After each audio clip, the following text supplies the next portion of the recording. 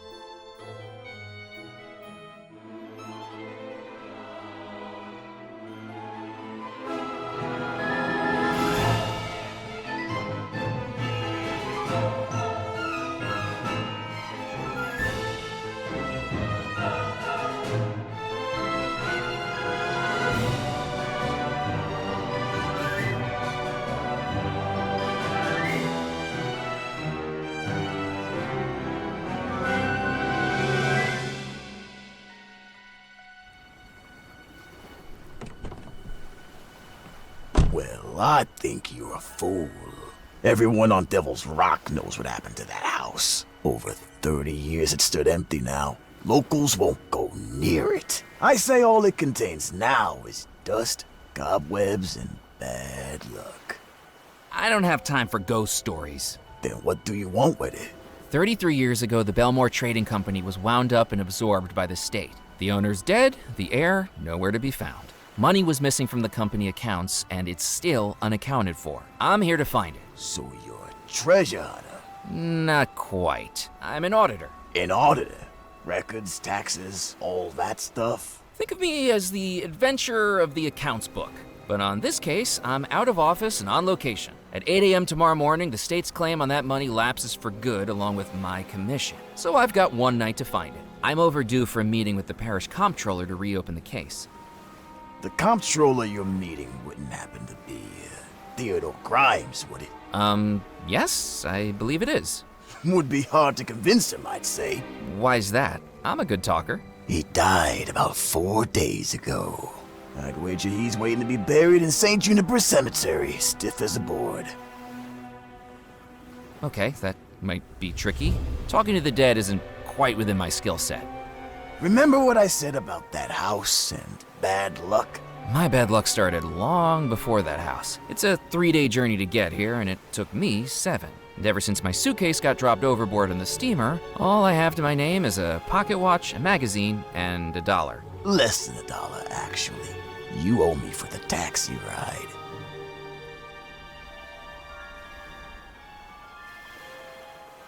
And here's your change. Didn't you say you'd take me into town? You can walk from here. No one with any sense would go further onto this island at night. And remember, the tide's coming in. Within the hour, you'll be cut off from the mainland until tomorrow. That suits me. I took the pocket watch out of my vest and clicked open the cover. I've got 13 hours to find $13 million. Unlucky for some, but if you're really dead set on it, here's a tip. Go find the Spirit Queen. The Spirit Queen? Who is that? I think you'll find you mean, what's that? Good luck, Murphy McAllen.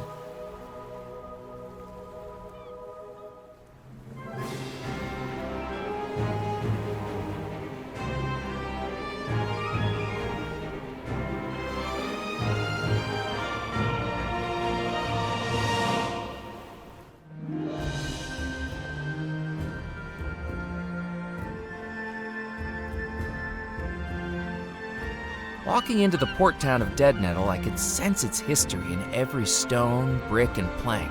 Echoes of merchant ships loading and unloading all manner of cargo from expeditions throughout the Caribbean. Gold and treasure that may still lie hidden on the island.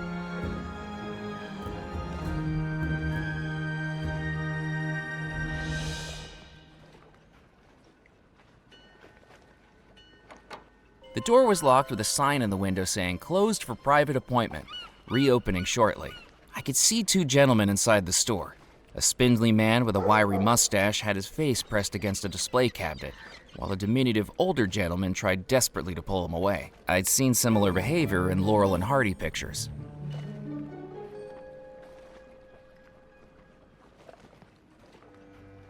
Slap me with a paddle. It's a whopper. Well, blast my barnacles. That's the third one tonight. These fish sure must have been spooked by something.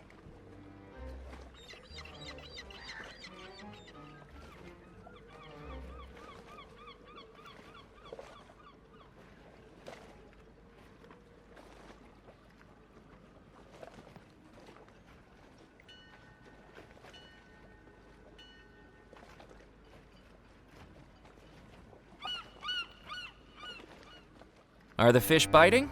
Not so well today, to tell the truth. That was the first nibble in hours. I'm Ned Kipps, by the way. I haven't seen you around here before. I'm here because I have a very important job on this island. A calling that only I can fulfill. Dark secrets that I need to uncover. Oh, you're a tourist. Now, why on earth would you choose Devil's Rock as the place to vacation? I must have done something to upset my travel agent. The name's Murphy McCallan. Nice to meet you, Mac. Not peckish, are you? You can help yourself to what I got here in my bucket if you like. Oh, thanks. My expectations of a local seafood delicacy quickly unraveled when I plunged my hands into what felt like lumpy jelly. Ugh! There was a handful of fish guts. Ha! That's the best bait you get around here. They smell pretty bad, but the critters on this island love them. Who would have known they're good at suckering in tourists, too? Have you heard of the Spirit Queen? Heard of her?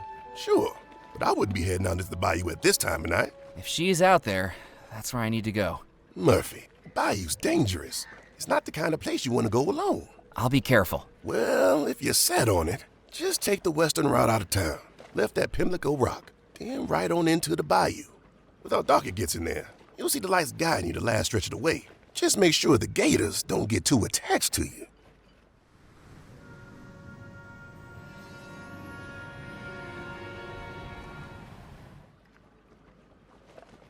What's life like in Deadnettle? Well, it's not the hustle and bustle it used to be, but it suits me just fine. The ships just don't come through Deadnettle anymore. Not since the disappearance. He must have been talking about the Belmore wedding. The locals actually believed the story. Have you ever considered moving to the mainland? Nah, I wouldn't like it over there. Crazies, oddballs, crackpots. The mainland doesn't have any of them. What's that you're reading? This is Herman Melville's Moby Dick. Are you enjoying it? I'm struggling my way through it, to be honest. I thought it was a how-to book. I much prefer the last book I read. It was much more action-packed. What book was that? The Encyclopedia of Fishing Lures, 3rd edition. I'm going to get back to exploring the island. I wouldn't go looking for it if I were you, you know. Excuse me? The folks this island gets now either seem to be looking for something or running away from something. You look like you're doing both. You got your eye on that Belmore treasure, and I wouldn't be doing right by you if I didn't warn you to stay away from it. I know this island has a reputation for the macabre, and it's all fun and games in the beginning, but dig too deep, and you end up in a place you don't want to be. What makes you think I... Ned looked at me in a way that told me my playing innocent wasn't going to work. Okay, that's right, but I'm not a grave robber. I'm an auditor, contracted by the state. It don't matter what your reasons are, Mac. You need to be careful with that house. Us locals, we don't go anywhere near it. I appreciate the concern, but who can really say they've seen a ghost? I have, Murphy, and I'm not the only one. Ever since the disappearance, anyone brave or foolish enough to go up to that house has seen the same thing. You might say it was moonlight shimmering off dusty glass, the shadow of a tree branch, or a curtain blown by an unseen breeze. But deep down, we all know what we saw. What did you see? The Phantom. It's not something anyone will forget. Every poor soul who's seen the Phantom has been plagued by the most awful experience. Night after night of endless nightmares. Months of restless sleep. Just visions of faces. Evil faces. Laughing. It's like it can infect your dreams. And who do you think the Phantom is? Or was? Nobody knows. But it must have been someone at that awful wedding. Someone who doesn't want to leave the house. Or doesn't want to let anyone in. I appreciate your concern, but I have a job to do. I don't think my boss would be too happy if I report back that ghosts and ghouls are what's standing in my way. You're not the first to come looking for the treasure, you know. But if I find it, I could be the last. Whether you find it or not, I hope that's true. For everyone's sake. Ned's talk of nightmares was the last thing I needed to be worried about. Even if it was a job, ever since I read about the Belmore treasure, all I could do was dream about finding it.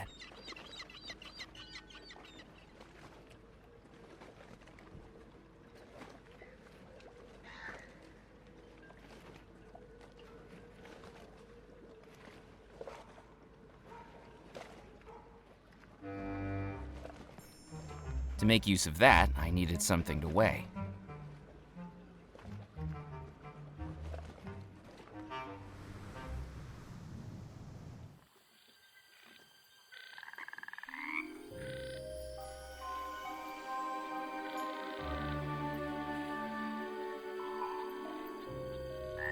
After what felt like miles, the eerie darkness of the bayou gave way to the soft orange glow of a gas lamp, and beyond it, the last thing I expected to find in the heart of the swamp.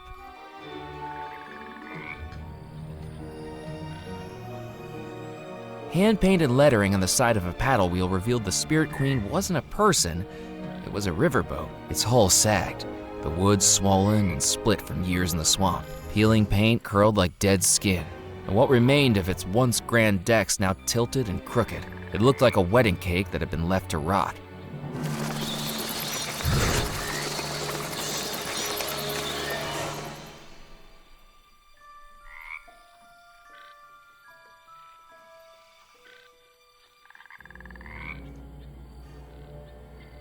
As I took the shrunken head from the sign, it almost seemed to grin at me.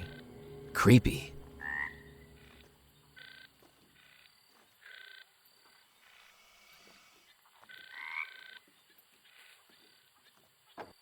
I jiggled the handle, but the door was locked. It was the Spirit Queen riverboat, decks rotting, smokestacks toppling, and its hull sinking into the gator-infested bayou. The only way aboard was along the rickety jetty.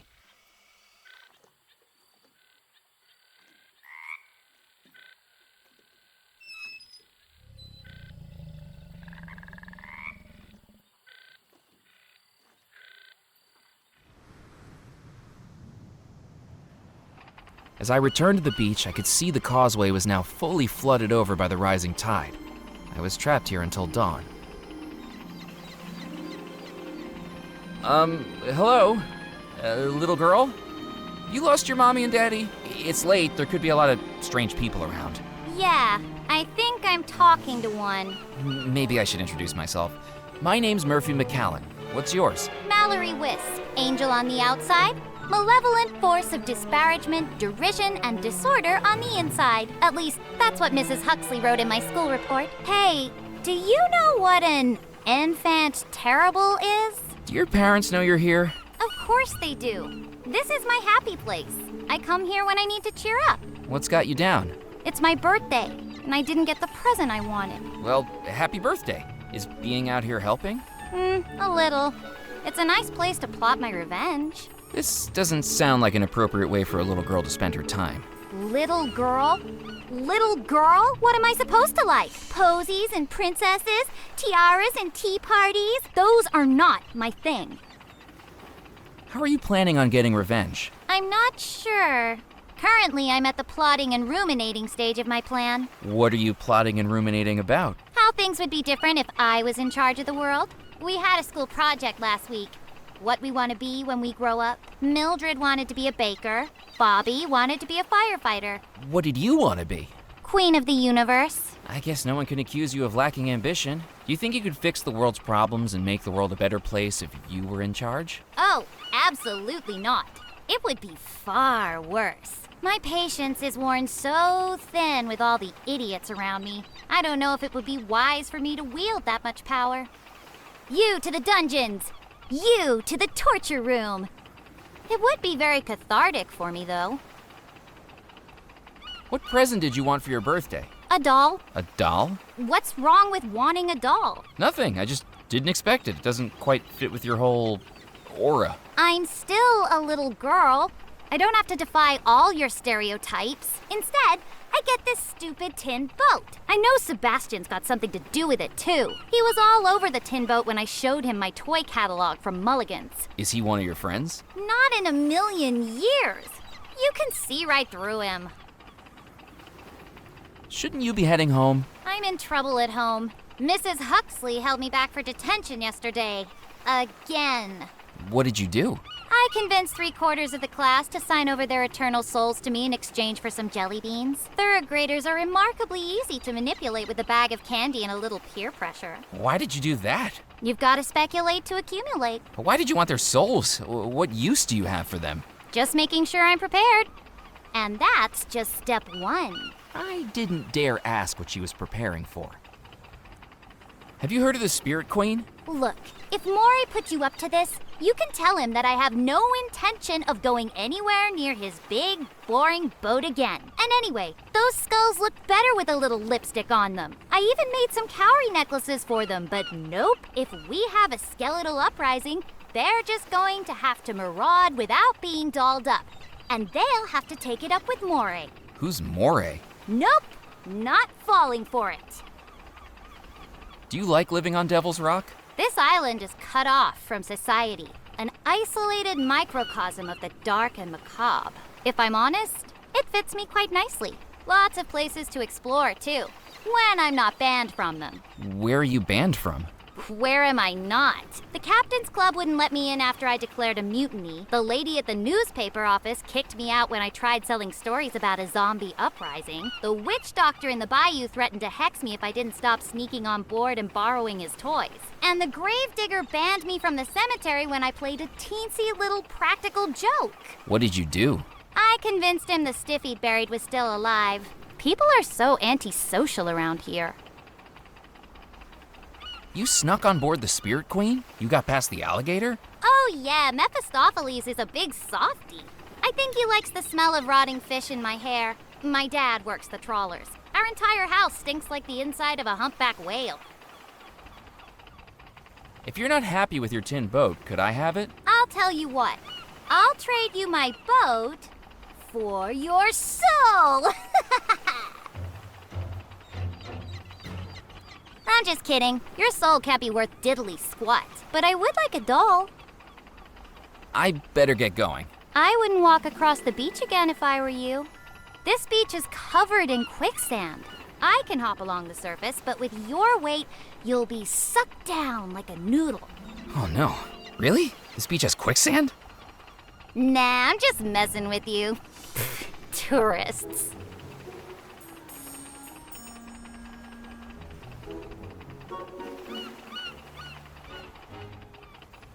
How would you like to trade your tin boat for this?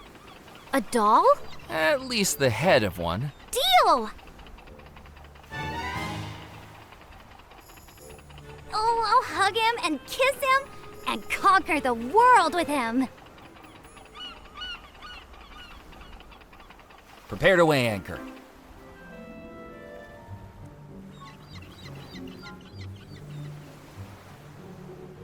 I packed the fish guts into the tin boat. It was the smelliest little ship to sail the 7 seas.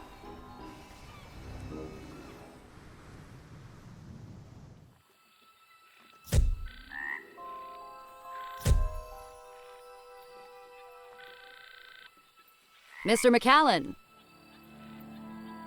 Yes? How do you know my name? it's a work assignment that brings you to the island. Am I right? She began staring at me with intense, hypnotic eyes. Disguised within her tailored outfit and tortoiseshell spectacles, she had the crazed look of someone not entirely in touch with reality. That's right. An auditing job. Eyes that looked like she was reading my very thoughts. Yes? And you're late. Days late. I was beginning to panic. Ned had warned me about the supernatural on this island. Was this person standing in front of me equipped with psychic powers that could read my very thoughts? How do you know all this? Are you the witch doctor? The witch doctor? No. It was written on this telegram that came in for you. It came through a few days ago now. Your boss isn't too happy by the looks of it. Bill Bolam, the taxi driver, telephoned and said I'd find you out here. You're reading my telegrams? I'm a newspaper reporter. It's one of the best ways to get a good story. Now, do you want it or not? If you wouldn't mind. McAllen, you're late reporting in. I don't remember authorizing the reopening of a cold case, but you better make sure it pays off, or you'll be swapping desks back to the mailroom. Sid Sinclair, Sinclair Auditing Company. Do you want to send a reply? What was there to say? My only contact was going to be pushing up daisies by morning, and my one lead was the magazine I'd been carrying with me since heading out. Before I checked in with my boss, I needed some progress to report badly. You know, for now I'll just leave it. Suit yourself. Sounds like you're up to some fun on the island, Murphy. Be a sweetie and keep me updated so I have something to write about, won't you? She didn't even wait for a reply before she started striding back through the bayou. She hadn't taken a single thing from me, and yet somehow, I still felt like I'd just been mugged.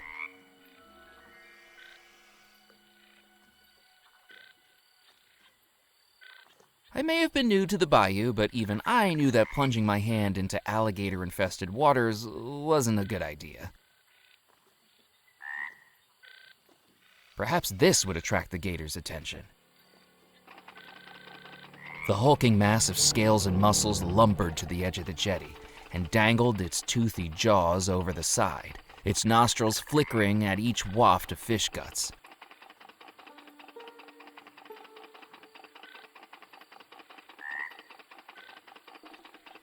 Ready?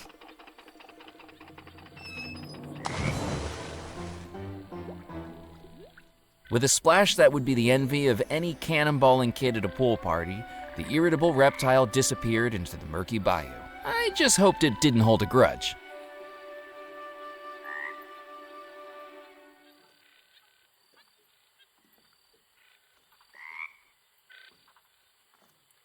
The taxidermied fish looked like it was barely hanging on to the rotting wooden frame. Deciding it would be better coming with me, I picked it up. And in doing so, tore a long hole in its previously stitched-up seam.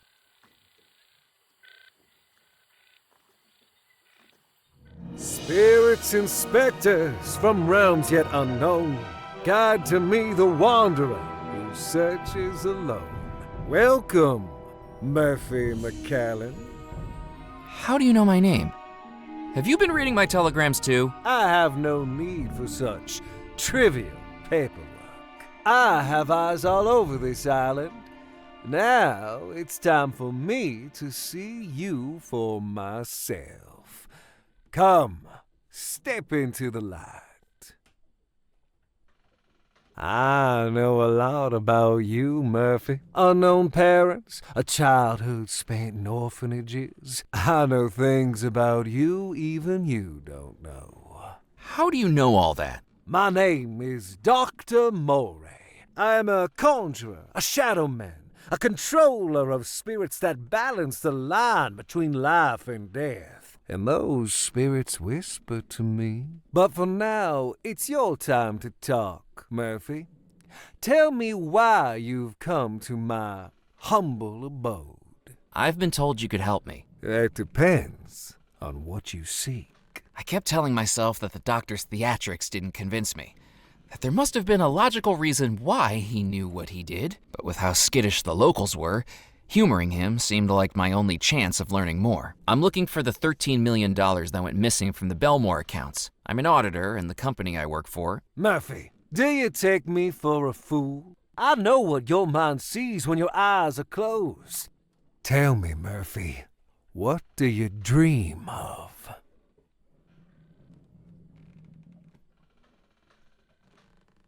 I dream about finding the lost treasure of Belmore Manor.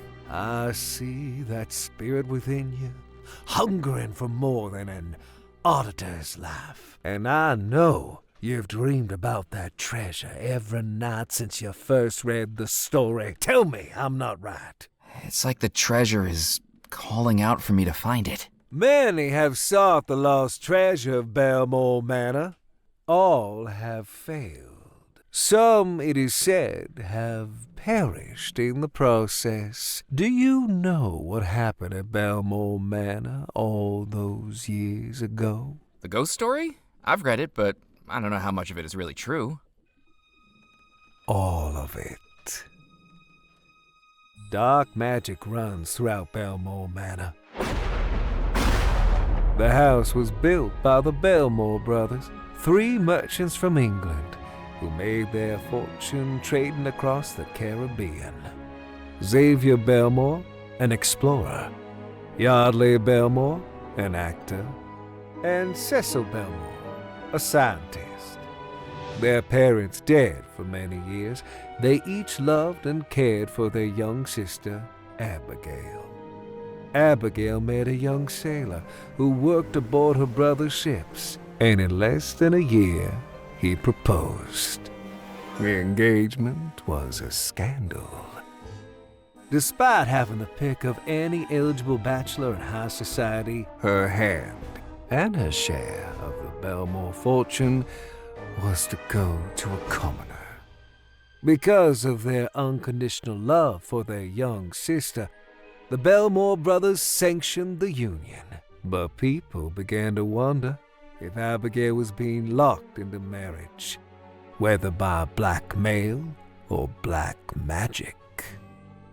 The 3 proud brothers planned a grand wedding, but in the months leading up to it, one by one, each of the brothers was lost, presumed dead. And yet the wedding was still to go ahead. And with Abigail set to inherit the entire Belmore fortune once she came of age, people began to wonder whether the sailor was not a perpetrator, but a pawn. On the morning of the wedding, Abigail summoned the sailor to her chambers. "I don't love you," Abigail declared. "I never loved you." And before the guests gathered in the house, Abigail declared that she would marry another on that same evening. John Rackham, first officer of the Belmore Trading Company, would be her new groom. Except that didn't happen.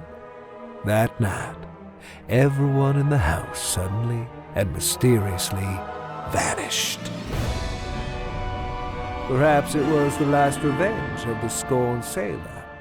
In the house that night was a heart that would be broken, a victim who would be tricked, and a force that would unleash evil. But no one knows exactly who each was.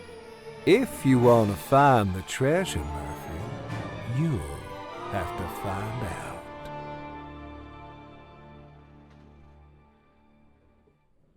You're telling me that all of that actually happened? And so much more, Murphy. Mysteries you have yet to uncover. Dr. Morey's performance was gripping, but it seemed like something out of the vaudeville shows I'd snuck into as a teenager. Grifters peddling magic spells, fortune-telling, and miracle elixirs. At least that's what I tried to tell myself. And the treasure, is that real too? It is as real as you are, Murphy. And someone went to a lot of trouble hiding it. Can you help me find it? I can. If you can prove your dedication to the search, I will need you to retrieve something from inside the house. A small leather pouch called a gree-gree still lies inside Abigail Belmore's bedroom. We will need it if I'm to help you. This will get you inside.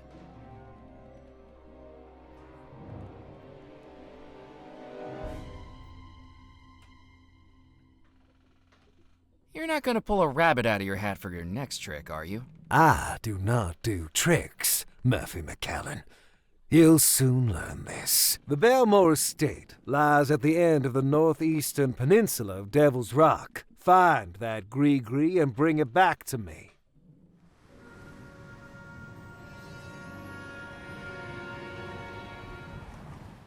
I'll be here when you return. And Murphy, this ghost story? Now it's your story, too.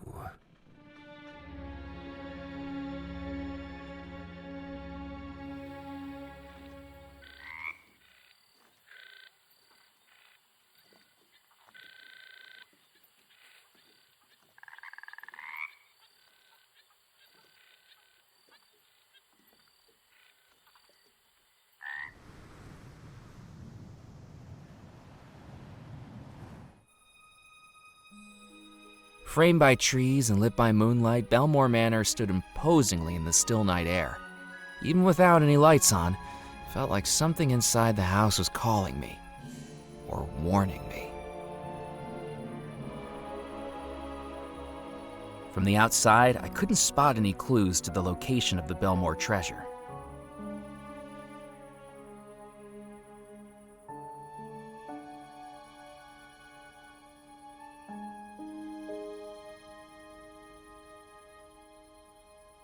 I considered wading into the pond, water up to my waist, squelching my way through the reeds and mud, past frogs, bugs, and water snakes.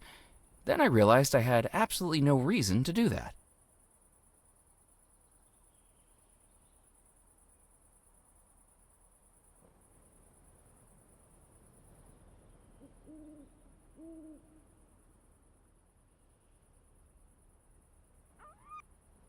The horseshoe was just out of my reach.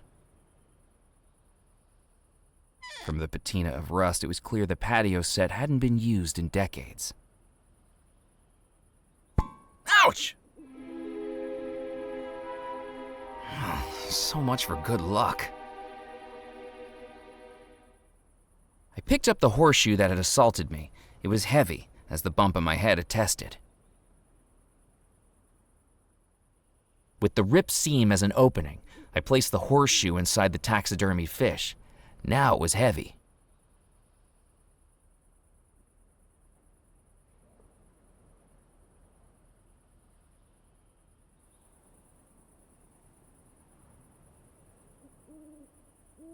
I needed the key to open it.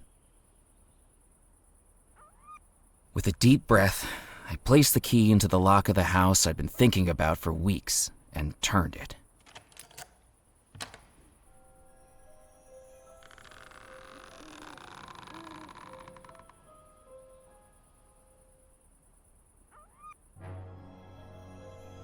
Hello? I don't know if I expected a reply, but with only an echo in response, it seemed like nobody was home. I hope that was just the wind. An orb appeared seemingly from nowhere, glowing and shimmering with energy, simultaneously captivating and terrifying. It was like it had a presence, an aura that I couldn't explain. My first instinct was to look for smoke and mirrors, but this illusion was right before my very eyes, one that I could reach out and touch.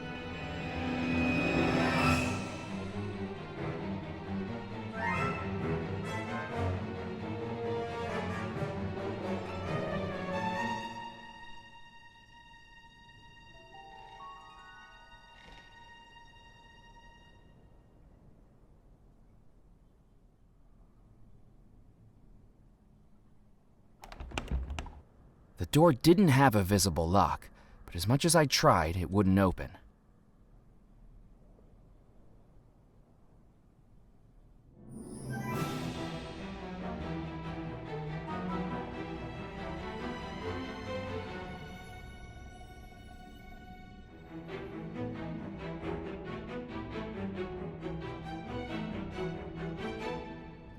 This was strange. I didn't remember seeing any lights on when I was outside the house. Walking into the room, I realized it must have been Abigail's bedroom. I was in the right place. Somewhere in this room was the Gree-Gree, and I needed to find it.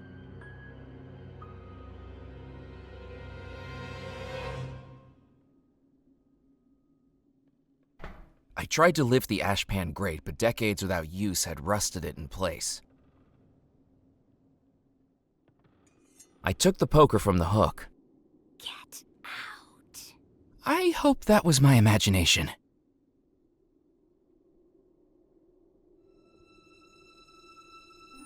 I wedged the poker in the grate, and with all my might, pulled.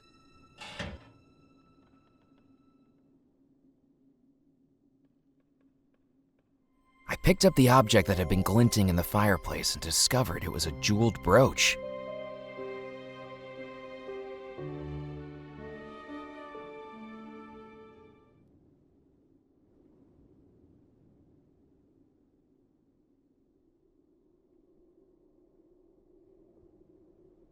I needed to think of something else.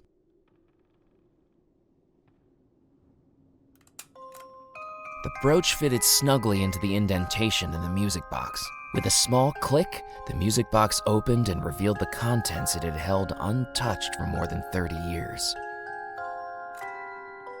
The small leather bag was just as the witch doctor had described. It was hard to imagine what could be so important about it.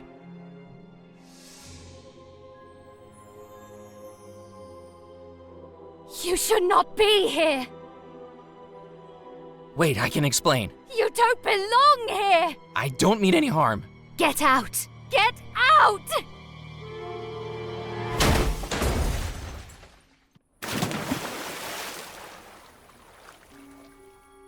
With good fortune, the pond had broken my fall.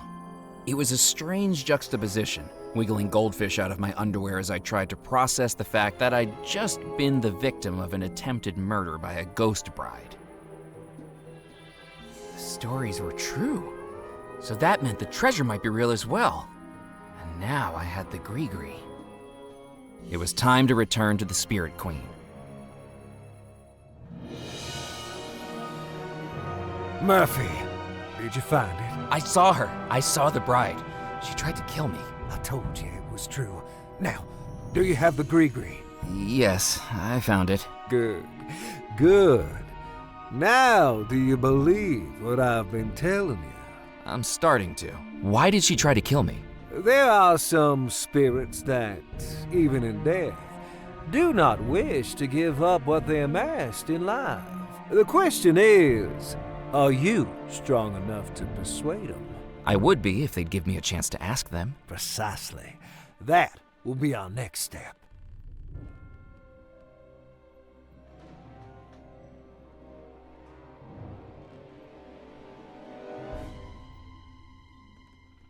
A manuscript for a voodoo spell? A spell to help me find the treasure? A spell to reveal those who know where it is. There are many things on this island that have gone unseen. Stories that have been left unheard, at least by mortals. But I commune with realms beyond. Let me introduce you to a friend. Out of the shadows, the cursed and the damned, return now, my servants, to do my command!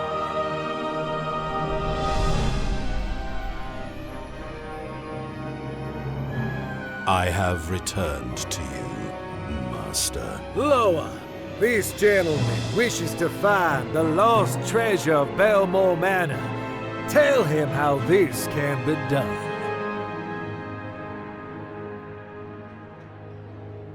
Only inhabitants of the house know where the treasure lies, their spirits still within its walls, trapped between life and death. To ask them, those spirits must be pulled back to the mortal realm. And that is what our spell will do, Murphy. A summoning spell to unveil the ghost trapped within the house. 7 ingredients place inside, tie closed and then unseal. Within the focus what may hide, this spell will soon reveal. Once you've collected all 7, we can summon the ghosts of Belmore Manor. Once we've summoned the ghosts, we can ask them exactly where the treasure was hidden. You have served me, Loa. Be gone.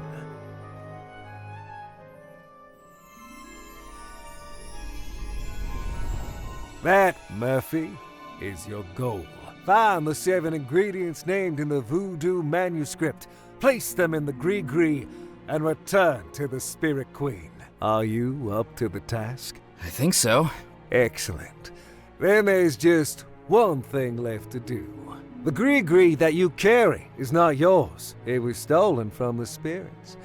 And an artifact of voodoo will only work for its rightful owner. To be used, it cannot be stolen.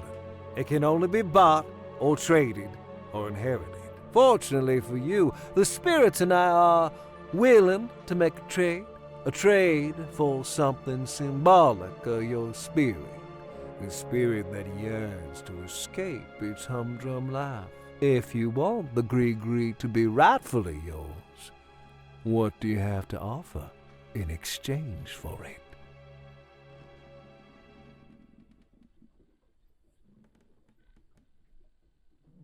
Would the spirits trade the Gree for this?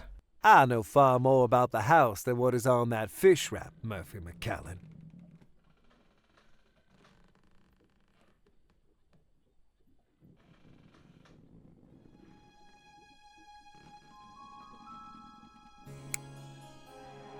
What about this?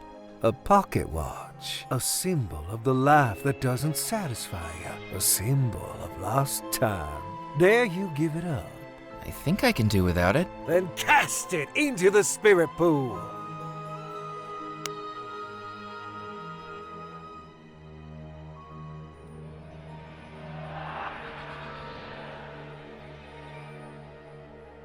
The spirits have deemed it a satisfactory trade. The Gree and its powers are now rightfully yours to wield. You are ready now, Murphy. Head out to the island and retrieve the ingredients we need. Then I will show you the final step of the spell. How am I going to find what I need? Everything I've ever needed for my voodoo spells, I've found here. It's as though this island draws the supernatural to it. The bayou, the beach, the town, the manor, all will help you in your search. Tell me, Murphy, have you visited the mill to the north, the fort to the south, the church at the island's heart? The island will lead you to that which you seek. I have no doubt about that.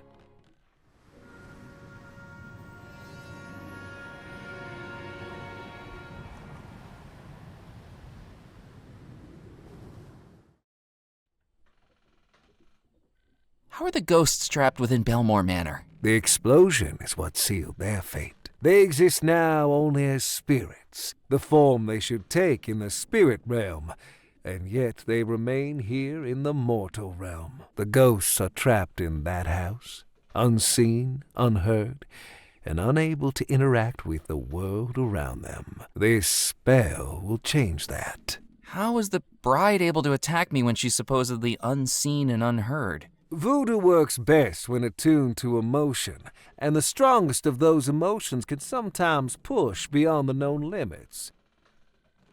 She must have been very angry with you.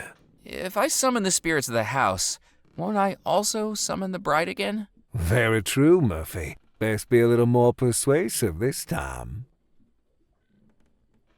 What was the explosion that caused everyone to disappear? It was a tearing in the very threshold between life and death, a chain reaction of spirit energy suddenly unleashed by the most violent of emotions. Just as the bride's anger allowed her to manifest in front of you this very evening, think of the rage that must have caused an entire household to explode and vanish. Who is the creature that you talked to? That is my Loa, the Loa of the mysteries, the invisibles, the messengers. Is it a ghost? No, they are the intermediaries between humans and the supernatural. There are two planes of existence, Murphy, the mortal realm and the spirit realm. Loa can move between them both. With my powers, I can command them when they do. How did you learn voodoo? I have always been adept with the mystic arts. Just as you dream of treasure, Murphy, I dream of power. I came to Devil's Rock many years ago, drawn by its voodoo energy, and no sooner than I arrived, the spirit realm began to reveal itself to me, pleading for me to be its master.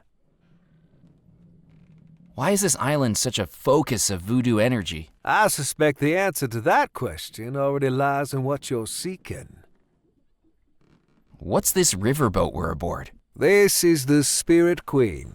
It used to be a pleasure boat, plying the rivers around the island, a den of drinking and gambling. That's how I came to own the boat. A lucky game of chance. But between you and me, Murphy, it's a lot easier to win when you have spirits to control the roll of the dice. It sounds like you cheated. Fate was always gonna bring this boat to me. I just hurried it along. Do you keep an alligator as a pet? That's right. My dear old Mephistopheles. Blind as a bat, but with the smell of a bloodhound. Good thing he's chained up safely in the boiler room. No, he isn't. He was out on the jetty when I was trying to get aboard. Where is he now? Swimming in the bayou. Oh dear, not again. I'm going to go and find the voodoo ingredients. Hurry back.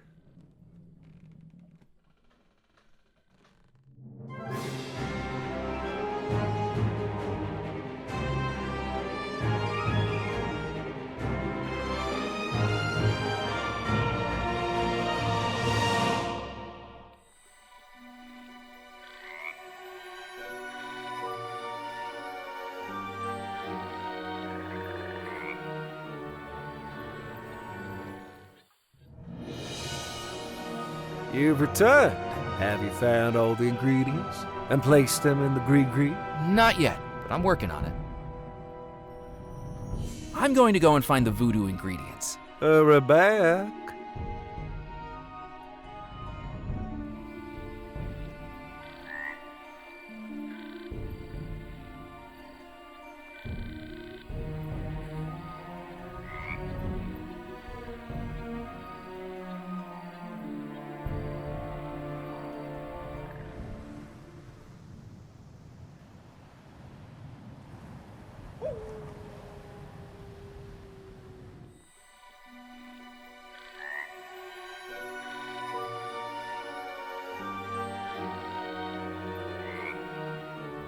The damp air of the bayou had swelled the window in its frame. It would need more force than my bare hands could supply to open it.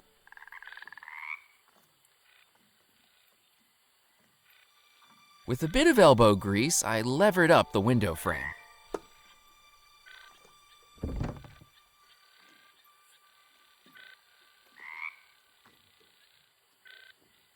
Pressed against the inside wall was a dusty desk covered in spiderwebs, and to top it, one thing lay undisturbed, a small folded document which I picked up, along with an inadvertent 8-legged companion. Ugh! Ghost stories and haunted treasures I could handle, but spiders gave me the creeps.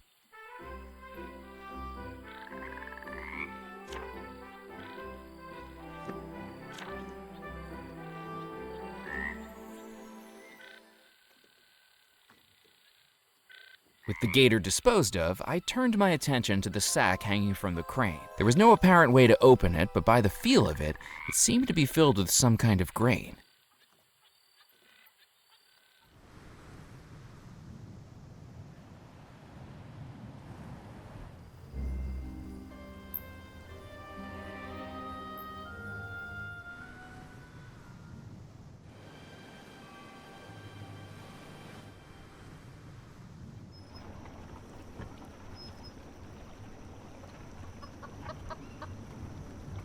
Cluck, cluck, buck, buck, buck, cluck. I tried to persuade the chicken to come outside, but clearly I was out of cluck. The inside of the lumber mill smelled like sawdust and grease. Judging from the overgrown weeds, it clearly hadn't been used in a long time, and yet the lights remained on. I picked up the auger from the tool shelf.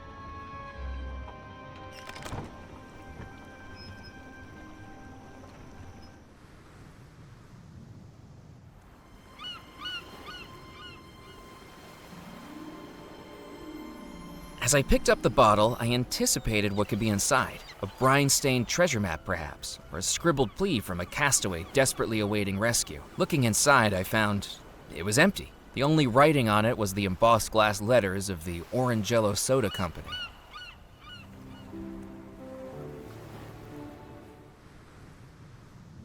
Hurry up with the barrels, Morris. We gotta get these unloaded before anyone sees us. Are you sure this is a good idea, Musket? I don't think we should be using a church as our hiding place. You're not being paid to think, Morris. You carry those barrels in here and let me worry about the theological implications. This place has been abandoned for decades. There's nobody around. Nobody living, maybe. What if there's ghosts, boss? Darn it, Morris. If brains was dynamite, you wouldn't have enough to blow your nose. Now get unloading. And keep an eye out for anyone snooping around. What if someone catches us? If anyone asks, we're the new clergy. We tell them these barrels are full of communion wine. I thought we was rum runners, not wine runners, boss. Communion rum, then. Ah, gotcha. Remember, St. Juniper's Church is a place to get closer to God.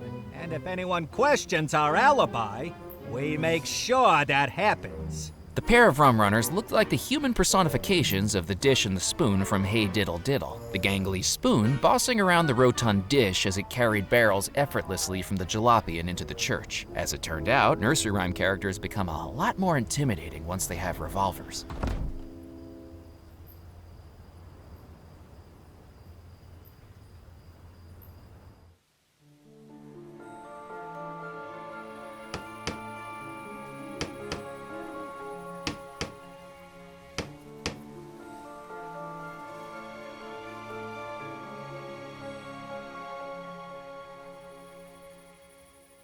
Hello?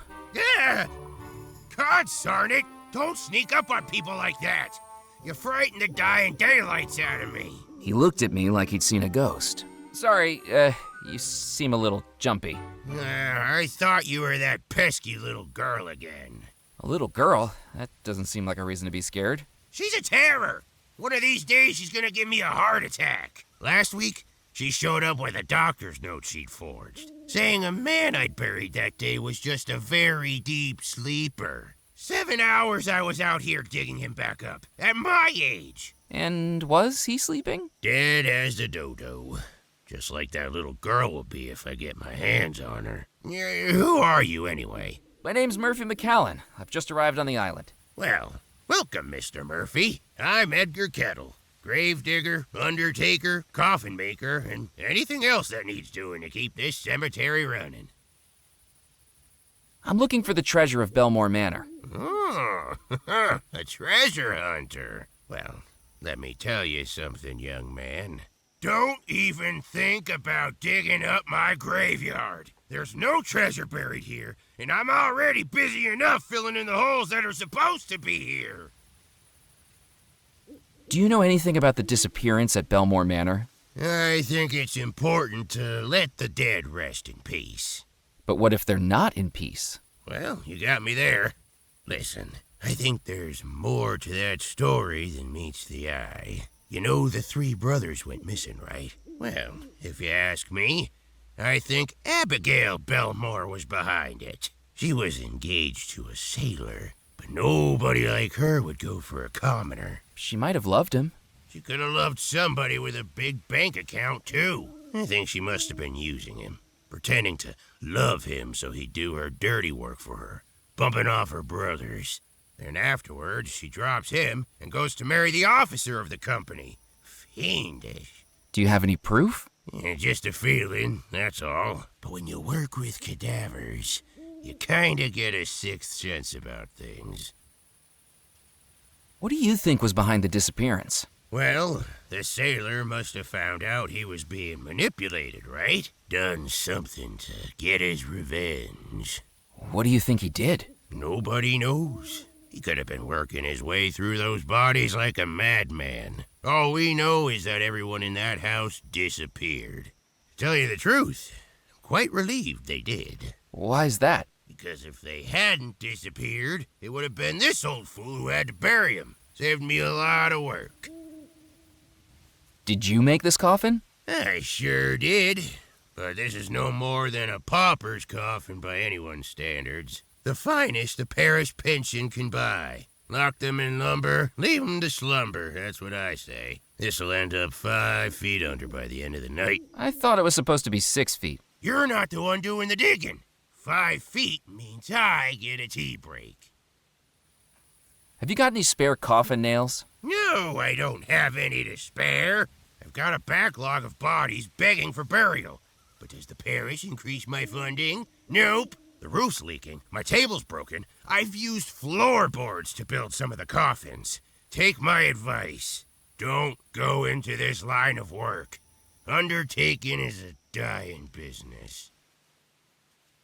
Do you think I could fit inside the coffin? Probably not. The gentleman inside might make it a bit of a squeeze. You mean there's a dead guy inside there? There better be. I can't afford to be burying empty coffins. Was the little girl named Mallory Wisp by any chance? That's her. The peril in a pinafore. She got the whole town thinking I was burying people prematurely. I walked past the school the other day, and they'd made up a jump rope chant about me. Oh, what was the chant the school children made up about you? Edgar, Edgar, crazy feller, just be careful he don't get you. How many bodies did he strive to bury while they're still alive? 1, 2, 3, 4. I wasn't looking for audience participation. Sorry, I got carried away. Just like you with the burying. Have you ever accidentally buried someone who was still alive? Has someone been making accusations again? No, just making conversation. Well, not that I know of. When you think about it, how would I know? Shouts for help, desperate shaking of the coffin. Look, I haven't sealed anyone up who was chatting with me, let's put it that way. I usually check for signs of life, but everyone takes shortcuts sometimes, don't they? I deserve some rest in peace, too. Knock, knock. Who's there? Hopefully not the guy in the coffin. Not funny. Do you know there were a couple of gentlemen up by the church? Rum runners they are, and dealing with them is not in my job description. As long as they don't mix up the stiffs I'm burying with the stiff drinks they're smuggling, I'm keeping my nose out.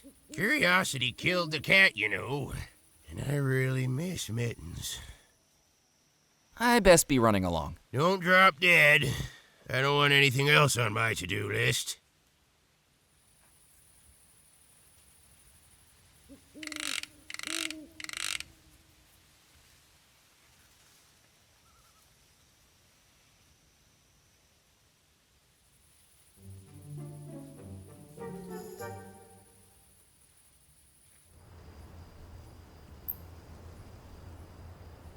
The barrels were far too heavy for me to lift, though that gorilla of a rum runner had been picking them up like they were cotton balls.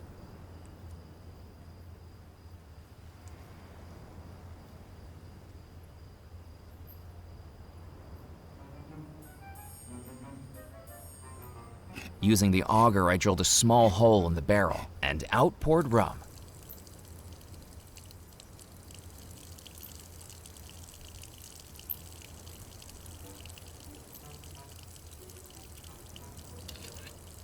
I filled the bottle with rum pouring from the barrel. Relief washed over me at the realization that I'd done it without getting caught by the two rum runners. Hey, Musket! There's someone out here! Or so I thought. Hey, fella, what do you think you're doing snooping around here? This is our church, you know, and it's closed. I'm just here to do some praying. Mainly praying that I get out of this situation without a puncture wound. He's being a wise guy, Musket. Time to fill him full of lead. But boss, it's bad luck to bump someone off in a churchyard. Now, where'd you hear a nonsensical thing like that? I thought churches was hallowed ground, where sin and immorality would face supernatural punishment in this world or the next. Where do you get this stuff from? I told you, I do the thinking in this partnership.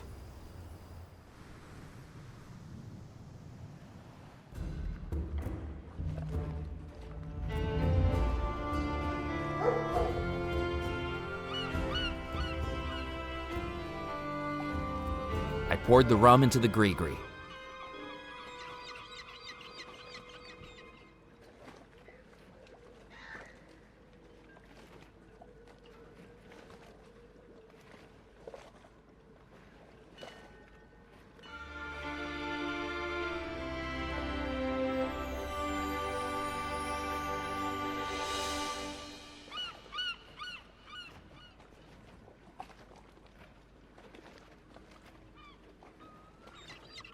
The stories about Belmore Manor are true. I saw the ghost bride inside the house. Blast it, Murphy. Don't say I didn't warn you. This island has had its fair share of the macabre. The best way to deal with it is to leave well enough alone. Why are you searching for that treasure anyway? Well, it's my job. The state's claim on that money runs out at 8 a.m., and I'm supposed to find it. You seem pretty passionate about something that's just for work. What are the odds you draw an assignment like that? Well, I might have made my own luck there. They wouldn't normally authorize an investigation so close to the statute of limitations running out, especially on a 30-year-old cold case. But thrust a stack of forms in front of the boss 5 minutes before clocking off on a Friday afternoon, and he doesn't care what he's signing. Well, let's just hope he wasn't signing your death warrant. Most of my investigations don't amount to more than counting paper clips in a municipal building or going cross-eyed over receipt rolls in a courthouse. When I found that old case folder tucked behind the filing cabinet, its only lead, a water-stained magazine, talking about a real-life haunted house, how could I pass it up? You didn't tell me the Spirit Queen was a riverboat. Oh, sure. That thing's been moored up in the bayou with her keel kissing the mud for years. Witch doctor lives aboard her now. Claims to sell all manner of hoodoo and voodoo. But to believe that, you need to be dumber than the bachelor in New Orleans, throwing beads at the Sisters of Mercy. I spoke with Dr. Moray. He thinks we can make contact with the ghosts. Moray is a charlatan and a fool. Only got into hoodoo and voodoo a few years ago. Before that, he was an actor over at the Calliope Theater, and not a very good one. He's the only person I know who directed and starred in a one-person production of The Pirates of Penzance. And that's because all the rest of the cast dropped out rather than work with him. He's always been searching for respect and recognition. Who would have known he found it by living in the swamp and reeking of incense? Don't you believe in voodoo? I certainly do.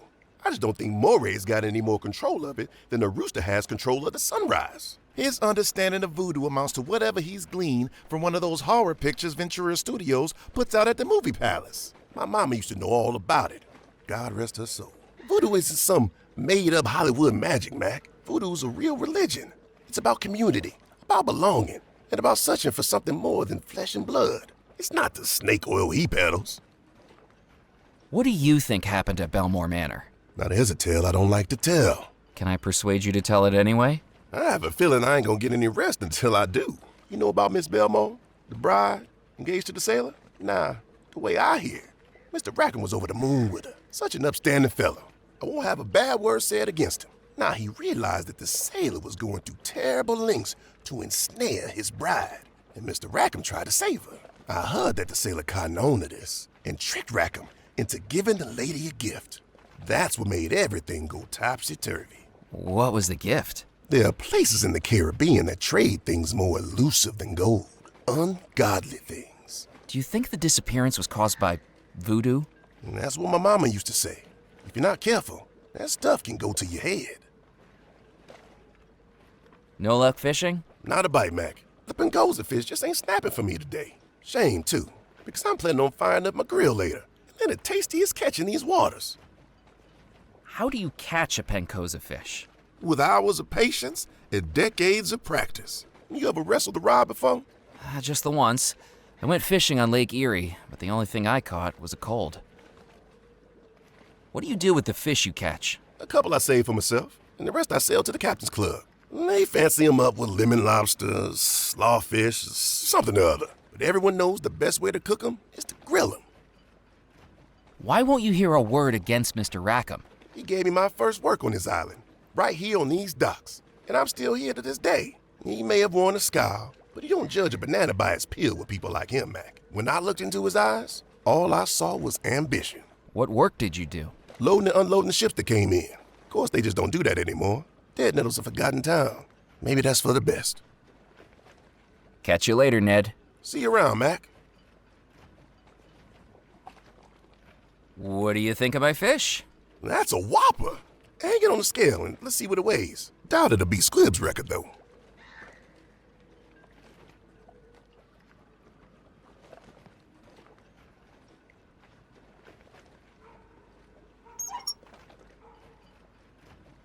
Mac, does that say what I think it does?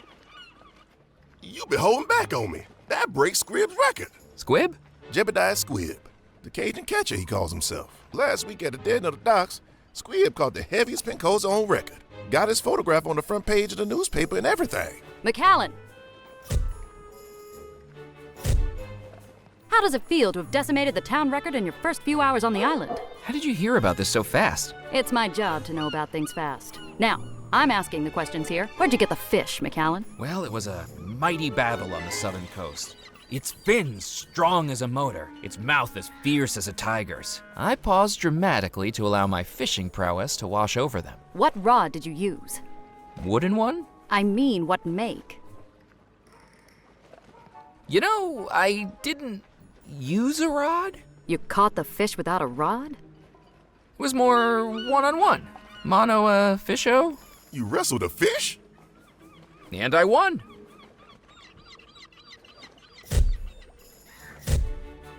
Well, as much as it pains me to say it, you're the cover story in the next edition of the Juniper Parish Gazette. And this is why I'm not getting a Pulitzer.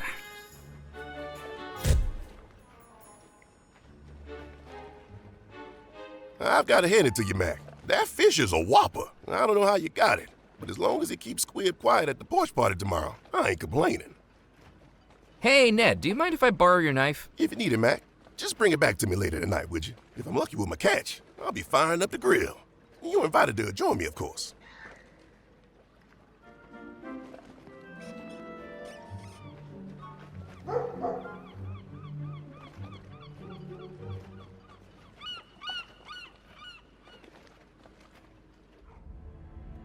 Murphy! Have you seen the cover of the evening edition? I think we caught your personality perfectly in that photograph. Naive, simple, unsophisticated. Makes it all the more surprising that you actually accomplished something. I wonder if I should have it framed. That'll cost you. I remember your trick with the telegram. Hey, it's nothing personal. Your business is my business, and my business is news. I'm Evelyn Stoker, editor of the Juniper Parish Gazette. No misdeed left unshared, no drama left unmonetized. Come on, work with me here, McAllen. I need something juicy. Committed any crimes? Uncovered any affairs? Any deep, personal secrets to reveal? The honest-to-God truth? No. I need a good story. I can't let something minor like the truth stand in the way of that. I picked up the scissors. With her stunt at the bayou, I figured she owed me one. I picked up the twine. Maybe she owed me two. Hey, those cost money, you know. But it has my photograph on it. The Do Not Serve board down at Spinelli's bar has my photograph on it. But that doesn't mean I can just pick it up and walk out with it, does it?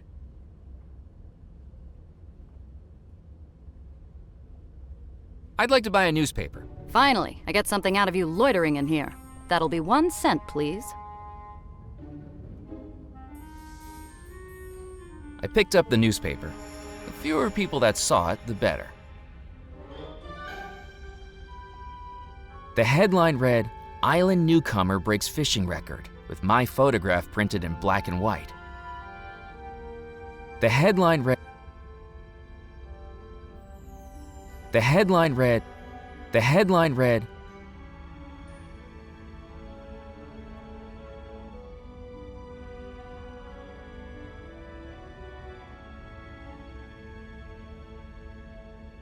The headline read, Island.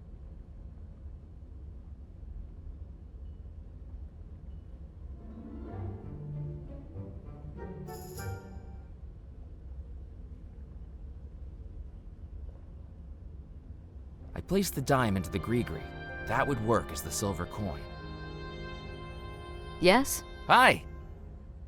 What are you working on? One of the most romantic articles this newspaper's ever seen. Francois Fogg, Dead Nettle's local pharmacist, is reuniting with his long-lost love after 14 years apart, thanks to this newspaper's personal ads column. What a lovely story. That's right. She mailed in a letter she wanted printed. Her former sweetheart saw it, and now they're on track to see each other again. Eventually. Eventually? Well, that's a bit of an administrative issue. In the letter we received, she told him to meet her in her Texas hometown of Magnolia. Due to a tiny typesetting error, he's now on a 6-week voyage to Mongolia. But doesn't it warm your heart how far people will go for love? Don't you have more interesting stories to write about? The crackpots this island calls a population wouldn't know something interesting if they paid for it. Which they hardly do. Believe me, I've tried to get juicier stories. Scouring the island, doorstop interviews, hiding under windows. You eavesdrop on people through their windows? It's called investigative reporting. I'm doing some research on the treasure of Belmore Manor. Have you found it? Well, no, not yet. I've just started looking. Then don't waste my time. Come back when you've got the goods.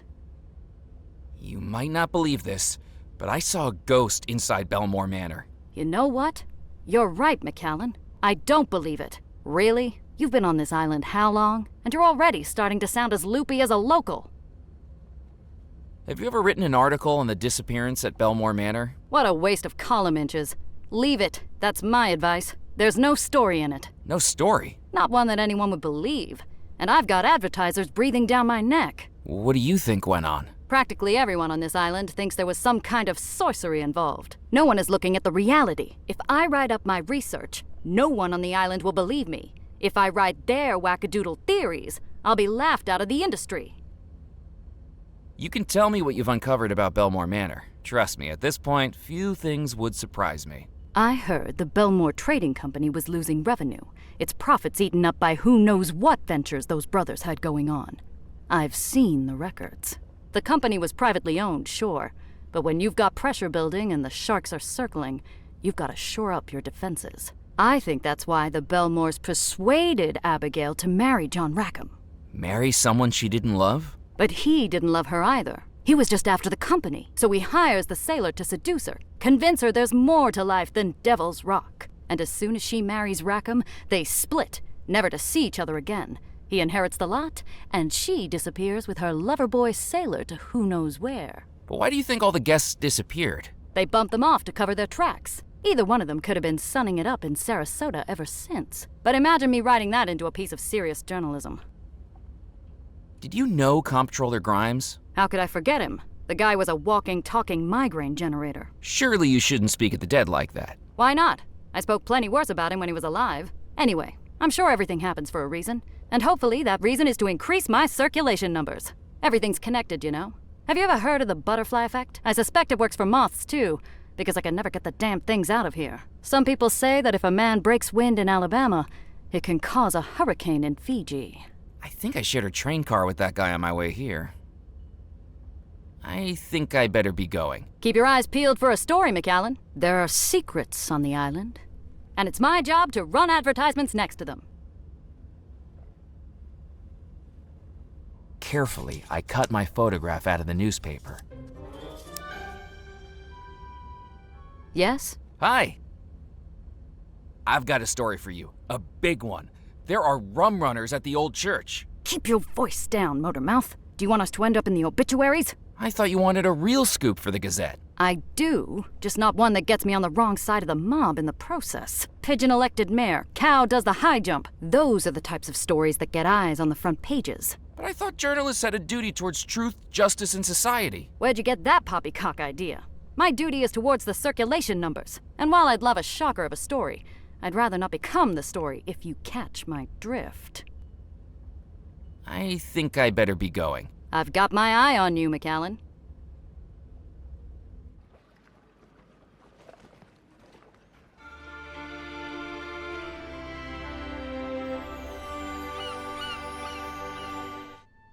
Oh, my second customer of the night. I don't know if I can handle such a rush. Welcome, young man, to Doubloon's Jewelry. Oh, the riches to fill your breeches. Jewels, silver, gold, the finest things for you to behold. Whom do I have the pleasure of meeting? My name's Murphy McAllen. Oh, a pleasure to meet you.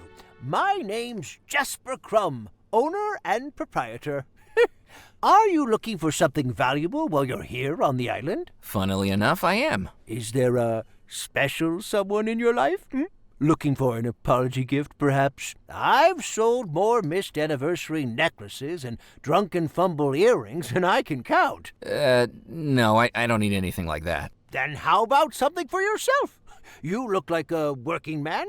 Could I interest you in a pocket watch? Actually, I had one up until about an hour ago. Traded it to a glowing green guy for a magic pouch. As the words left my lips, I realized I sounded like a character from Jack and the Beanstalk. Pardon me? I'm just here to browse. Browse away, young man. I'll be here if you need me. I inspected the carving. Its woodworm-dotted surface and water-stained edges suggested it had once been much more than a decorative piece in a jewelry store. It was a gold leaf-covered carving of what looked like a goose. Good evening, Mr. Crumb. How can I help you? How's business tonight? You're not a millionaire with an enraged fiancé, are you? I'm not, no.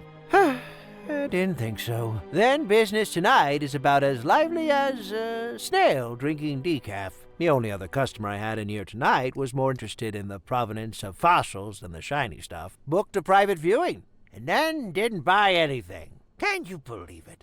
The first time in weeks this shop gets a private viewing, and all they're interested in is bones. You sell fossils, too? I sell all the treasures of the earth. If it's under the ground and I can sell it, I'm interested. I hear Burke and Hare had the same philosophy. What are you selling? We specialize in jewelry and precious stones. Rings, necklaces, earrings, and brooches in this cabinet to my left. Gems, geodes, and fossils in this cabinet to my right. You'd be surprised at how much of an impact some stones can make. My family can tell you that. We also offer a free polishing service on all purchases from the shop. Just bring it in and we'll shine it up for you. Our little thank you to our loyal customers. How do you know what jewelry was purchased here? I handcraft everything this shop sells. I have an encyclopedic knowledge of our wares, Mr. McAllen, going back decades. What's the most valuable thing in here? I suppose that depends on how you value things, doesn't it? In dollars and cents? Yes, I used to value things that way. But a lack of business has a way of making you more philosophical about these things. Now I'd say the most valuable thing here is Granny. Granny? Your grandmother is in here? That's right. In the fishbowl. Granny is my goldfish. You named your goldfish Granny? Yes, it was the most wondrous thing. The same day my grandmother Bethesda died, I was out at the local fun fair, and I won this goldfish on the ring toss. When we got home, every time we mentioned Bethesda, that little fish jumped out of the water and back on in. We think Granny's passed on into that fish. What do you think? I mean this with no disrespect, but I think that's the craziest thing I've come across tonight, and I had a ghost bride trying to kill me. We all have our quirks. But don't goldfish only live for a few years? If she was your grandmother, she must have died sometime around the middle of the last century. Oh yes, that's right. Each time the goldfish dies, Granny's spirit hops into a new fish. We must be on Granny number 44 by now. I'm looking for lost treasure. I'd say you found it. Everything inside these four walls is a treasure, handmade to the finest quality. I mean a specific treasure. The lost treasure of Belmore Manor. Well, if you find it, bring it in here for an appraisal. I'll give you a good price for it. But that's a pretty big if, isn't it? What do you know about Belmore Manor? Oh, it's a tragedy what went on there. But I know what I think. Black magic. Black magic? That's right. While some of us make an honest living around these parts, there are others who are lured in by the darker depths of the sea. Who do you think that was? Well, it's simple, isn't it? Abigail used to stop by here all the time, taking a gander at the rings and the necklaces. She was a lovely young girl who always saw the best in people. And Mr. Rackham, he was a model for how to run a good business, honest and decisive. Now, that only leaves one person, doesn't it? The sailor? Exactly. I'd heard rumors about black magic going on inside Belmore Manor. I think he was casting his spell on Abigail, making her fall in love with him. Why else would someone as rich as her want to marry someone like him? He certainly couldn't afford the rings and necklaces that caught her eye. I think, come the night of the wedding, she wised up. That's why she decided to marry Mr. Rackham after all, a much more responsible choice for the company. What's the carving on the front of your counter? That is the genuine stern carving of the Golden Goose, the famous brigantine. I could trace my family's history on the island back hundreds of years, right back to the ship's owner, Captain Bartholomew Crumb. You've heard of him, I expect. Captain Crumb, the vicious pirate? I read about him as a child. One of the most successful in the Caribbean. That is, until, as the story goes, he got pursued by a ghost ship. A ghost ship? Surely that can't be more than a legend. Then how do you explain this? Without a single shot fired, every sailor aboard his ship fell down dead, victims of an evil pirate who wielded a black stone. Captain Crumb was the sole survivor. He escaped undetected in a rowboat, and after days at sea, made it to this very island. After that, he never went to sea again. Instead, he set up this shop with the one chest of jewels he'd managed to carry away. Some of the gems you see around here still date back to that final hoard. A black stone killed the crew? Well, so the story goes. I suppose it explains my family's obsession. Not just the gold and jewels that tempt us, but the wicked stones that threaten us. Why did Captain Crumb come to Devil's Rock to set up his store? This was his home port. Devil's Rock used to be quite the lawless island. Legend goes he used to hide his treasure along the southeastern coastline. The island is dotted with caves. Plenty of places to hide the loot. I think I'll just look around for now. I'm here if you need me.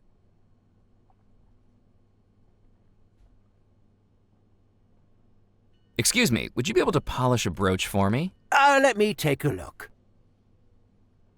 Oh, well, 18-karat yellow gold, filigree wirework in a handcrafted floral motif, and round, brilliant cut ruby, if I'm not mistaken, made to fit a music box? That's right. How did you know that? I know my own handiwork anywhere. Now, how did you get a hold of it? Oh, just a gift. What a generous gift indeed. Well, we do offer free polishings on all items purchased here, so I'd be very happy to shine her up for you. Please, bear with me for a moment.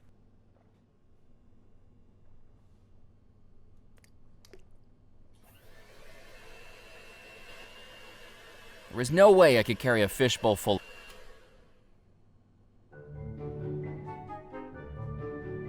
There we go, shining like a firefly's rear end.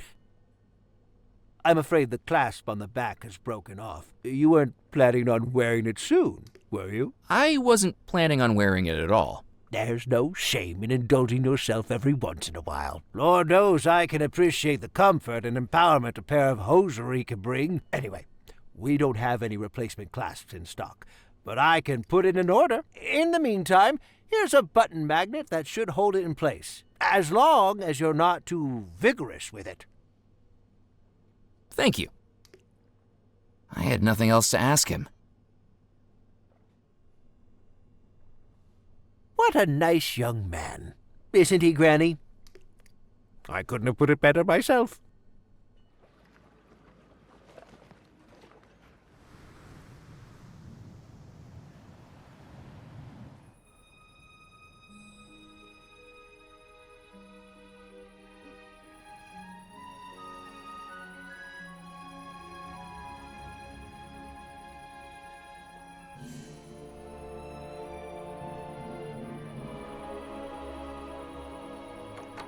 The knot was tied so tightly I couldn't loosen it.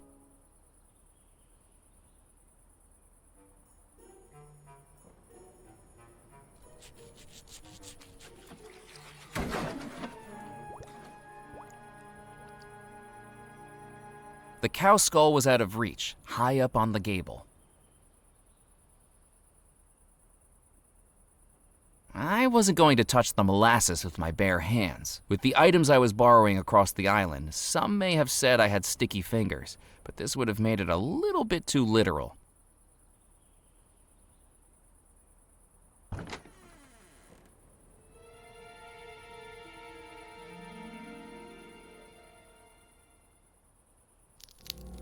I reached up to the cow skull and dislocated its grisly jaw. I placed the jawbone into the gree-gree.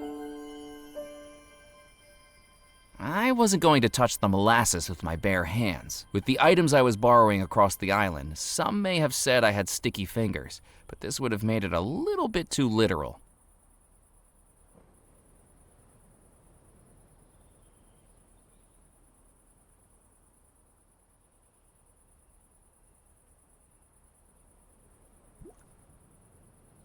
I touched the back of the photograph to the molasses.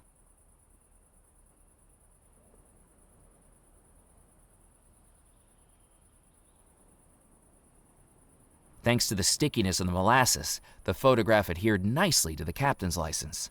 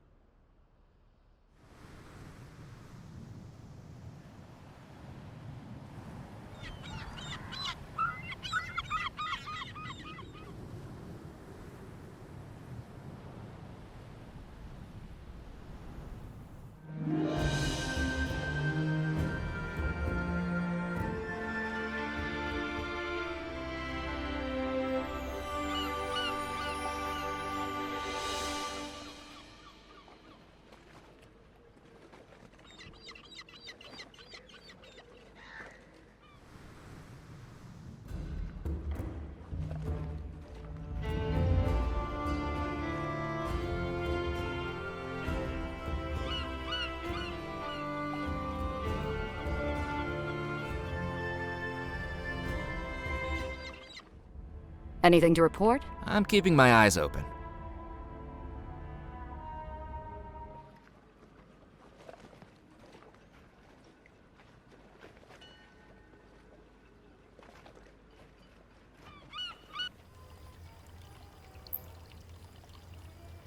Good evening. He looked past me like I was invisible, as though if he ignored me hard enough, there was a chance I'd disappear. I said good evening? I'm sorry. I didn't realize you were talking to me. There's no one else here. Wishful thinking on my part. Have you taken a wrong turn, sir? I'm just having a look around. Well, make it a quick one, and I shall need to know your name. Murphy McAllen, and who do I have the pleasure of speaking to? My name is Felix Greer, maitre d', bartender, and acting manager of the Captain's Club. When Mr. Perkins has the night off. What is this place? This, sir, is the Captain's Club, a private members club for current and retired sea and riverboat captains. We are highly exclusive. Are you a captain? He asked with a smugness that told me he already knew the answer. I thought not. Then may I recommend a swift exit? You'll find a convenient egress to your starboard side. If you like, I can give you a good swift kick in the right direction, sir. And don't feel a need to stop walking until your ankles get soggy. I'm looking for the lost treasure of Belmore Manor. Oh, goody! Another young adventurer seeking fame, fortune, or some combination of the two. Just the local color Dead Nettle has been lacking. What do you know about the lost treasure? Do you think you're living in a storybook? Weathered maps, talking parrots, X marks the spot? Grow up, you silly boy. Captaincy is a noble skill that doesn't need to be trivialized with childish tales of lost treasure. You must have some thoughts on the disappearance. On moonlit nights, when the waves crash against the rocks, the captains of this club trade yarns about this very mystery. Did you know Abigail Belmore's fiancé was a sailor who worked on the ships? Some of the old boys here even worked with him. They say he loved her, as true as a captain loves the sea. But she was a temptress, a siren. She scuttled that sailor's heart, consumed by a voodoo premonition that she had to fulfill. More beautiful than a mermaid, and twice as fishy. What did she do? After months of engagement, she broke it off and chose to marry an officer of the company instead, on their very wedding day. Why did she do that? The rumors I've heard are that they discovered something in the Caribbean. Something wicked. Something that consumed them and drove them to heinous acts. The Belmore brothers swore their crew to secrecy, and the men were loyal to their word. But the rot in the rope was that sister, Abigail. People say that whatever they discovered took hold of her. With the sailor's broken heart and the officer's resources, she was about to unleash something terrible. Until the disappearance halted her evil plans. Do you think that's true? Of course not. It's all nonsense. But the captains do love to outperform each other with such tales on a dull evening. What makes you think I'm not a captain?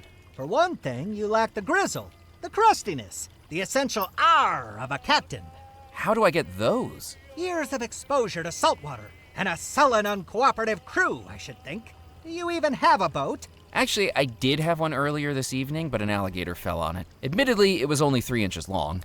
It isn't the size that matters, sir. It's the motion of the ocean. Tell me, have you ever captained a 3-rigger through a tropical typhoon? Have you ever run the rapids of the Mississippi without hitting a single reef? Wind in your sails, fire in your furnace, waves beneath your keel. Have you? Well, it's a little complicated. In what way?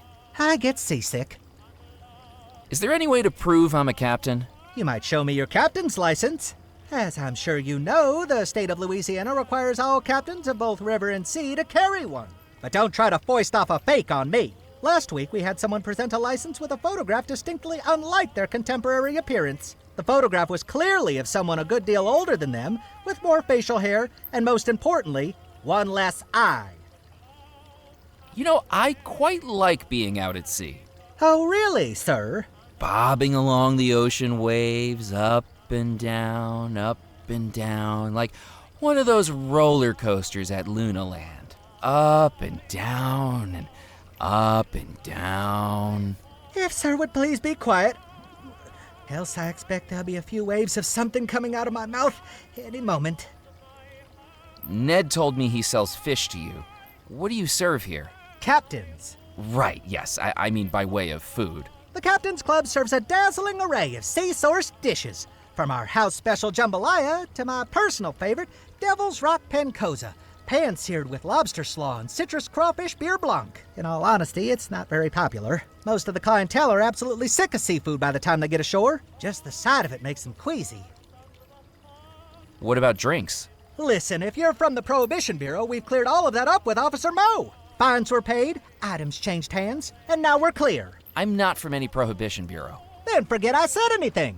The Captain's Club is strictly teetotal, in line with federal law. Now, if certain members wish to bring in their own medicinals, then we're happy to provide the accompanying aids. Ice, tonic, mixers, and the like, but we serve no alcohol on the premises.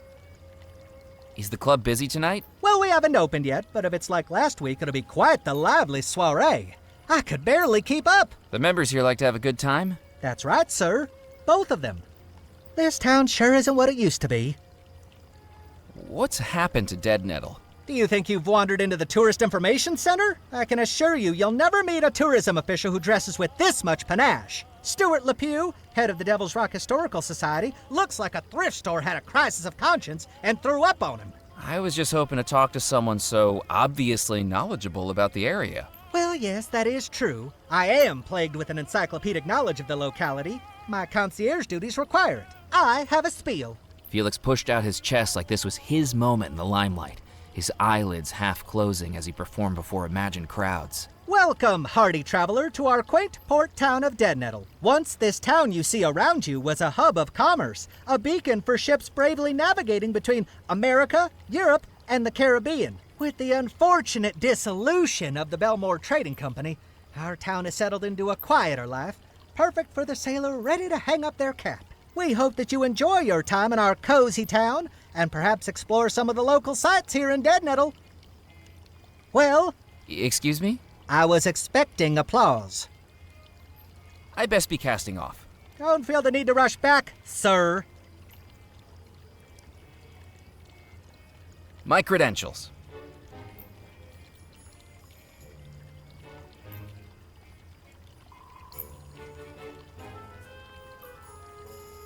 You're telling me you are a captain? I trust it's all in order? I thought you said your name was Murphy McCallan.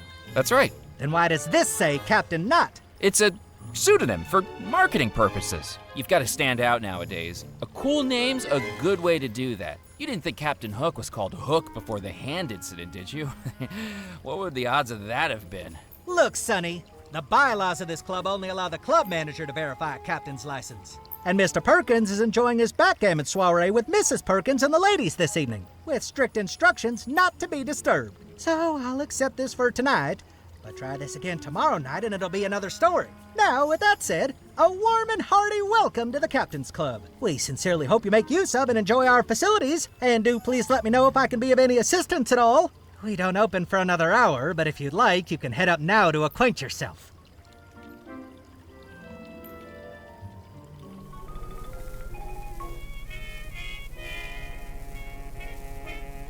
I picked up the cube of billiard chalk from the edge of the table. I placed the chalk into the gree-gree.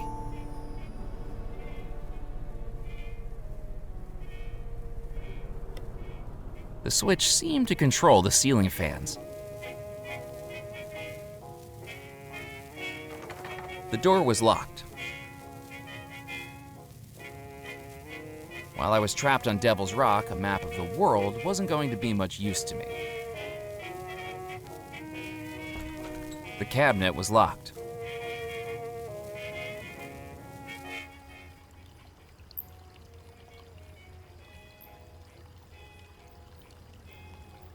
There was nothing in the fountain except a rim of moss and dirt that made it look like a stained toilet.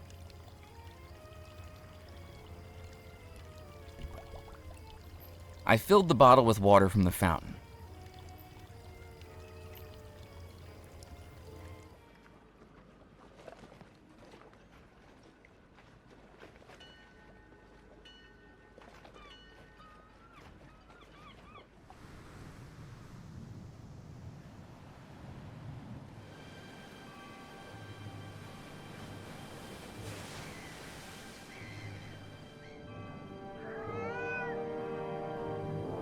With the newly polished brooch gleaming, I angled it towards the lantern, catching the light and reflecting a red beam on the wall. I took a handful of the spilled gunpowder.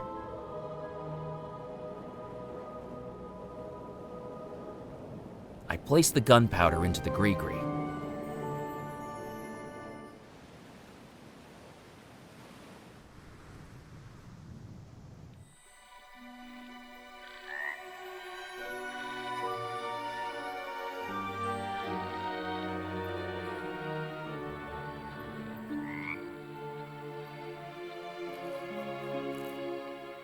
I cut into the sack with the knife, revealing it to be full of corn. I took the corn from the sack.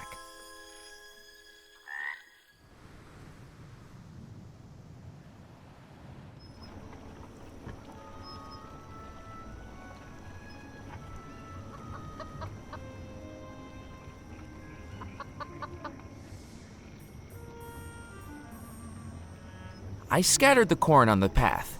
Mere seconds later, it attracted the attention of the curious chicken.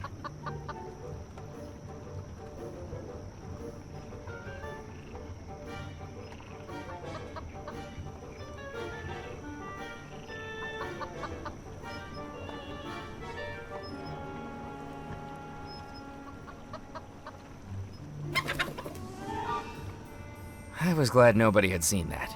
I may have known how to handle a chicken drumstick, but wrestling the living version was altogether different.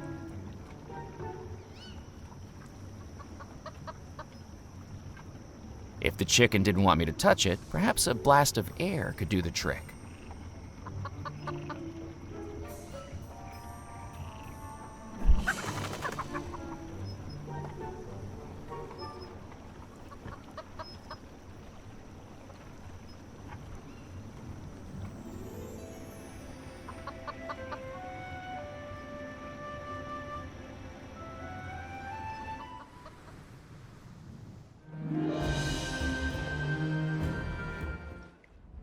Anything to report? I'm keeping my eyes open. I didn't want to get ink all over me trying to carry the canister around. Delicately, I dipped the feathers into the canister of ink. When they emerged, they were dyed jet black. I placed the feathers into the gree-gree.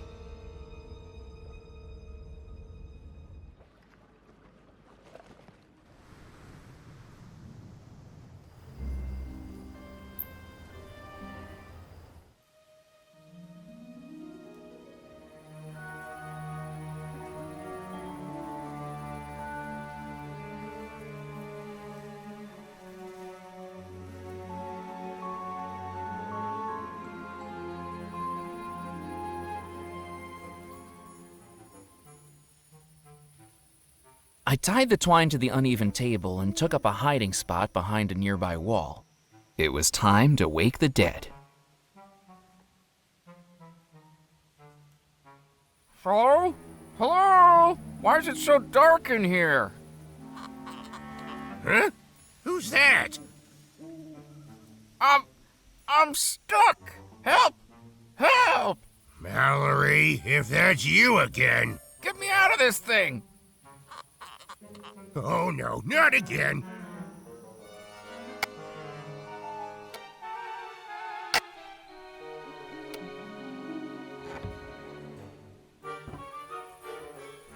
Mister, are you okay? I'm so sorry. I was told...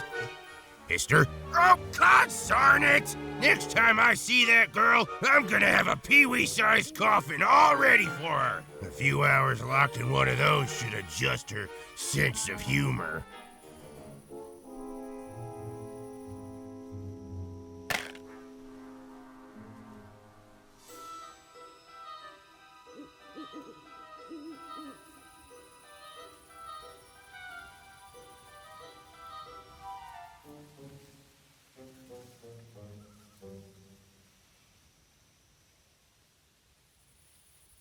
I picked up the handful of discarded coffin nails from the tin. I placed the coffin nails in the gree-gree. I'd done it. All 7 ingredients for the summoning spell. Now I needed to head back to the Spirit Queen.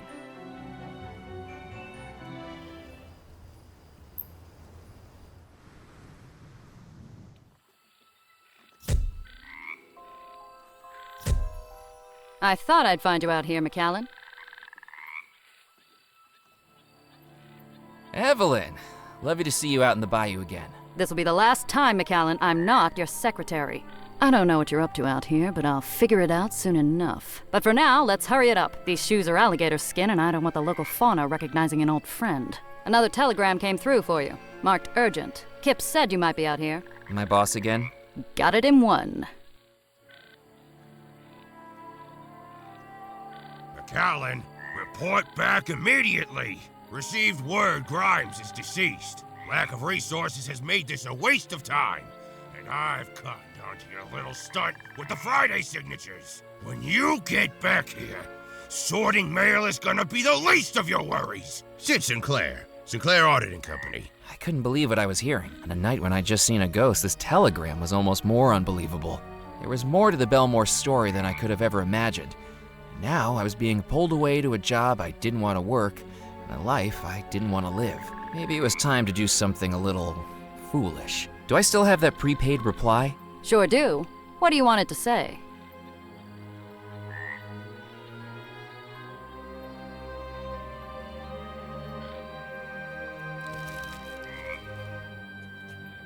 Tell him I quit. I couldn't believe what I'd done. I'd quit my job and opened the first chapter in my own adventure. But without a job, I didn't have a salary. Without a salary, I wouldn't have a place to live. And it suddenly became more important than ever that I find that treasure. For me this time. Murphy, have you found all 7 ingredients? I have. Wonderful! Now it is time for the final step. Out of the darkness, the sadness, the fear, I command you, my servant, now to appear.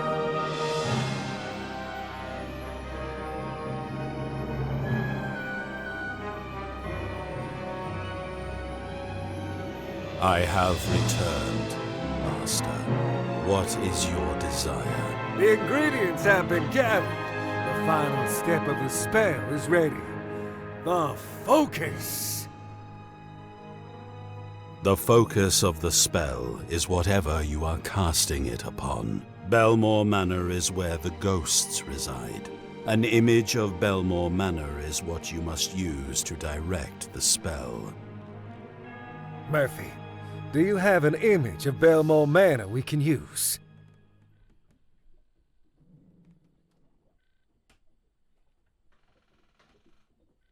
That wasn't an image of Belmore Manor. Yes, Murphy, that will work. Place it inside the gree-gree as the final ingredient. Yes, Murphy, that will work. Place it inside the gree-gree as the final ingredient. I folded the magazine cover and placed it inside the gree-gree. The spell is ready. Finally, the ghosts will be free again. Open the gree-gree, Murphy, and that will cast the spell. With some trepidation, I took the gree-gree from my pocket and with a deep breath, opened it.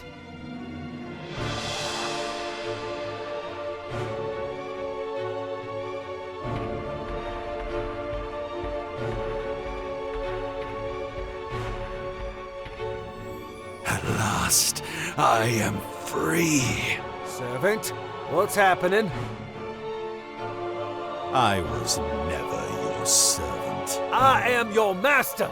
You shall do my bidding. I command you. Foolish mortal.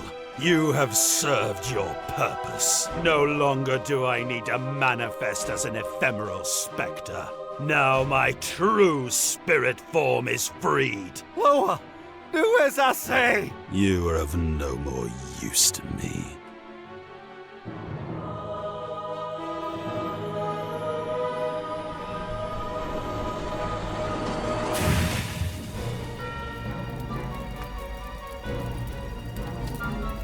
I wasn't sure what I'd just seen, but the voodoo fire raging all around me was all too real. I needed to get out, and fast.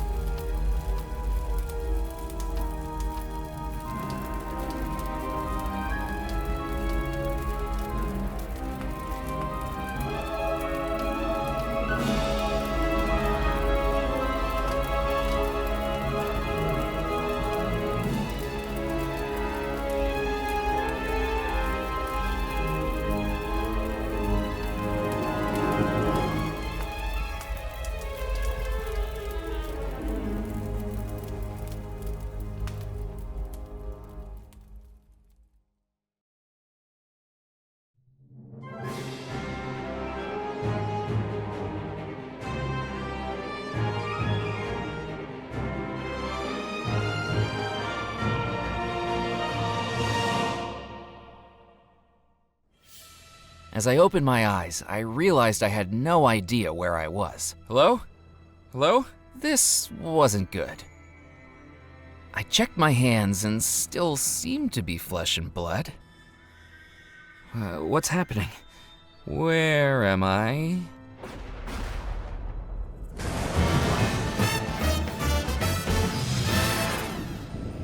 Welcome back to Belmore Manor, Murphy McCallum. We didn't expect to see you again so soon. What's going on? Am I dead? Don't be so overdramatic, Murphy. You're still very much alive. But you're the only person in the house that is. I'm afraid your actions have caused a good bit of trouble for us inhabitants of the house. What's happened? Let's see if you can figure it out. We're about to play a song, and Murphy McCallan, this one is for you. All right, all you Belmore Manor ghosts and ghouls, let's take it to a place where voodoo rules.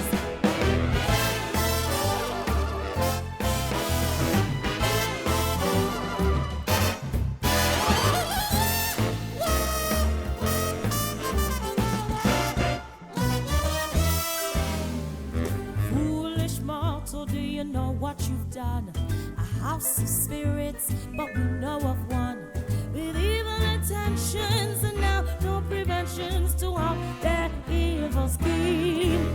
You're now implicated in this complicated supernatural dream.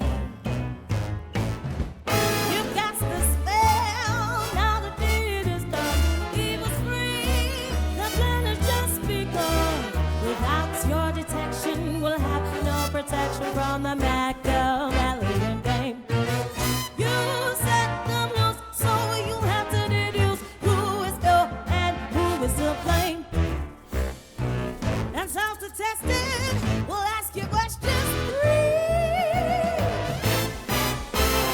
Draw on clues to solve the mystery. The lover, the poor, the devil, oh God.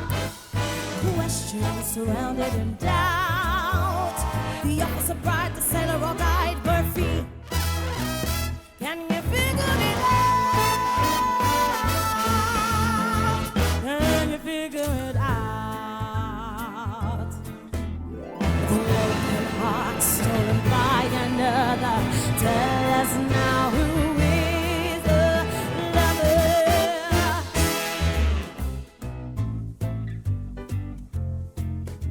I think the sailor was the lover.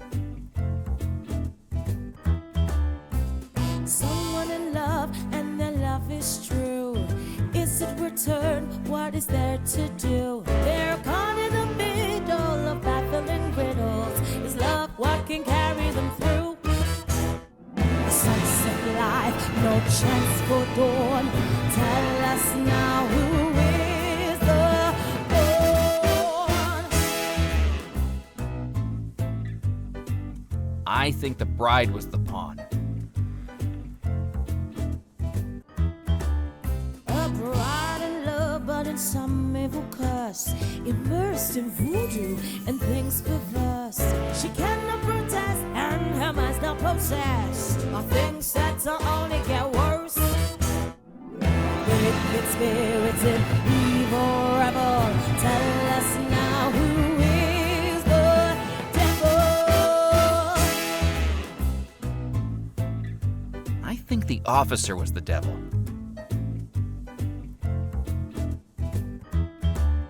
A phantom figure who's now in control. Black magic powers got things he stole. But maybe a setback, but he's gonna get back, and we're worried that cause not his goal.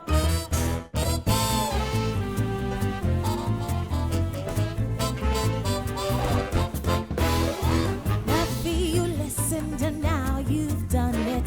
You took a gamble and you have won it. A bride in a spell and a sailor's farewell, and an officer pulling the strings.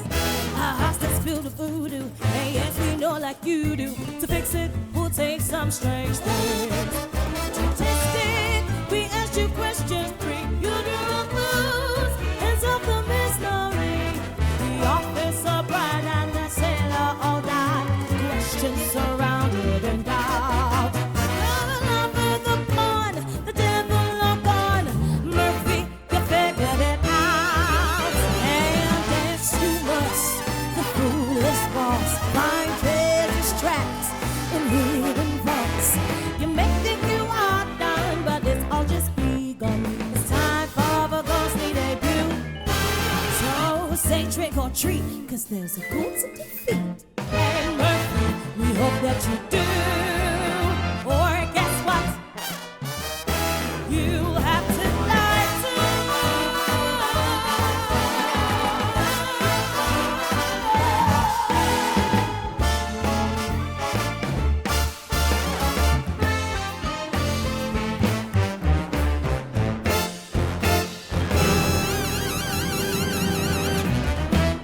Have to die too.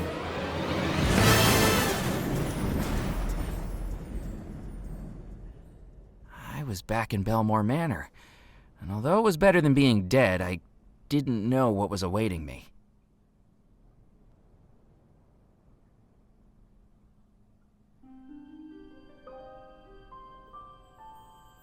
Who wonders to this ghostly trick? The prey that prays it will be quick. Do not blame that final try, for once he's in, he's sure to die. Another ghost? Oh, this can't be good. Welcome back to Belmore Manor, Mr. McCallan. My name is Cordelia Lockett. I do hope I haven't scared you. To be honest, I've had my fill of ghosts for today. Perhaps I should be running along. I'm afraid you'll need to come with me. There is someone you need to meet. Who? Miss Belmore. You know, I don't think that would be such a great idea. We met twice already this evening, and I don't think she's taken much of a liking to me. What with throwing me off a balcony and pulling me into a spirit pool. Attempt to kill me once? Shame on you. Attempt to kill me twice? Shame on me, you know? I'll just go. It'll be like I was never here. It's too late for that, Mr. McCallan. I really must insist. What have I gotten myself into?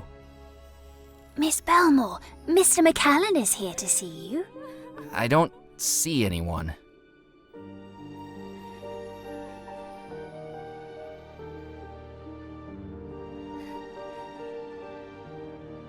I'm terribly sorry, Miss Belmore. I wasn't trying to steal from you.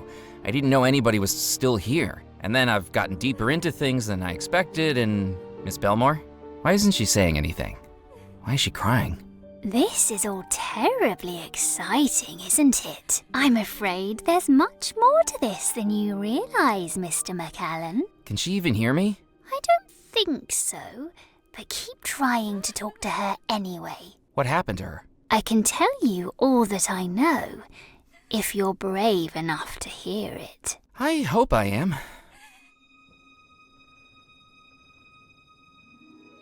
I was there on that night, all those years ago. And it wasn't Miss Belmore who was to blame. The morning of the wedding, Mr. Rackham left a gift on Miss Belmore's dresser. A small leather pouch with strange beads and strange markings. I shouldn't have been looking, but I saw her open it. It was black magic. Everyone had heard the rumours about Mr. Rackham, but I saw it with my own eyes. Miss Belmore panicked. She threw the pouch into her music box, slammed down the lid to lock it, and threw the brooch into the fireplace. But it was too late. She was losing herself. I could see it in her eyes. Minutes later, she asked me to bring her fiancé to her room. It's bad luck to see the groom before the ceremony.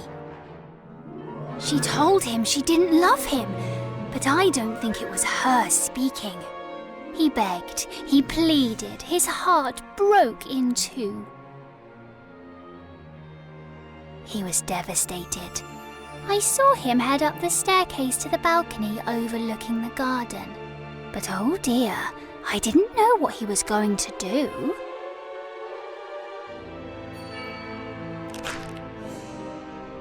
That evening, her wedding to that evil Mr. Rackham began, but it didn't go the way he had planned. Just before Miss Belmore's lips formed the words, "I do," I could see the forces battling inside her.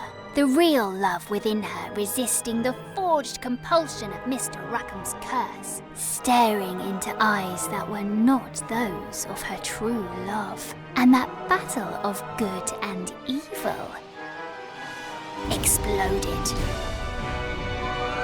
Just like that, everyone in the house was gone, trapping us as ghosts to remain here forever.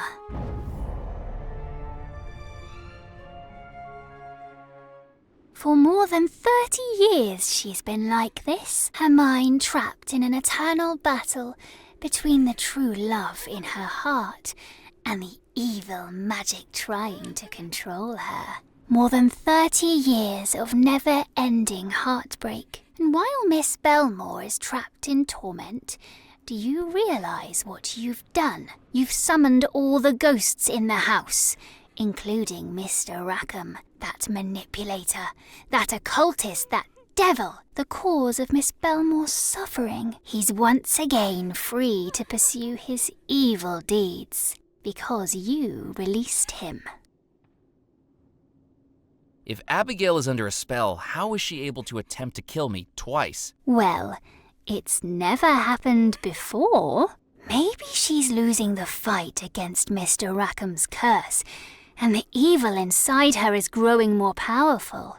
Oh dear, it's almost too terrible to think about, isn't it? Why is Rackham doing all this?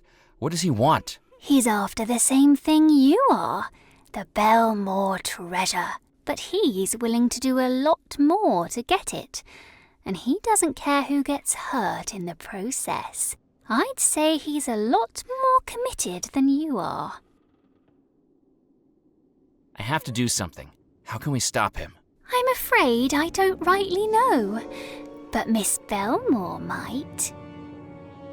She managed to break out of the spell once, just at the moment of the explosion when Mr. Rackham tried to carry out the wedding. Perhaps if you take her back to that moment, she might be able to break out of it again. To do that, you'll need to create a love antidote to Mr. Rackham's curse. How can I create a love antidote? Look in the mirror. In this reflection, she's as happy as she was on the morning of her wedding. And look, there in front of her, 4 wedding mementos and the echoed music of the wedding march, each one a touchstone of that final happy time. If you could gather those 5 things, perhaps we might bring her back to the moment she escaped the spell, even if just for a moment. There's something else you should know. Mrs. Craddock, the housekeeper, has announced that all wedding preparations are to resume upon the orders of Mr. Rackham. He plans to repeat the wedding tonight. You don't have long. But what if I break her out of the spell and she is evil now? I think you'll just have to take that risk. Maybe I should go. Try to find someone who knows more about this. Oh, don't you know? You're just as trapped within this house as any of us ghosts. Try the windows, try the doors. We all have 1,000 times. But it's no use. If you want to escape, she's your only hope. That can't be true. I haven't died. I can't be trapped here forever like you. In moonlight's glow, a spectral cell, and whispers of an eerie spell. No one hears his silent shout, for once he's in, he can't get out. No amount of force or technique or desperate longing would open the door. Cordelia was right. I was trapped. And as I looked around at the house that held me, I felt both dead and alive at the same time. Both awake and in a dream, or a nightmare.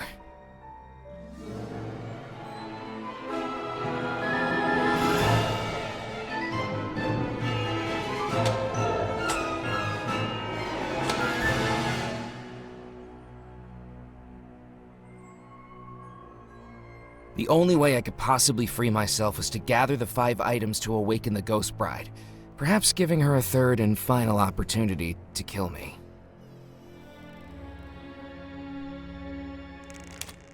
Hold it right there. The dance is about to begin. I shall deal with you afterwards.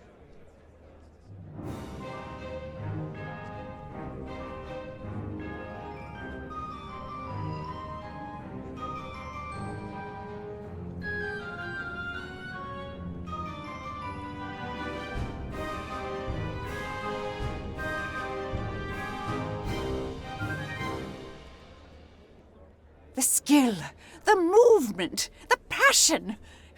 It certainly gets the blood pumping. Now then, do you have an invitation? An invitation? To the waltz. This celebration is only for wedding guests. We have all manner of help running around the house who certainly aren't invited to the festivities. Imagine the smell. If you want to come in, you'll need to retrieve it. Rules are rules, and it's my job to enforce them. I am Mrs. Elaine Craddock, housekeeper of Belmore Manor. Who are you, anyway? Murphy McCallan. I'm just a visitor. Evidently.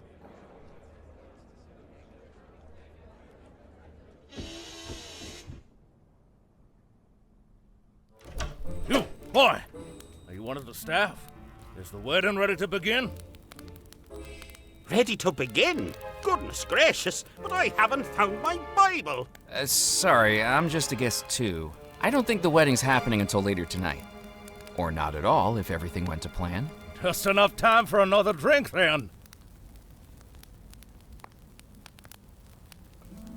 I picked up the vase. From the delicate porcelain and hand-painted ornamentation, it looked like it must have been worth a fortune. Ming Dynasty, perhaps? Foskett, why is that young man picking up that chamber pot? I have absolutely no idea. Or perhaps not.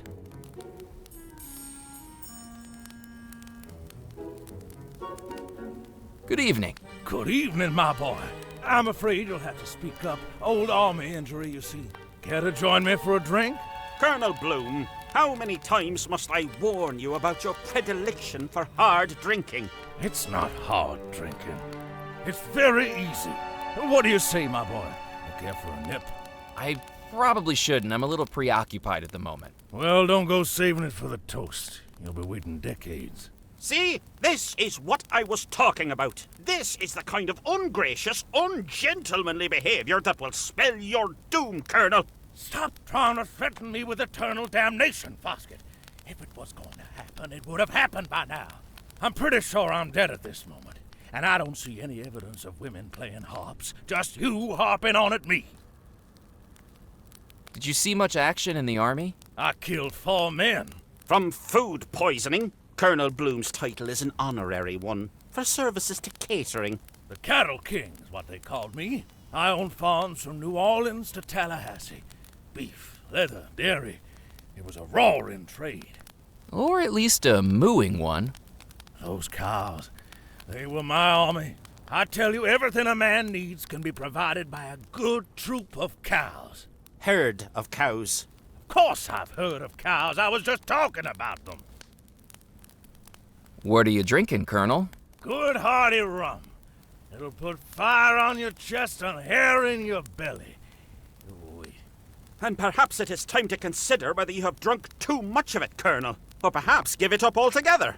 I could easily give up alcohol. I've already done it hundreds of times. I think you'll find the time between one glass and the next does not count as teetotalism. Perhaps we should be grateful to the Lord that your glass remains empty. Are you looking forward to the wedding? I'm looking forward to it being over. In my opinion, being stood up at the altar for 33 years is a pretty bad sign. Not what strong relationships are made of. And you should know, Colonel. You've only had hundreds of them. Do you think the bride and groom should be together? That Rackham's a slimy character, and no mistake. Oh, by God, he's a good businessman. Trickier than a magician's rabbit that's gotten stuck on a particularly difficult crossword puzzle. But all that don't amount to a hill of beans if you're not enjoying life. I don't know whether to hate the guy or envy him. Both are sins, I think you'll find, Colonel. And not even the best ones. Do you know what's wrong with society nowadays, Murphy? Drink, guns, and women. There's just not enough time for them all. Have you ever married, Colonel? Oh, yes. I've been married for 47 years. Yes, but to 9 different women. It still counts. His shortest marriage was 2 days, and that's only because they couldn't find him to serve the annulment papers. I ended up in a bordello in East Nevada with half the members of the Albuquerque Militia Marching Band. Best honeymoon I've been on. Some lovely girls. Lord forgive him, for he knows not what he does. That's not what the girls were telling me. Do excuse me. I'll be back. At your leisure, my boy. I have nowhere to go and nothing to do. Idle hands are the devil's playthings. Try idling your mouth for a change, you old curmudgeon. Good evening. Hello, my child. Oh, don't get him going again. And what is your name? Murphy McCallan. Hello, Murphy. I am Father Foskett, spiritual shepherd of St. Juniper's Parish. Have you seen the good book? I'm not the most religious person, but I have read parts. No, I mean that rather more literally. I've lost my Bible and have no idea where I put it. Have you seen it? I haven't, I'm afraid. Pity. Are you here for the wedding? I am officiating the wedding. With everything that's gone on in the house, we must thank God we have someone like me to keep us on a righteous path. I've been told that Abigail Belmore doesn't really want to marry Rackham. You need to call the wedding off. We shall stick to the system, young Mr. McCallan. Objections should be heard during the ceremony, not before, when all parties may articulate their feelings on the matter. These things are greater than you and I, you know. Until then, we must treat the wedding as the joyous occasion it is. What do you think of Abigail Belmore? A little headstrong, in my opinion, but a lovely young lady. I baptized her, you know. She grabbed my nose as I held her over the font, right up the left nostril. Wouldn't let go until her brothers distracted her with a teddy bear. Still, she's a very caring girl. Just not two ecclesiastical noses. Have you two gentlemen known each other long? Gentleman's a stretch. Don't be so hard on yourself, Foskett. But yes, we've known each other since we were teenagers. We used to be roommates in college. But while I focused on my studies, The Colonel here focused on extracurriculars. I made it my duty to keep him on the straight and narrow path. And thankfully, you haven't done a very good job of it. Is St. Juniper's your church? That's right, young man. A beacon of godliness on an otherwise spiritually desolate isle. I hate to be the bearer of bad news, but I think St. Juniper has been taken over by rum runners. Criminals? In my church? Good God! They must be removed immediately. Let's not be too hasty. They sound like my type of gentleman. That's the type of church I can see myself attending. I could do with less of your opinions, thank you. Many things can be preserved in alcohol, Colonel. Dignity is not one of them. I'm not the most well-read on religion, but shouldn't you be in heaven now? Gold standard question, my boy. Well, I'll admit this isn't what I expected. Perhaps the good book has some missing passages. I think we can do without your theological input, Colonel. Is there a way to fix it? Well, that's precisely what I'm doing, young man, as we speak. It looks like you're just sitting in an armchair. You don't see the metaphorical cogs whirring around in my head, the tick and the tock of the thanatological matters in my mind. To the layman, I might appear to be just sitting in an armchair, but in reality, I am studying the Bible, or at least I would be, if I hadn't lost it. You've lost it, all right. Do you think it might be voodoo keeping you here? Voodoo is nothing but mumbo-jumbo misdirection. I fear we may be in limbo. Some devilish force has interrupted the supernatural order of things. I think Rackham might be practicing black magic. That is an extraordinary accusation. I refuse to hear another word of it. He is a God-fearing man who always attends the sailors' services, and he has donated generously to the church and my vacation fund. The culprit here is that awful sailor Abigail was going to marry. It is precisely because Miss Belmore's marriage to Mr. John Rackham was interrupted that we are still here. And why we must continue the wedding as planned tonight. It shall be our way out. I best be heading off. God be with you. I had nothing else to say to the Colonel.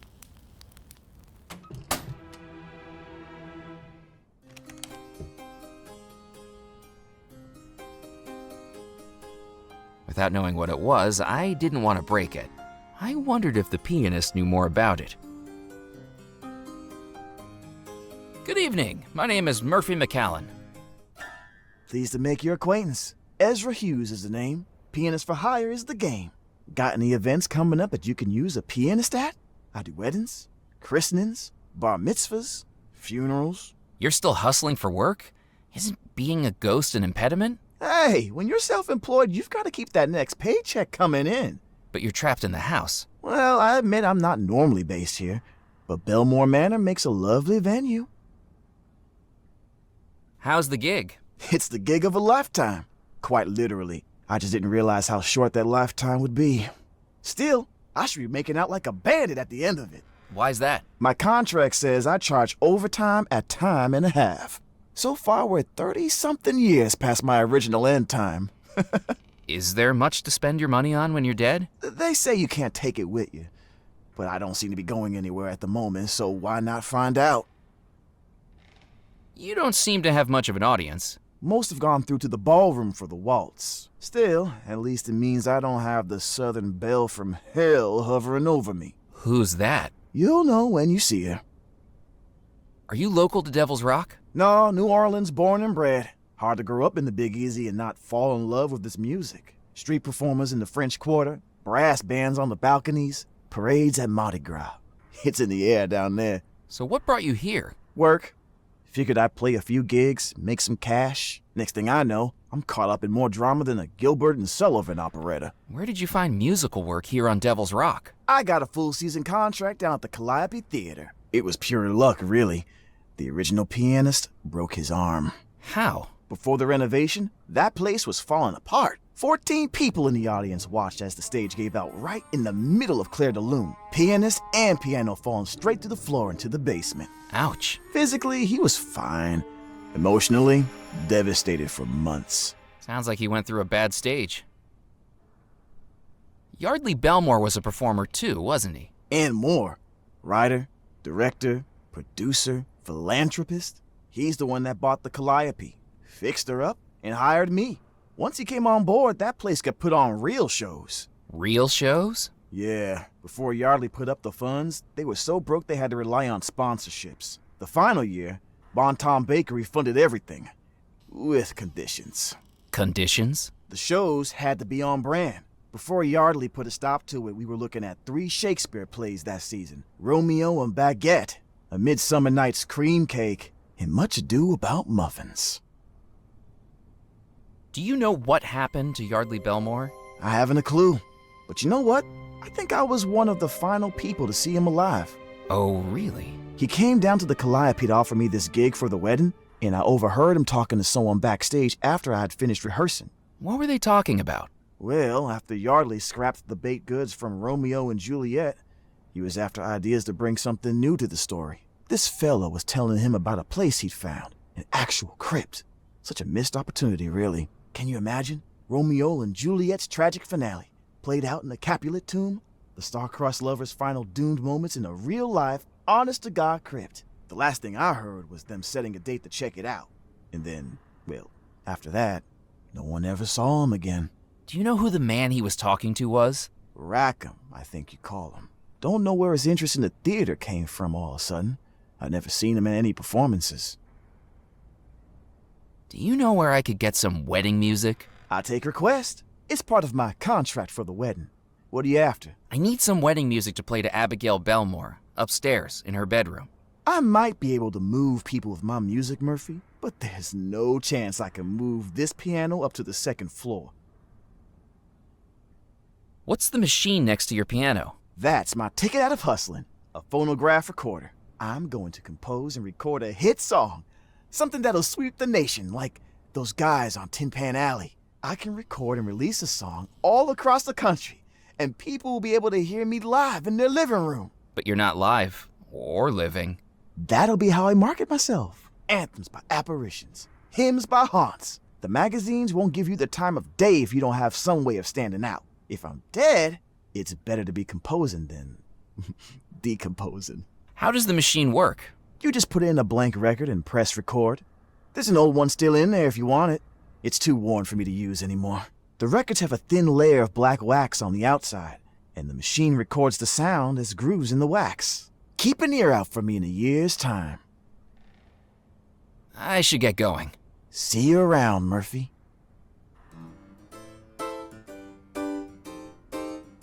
I took the record from the recording machine. With its outer coating worn away with age, it wasn't in a state to record onto.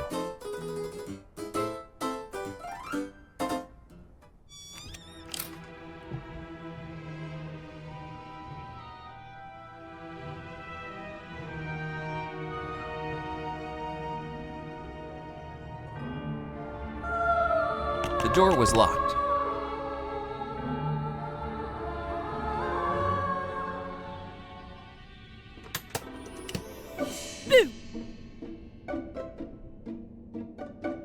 Haha, the look on your face. What are you doing? Oh, you could have scared me to death. Imagine how cool that would be. I don't think I'd be very happy about that. Baby. Who are you anyway? My name's Murphy McCallan. I'm a guest. Who are you? I'm Sebastian Pock. The little boy puffed out his chest with a grin that would make the Cheshire Cat jealous. What were you doing in the trunk? Playing hide and seek. That stuffy old vicar challenged me to a game and hasn't found me in more than 33 years. Don't you know it's dangerous to shut yourself up in places like that? You could have gotten locked in. Well, it's funny you say that, actually. I think the latch closed on me while I was inside. Still, what's the worst that could happen? I'm already dead. What are you looking so pleased about? I'll have a new toy to play with later tonight. A brand new Guggenhose Model 5 wind-up tin boat. I'm going to play with it in the bathtub down the hall. That's funny.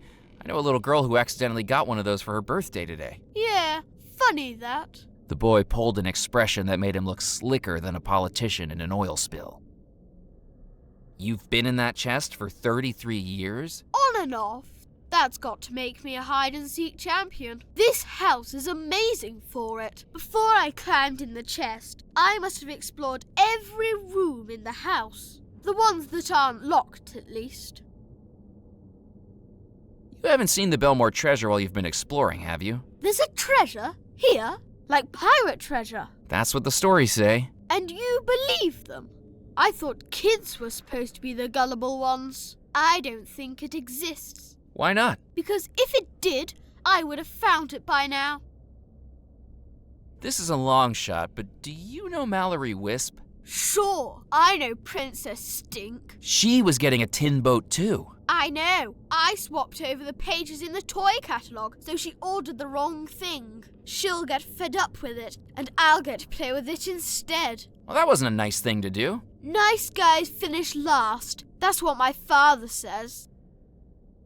How are you and Mallory able to talk? You're a ghost and she's... A flesh bag. Right. A blood pumper, an air guzzler, a bone puppet, a muscle wriggler. Hey, I get the idea. How come you can talk to her? Children aren't so close-minded, I guess. Plus, she's the only person brave enough to come up to the house.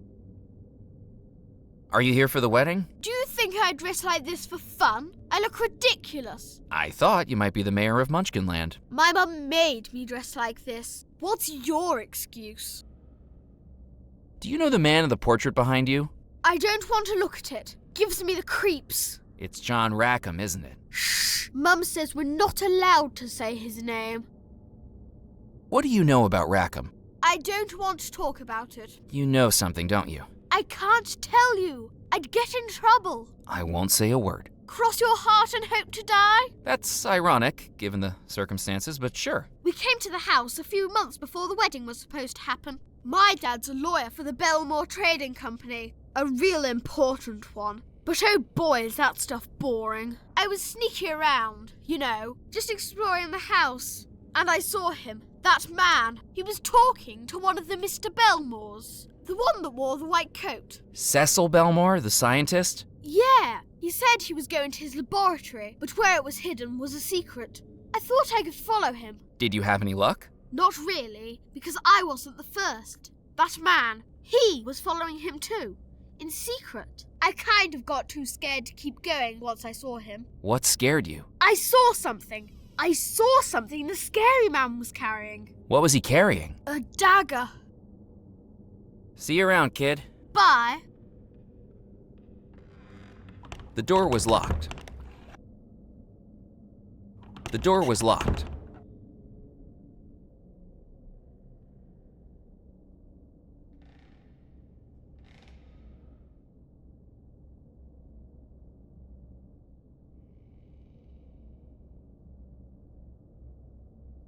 Hey, Cordelia.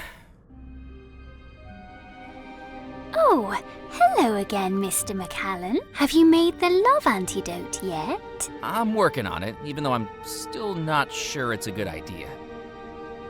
Do you know why I can't leave Belmore Manor? We ghosts have been trapped here ever since the explosion. But I don't know why someone still living would be unable to leave. I was able to get out the last time I was here. Even if it was via the balcony and into the pond. I don't want to try that again. Something must be keeping you here now. Better hope it's not Mr. Rackham. Did you say there were rumors that John Rackham used black magic? Oh yes, all of the staff talked about it. Even if we daren't mention it to the family. Crates and boxes delivered in the night, hidden from prying eyes. But not hidden well enough. We see what happens in this house. We hear the whispers in the night. We know. Do you think the Belmore treasure is here in the house? If it is, I've never seen it. But it is a big house. There are rooms I've never been in. Rooms I was forbidden to enter. Who knows what's in them? Do you know what happened to the Belmore brothers? That certainly is a mystery, isn't it? But I'm afraid I don't know. My duties were to help Miss Belmore, while Mrs. Craddock dealt with the masters. Although what? I did see Master Xavier on the day he died.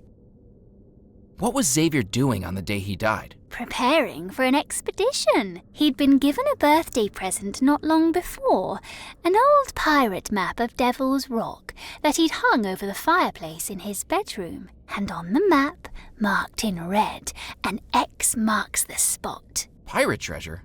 On Devil's Rock? I doubt the treasure even came into it. A cove on Devil's Rock, where no one has stepped foot in over 100 years. That'd be like a moth to a flame for Master Xavier. He left before dawn, and then never came back. Who gave him the present? I expect you can guess. Thank you for your help. You're welcome. It gets pretty boring after 30 years trapped here. You're much more exciting to watch.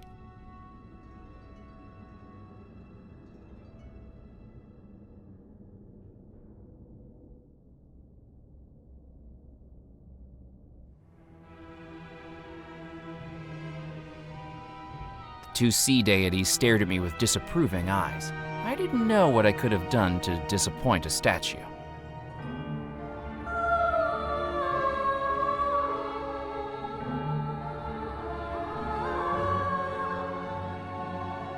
Without a flue, the fireplace seemed entirely decorative, and yet, standing in front of it, I could feel a breeze.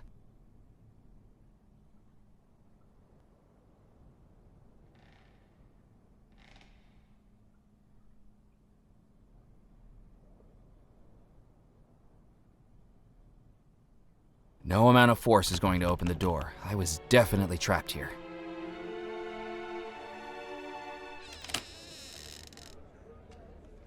Stop right there, young man. Only guests with invitations are allowed to watch the waltz.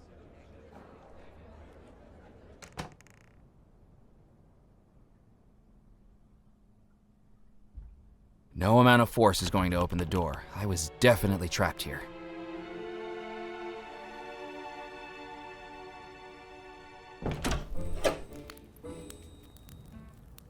That is an insult to my honor.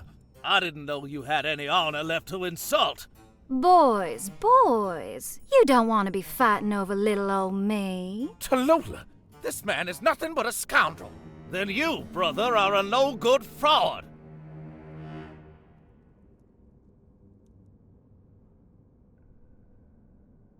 Hello. Beat it, bud. Good evening, miss. Oh, another fine young gentleman. My name's Murphy McCallan. Pleased to meet you all. Back off, Peanut. Yeah, keep walking.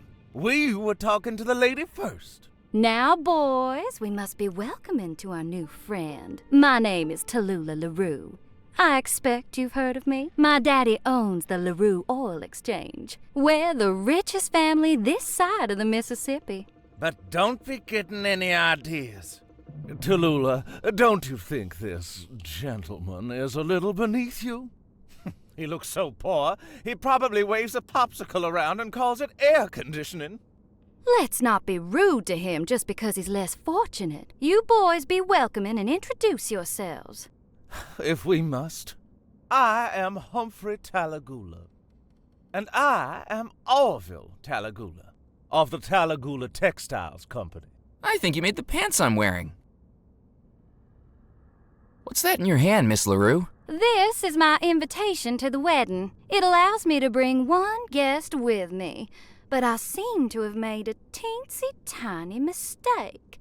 I've invited both boys all the way out here to Devil's Rock when I can only take one of them into the wedding. Now, both of these fine fellows are here and want to attend with me, and I just don't know who I should pick. You mean you two don't have an invitation? We may not know the Belmores, but we do know this southern magnolia before us. We were brought to Devil's Rock by passion. I was brought to Devil's Rock by taxi. If you're not using the invitation, perhaps I could take it off your hands? I don't think so, knucklehead. Miss LaRue is going to need that invitation for when I accompany her. Over my dead body? Have you seen yourself? You're already dead. These two gentlemen seem pretty heated. I just hope it doesn't come to blows. I'd be happy to marry either of these gentlemen one day, if only I could choose between them. If you did end up marrying one of them, would that make your name Tallulah Talagula? That's right, and my middle name is Beulah. Rolls right off the tongue, doesn't it? How are you going to decide who to take to the waltz, Miss LaRue? I just don't know if I could decide. I think I'll have to leave it to the boys to decide for me. Choose me, Tallulah. I'm the one who inherited our family's good looks, I assure you. Good looks? Your reflection hides when you walk past a mirror. I have the southern elegance she desires. Elegance? You have all the elegance of a drunken pelican. I believe the lady would be better suited for a man of my sophistication. Sophistication? You have all the sophistication of a rodeo clown. It's my bravery that she needs. Bravery? You'd run away from a June bug. If you think yourself so brave, then we must put it to the test. Brother, I challenge you to a duel. Not if I challenge you first. Gee, I wouldn't want a duel to take place because of little old me. But if that's how things have to be, let's get the guns on the table, boys. McCallum, you shall be the adjudicator. I shall? I'm glad you've agreed. What exactly does that entail? In order for the duel to be fair, an independent third party must load the pistols and declare the victor. But I've never loaded a pistol before. Don't worry, McCallum. A donkey with a lobotomy could do it. You have at least half a chance.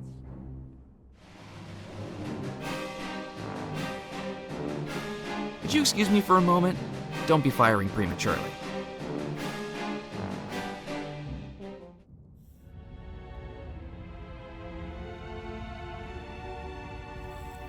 Walking into the cellar, I was hit by the pungent smell of rotting wood and mildew.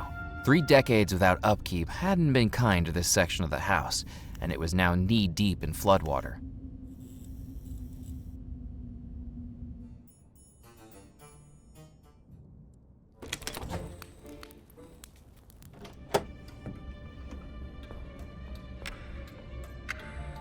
Stepping through the doorway, I found myself in an ethereal black void that stretched in every direction.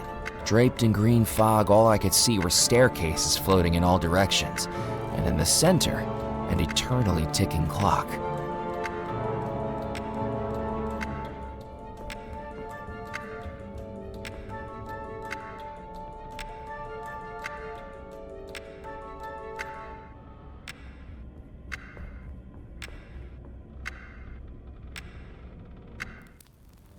Is that little whippersnapper playing on the staircases again? No, it's not him this time. But how that wayward whelp's mother allows him to run riot through that cursed room baffles me. When it comes to Sebastian Pock, I think King Herod might have had a point. I had nothing else to say to the Colonel.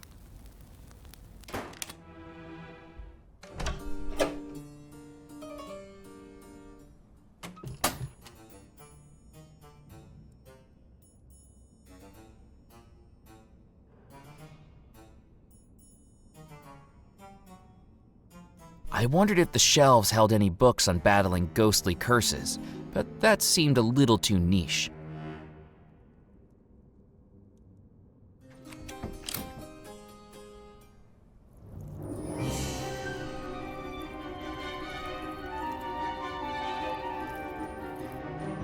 I wouldn't do that if I were you. Why not? You're still flesh and blood, aren't you? That's right. And to be ashamed of. But you'll end up see-through blue like me if one of those thorns nicks you. And don't try cutting them. Even so much as a snap, and it releases a toxin so deadly you'll be on the ground within 3 minutes. Certainly keeps things exciting, doesn't it? I couldn't get the rose while those thorns were there. Watch out for that vine down there. That bugger was trying to make a break for it earlier.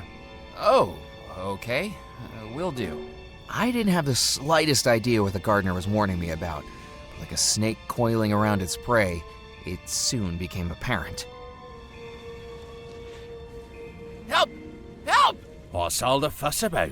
This vine's got me, it won't let go! Oh, she likes you, she does. Well, the sentiment isn't mutual. I've never seen the plant so attached to someone before. That's exactly the problem. Its hold was getting tighter. I needed to get away before I was dragged into the flower beds.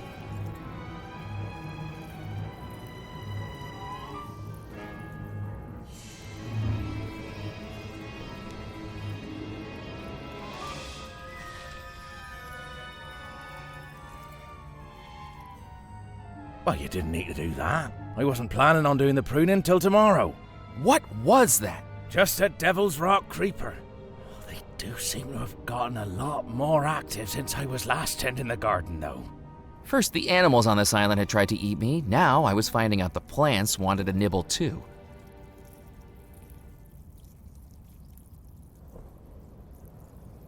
Good evening. Pleasure to meet you, young man. I'm Rupert Riddle. I'm the gardener for the Belmore estate. And whom do I have the pleasure of meeting? Murphy McCallan, pleased to meet you. Do excuse the state of the conservatory. After 30-odd years without so much as a pruning or watering, it's taken on a mind of its own. Don't be telling the Horticultural Society or I'll be having my golden trowel taken off me. You've won awards for your gardening? Oh yes. This conservatory is rather famous. Welcome, Murphy, to the Poison Garden. Poison? Why would the Belmore brothers want a poison garden? Academic interests, prestige, and morbid curiosity, I should think. Master Cecil liked to study them. Master Xavier used to collect them on his expeditions. And Master Yardley, well, he just liked the theatricality of it all. Isn't it dangerous? Well, it all depends on how you use it, doesn't it? A few berries of deadly nightshade could kill a person, or cure their headache. Hemlock killed Socrates, but I used it to treat my arthritis. These plants may be dangerous, but that's because they're powerful and mysterious. From medicine to murder. Exactly. The power to heal and the power to kill. That's what makes them so interesting. Remind me never to get on the bad side of a florist. What's the secret to growing your garden? Plants need the same things as you and me, they do. Food, water, sunlight, and someone to chitter-chatter with. You talk to your plants? And sing. What kinds of songs do poisonous plants like? Vaudeville, mainly. Tarara-boom-de-ay always goes down a treat. Tarara-boom-de-ay, I'm with plants all the day. To sing's the only way to grow my shrub display. Vegetation brings elation to me. That's quite an accent you've got. Where are you from? Jolly old England, just outside Bristol. God's own country. The green and pleasant land where my love of horticulture bloomed. I caught the gardening bug at an early age, you see. Histoplasmosis. I was in hospital for 8 months, all told. But trapped in those 4 wipe-clean antiseptic walls, staring at a pot of plastic philodendrons, why, it just grew my love of all things botanical. Why did you move to Devil's Rock? I came over with the Belmores, didn't I? Got myself a little cottage on the edge of the estate near the mausoleum. Bugger if I can get to it now, though. Shame, too. Why's that? Do you miss home? Oh, I think I left the gas on. Wouldn't want an accident now, would I? Could be the death of me. What are you working on at the moment? I suppose I ought to be pushing up daisies. But death isn't going to stop these green fingers.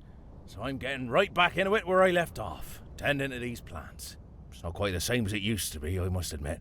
How so? I suppose, being dead now, they've lost some of their allure. It used to be that one prick of the finger, one wipe of the nose, one accidental inhalation of a seed, and that would be the end of it. Things just aren't as exciting anymore. Will you be attending the wedding? Me? Get an invitation? I'm not sure overalls would meet the dress code. But it's a good thing, too. I wouldn't trust that Rackham with a hosepipe on a hot day. Why not? Well, it's not like me to tell tales. But it wasn't long before the Belmore brothers started to disappear that Rackham was in here asking about the poison plants. Very suspicious timing, if you ask me. You think he murdered them? I couldn't possibly say. I need a bouquet. Can you help me? I'm a gardener, not a flower arranger, Murphy. Is there anything in here I can take without it killing me? I'm afraid the only non-poisonous plants were those down in Abigail's flower bed. She had her own little area that I used to help her with. There's only that one flower that stayed alive in the whole conservatory. Funny that. What's funny about it? That's the same flower bed Abigail used for her bouquet the night things went awry. That'll be perfect. Is there a way to get rid of the thorns? Oh, certainly. A good drenching with alcohol should kill them off. Thanks for your time. Before you go, you wouldn't do me a favor, would you?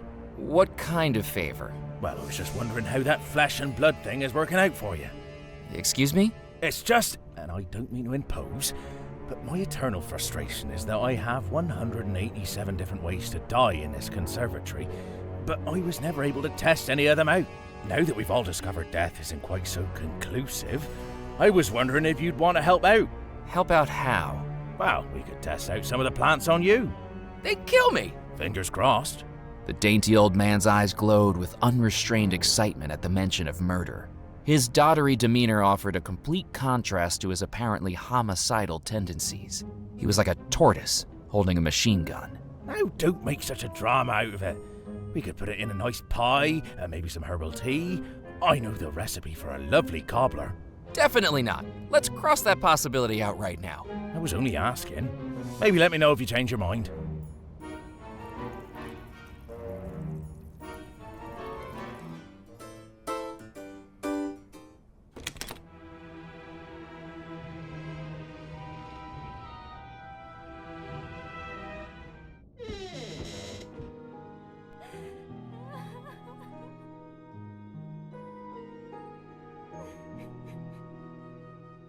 Excuse me, Miss Belmore?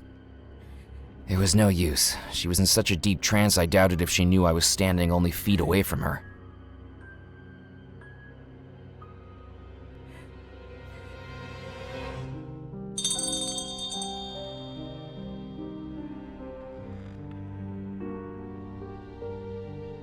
Coming!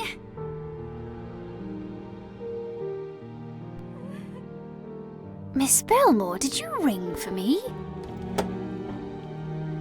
I considered picking up a sheet and draping it over me, but there were enough ghosts in the house already. I didn't need to move the cart. I considered picking up a sheet and draping it over me, but there were enough ghosts in the house already. With the maid distracted, I was free to take the feather duster.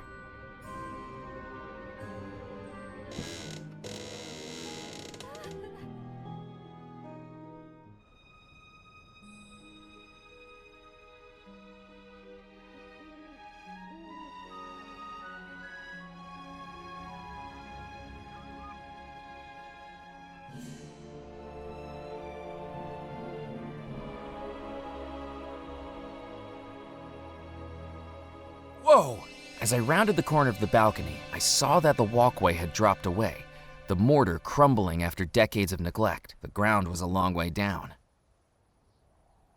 I assessed whether the railing would be safe to climb. With the slippery ironwork and crumbling masonry, the answer was obviously no. But I didn't have the luxury of safety. Here goes nothing.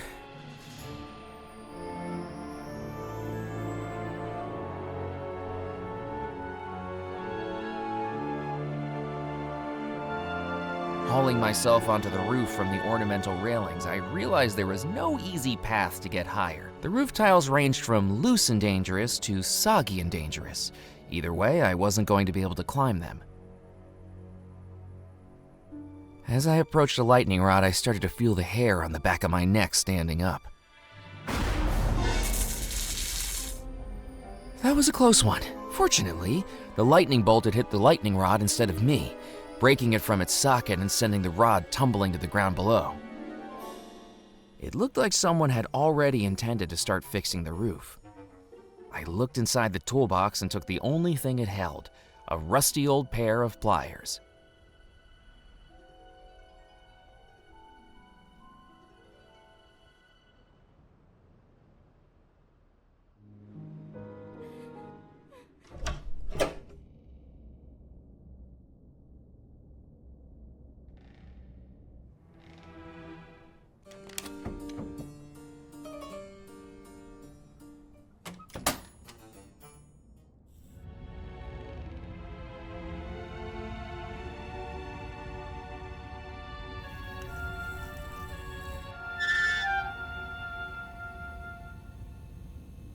The label read magnetic carriage, theater rotation, orrery track, barrel lift, electrograph, lightning rods. The wire had corroded into the fuse box. I couldn't budge it with my hands. Ground. I pulled at the wire with the pliers and managed to dislodge it from the fuse box.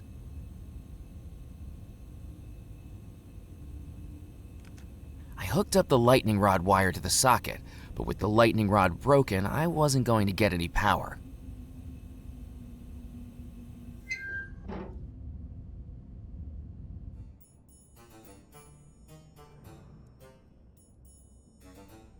Good evening, Miss LaRue. Why, hello again, Murphy. Now, where was I with loading these pistols? Boys, guns on the table. Murphy, load 'em up. Could you excuse me for a moment? Don't be firing prematurely. Miss LaRue, would you mind if I borrowed your parasol? Don't be silly, Murphy. It's a beautiful evening outside. Didn't you see the lightning? A parasol's to protect you from the sun, silly. Carry this out in a lightning storm and you might... Actually, go right ahead and take it. You have fun. The glint in her eye sent a shiver through me.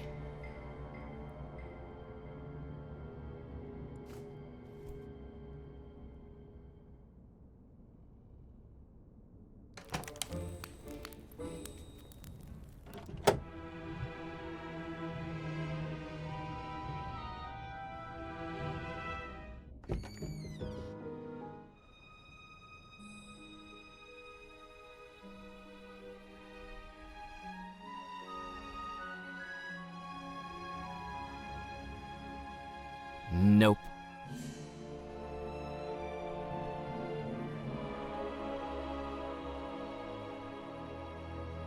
There was nothing I could do with the empty socket. That wasn't going to work. I definitely didn't have the natural balance needed to walk across the cable unaided.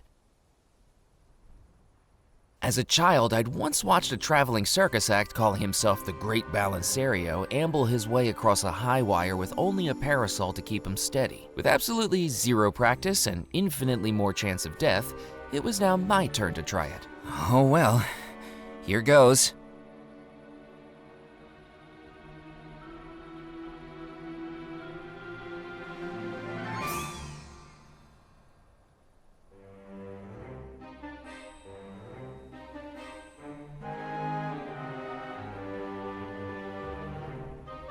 Whoa, whoa, whoa, whoa!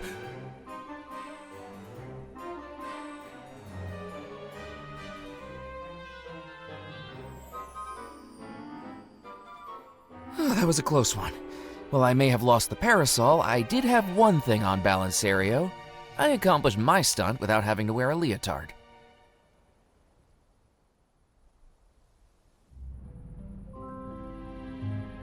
I wouldn't say I have many phobias, but spiders are definitely one of them. And after hearing about the size of the spiders living in the bayou, I wasn't about to start touching the spider webs with my bare hands.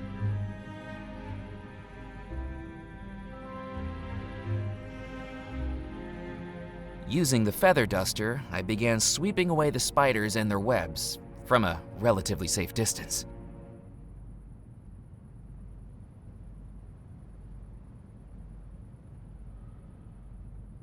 Now that it was free of spiders, I opened the trunk. Searching through the trunk, I found blankets, bedding, tablecloths, and tucked up in the corner, a delicate lace veil.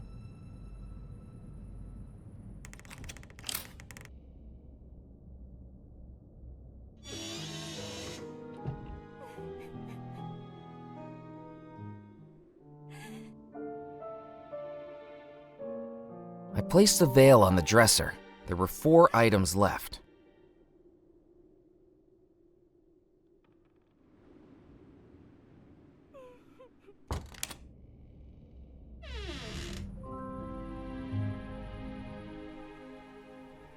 I knew the toolbox was empty. Now that I'd risked my life to get across the cable, I didn't want to do it a second time by trying to go back.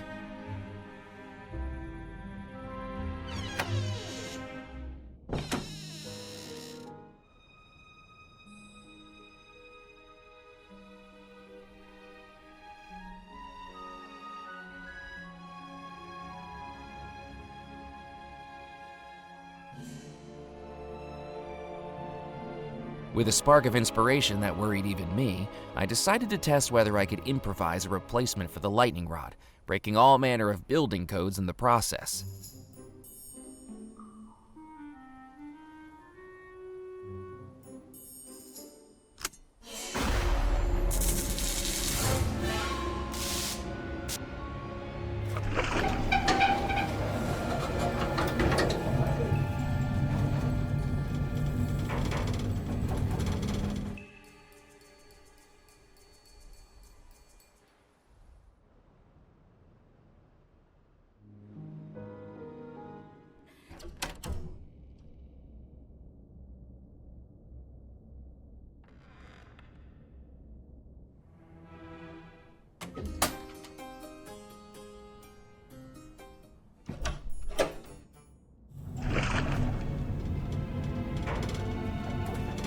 With a surge of electricity from the lightning strike, the barrel lift came to life, disappearing into the water, then rising up to the hatch above. So this was how they loaded barrels in and out of the cellar.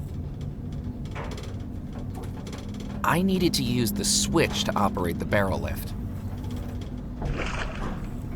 I couldn't do that while the lift was running.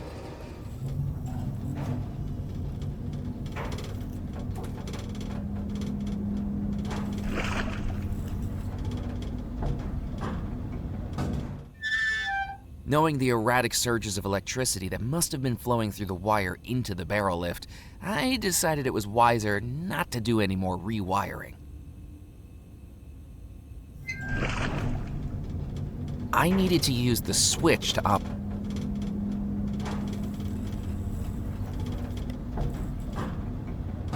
I flipped the switch and the barrel lift ground to a halt.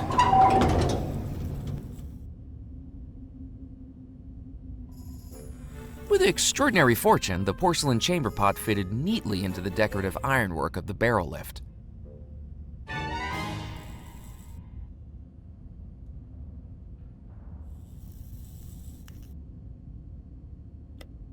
I flipped the switch and the barrel lift started up again. Held by the barrel lift, the chamber pot plunged beneath the surface, scooping up the murky floodwater, then carrying it to the ground level hatch above. With time, the jury-rigged machine began bailing the cellar like a sailor trying to save a sinking dinghy.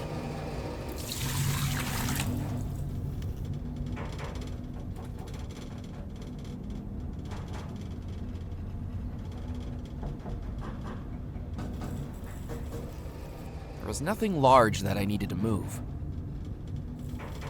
I turned the spigot and rum began to pour out.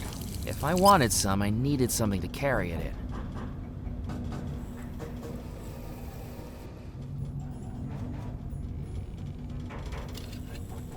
With the bottle positioned beneath it, I turned the spigot. The grotesque face began spewing out rum like it was 2 a.m. on Bourbon Street.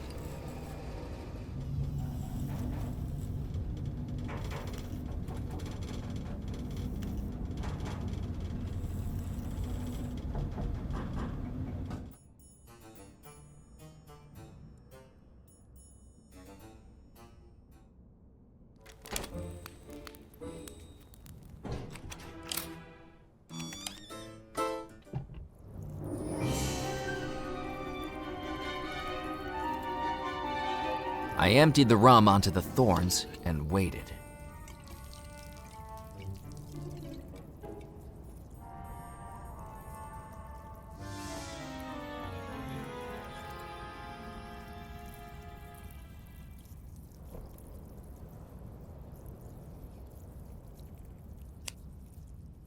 Delicately, I cut the stem and picked up the last rose in the house.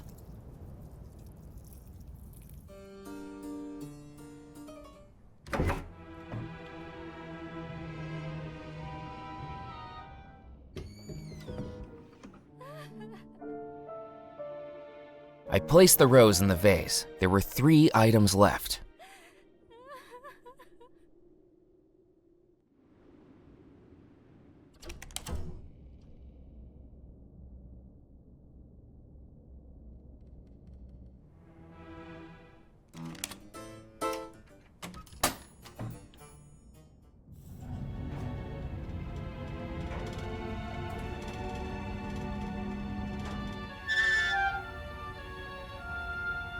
I took the handful of candles from on top of the fuse box.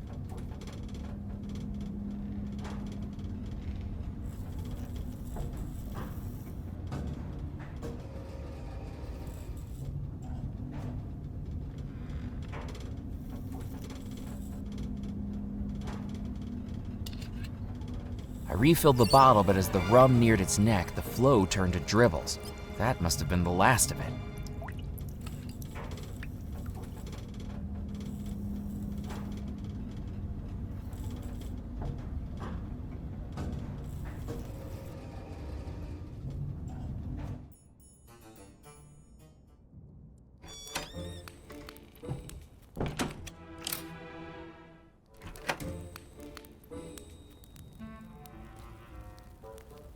I didn't need to fill the pot with rum.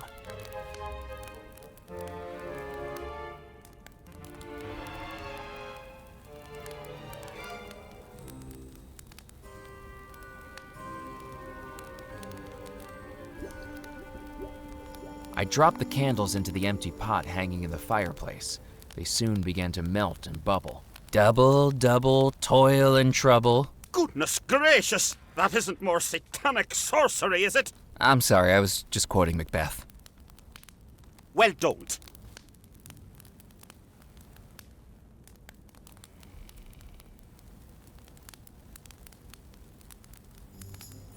Carefully, I dipped the record into the molten candle wax.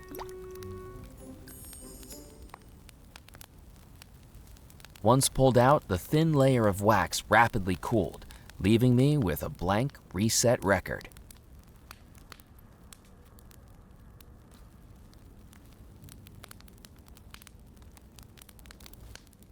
Can I top you off, Colonel? Oh, excellent.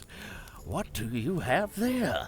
Belmore rum, aged 33 years. Wonderful. Fill her up. I must prefer rum to that hoity-toity champagne they serve. Rum is a man's drink. I'll save this for the toast later. Do you think that's a good idea, Colonel? I certainly do. You know, Fosca, I've had about enough of your sanctimonious prattling. I try to sit here and enjoy myself, and all I hear is the droning of a long-winded clergyman. I'm not droning. You just don't like to face the truth. My sanctimonious prattling, as you so ungratefully call it, is all that stands between your unrighteous life and a subsequent consignment to the fiery gates. You know, that must be it. It's a revelation, an epiphany. All these years I've been thinking I've been in limbo, wondering why I haven't moved on to the pearly gates or the raging fires, and now I've realized. What have you realized? I must be in hell right now, and listening to you is my torture. Well, that's it. I can't bear any more. There! Now I can't hear a word you say. Infantile. Well, I should certainly hope she does.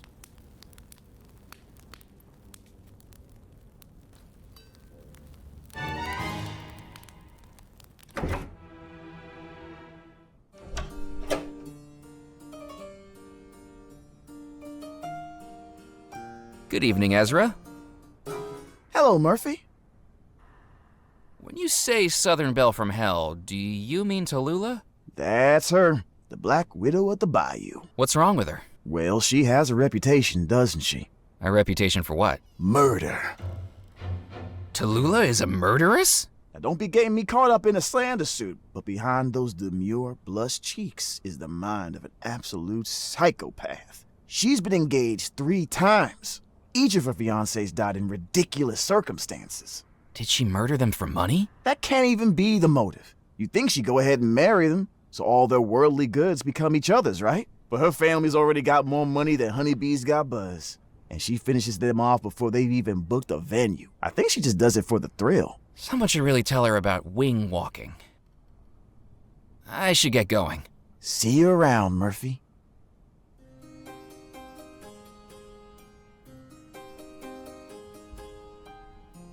I placed the freshly reset record back on the recording machine. Excuse me, Ezra, could you play the wedding march? A request? Sure thing, Murphy.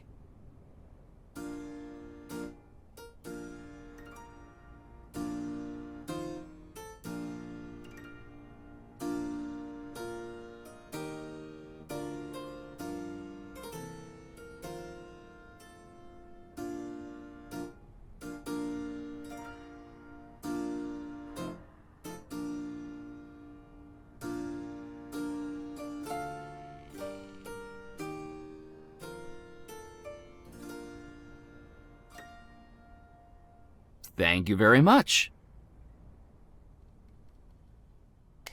I clicked off the machine and picked up the newly recorded record.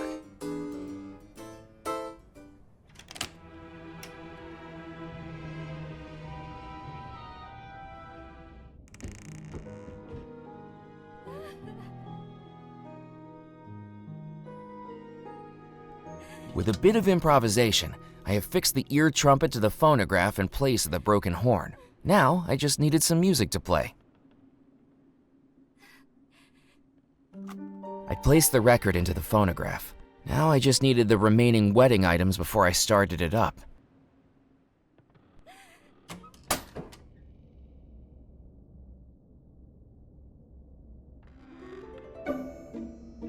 Hello, Sebastian.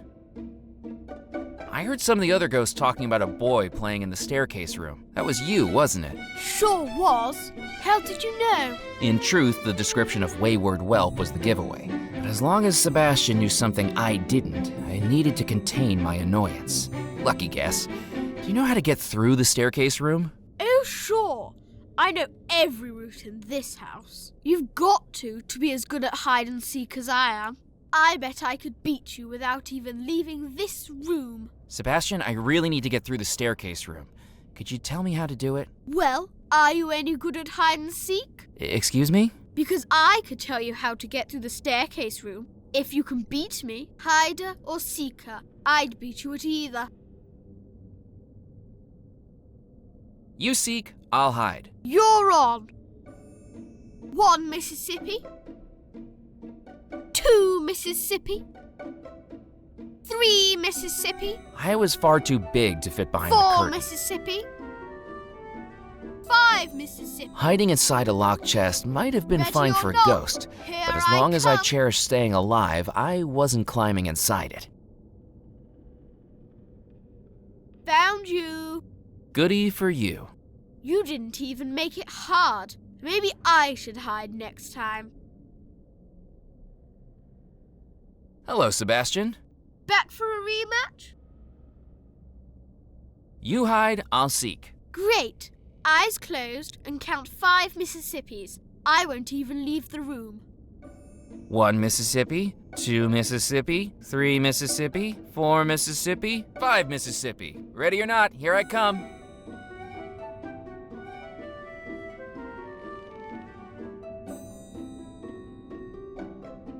The door was locked. Gazing into the portrait's eyes sent a shudder through me, and I realized it must have been a portrait of Rackham. His eyes looked back, almost as if he were scowling right at me.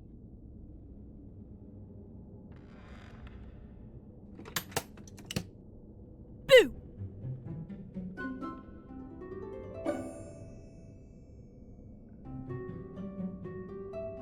Too easy. I just wish this was more of a challenge.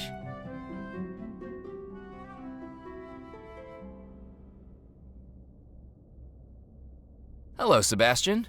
Back for a rematch? You must be cheating. How could I cheat? I don't know, you're a ghost. Can't you dematerialize or something? This isn't a bedtime story, you know. I may be a ghost, but I still touch things just like you.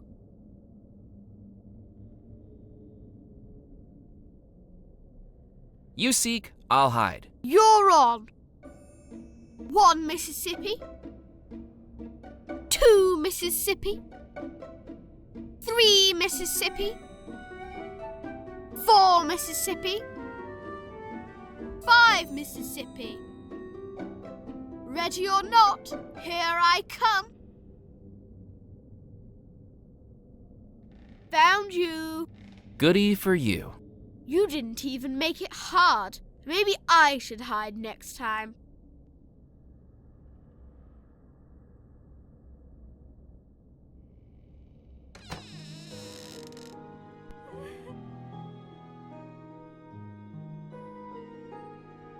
I didn't need to cut that.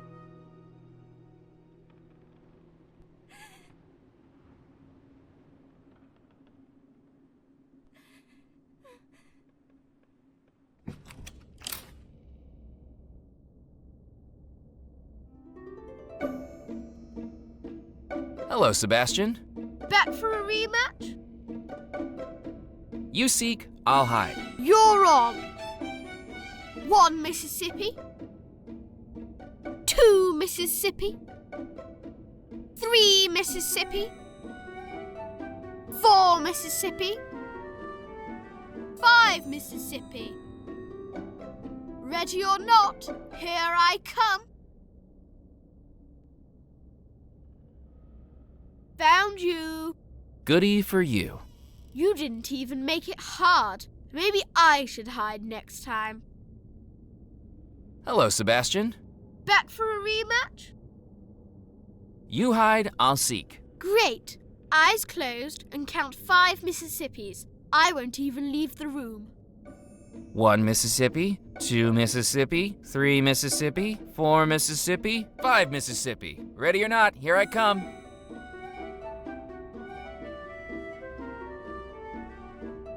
I wonder who's behind this curtain.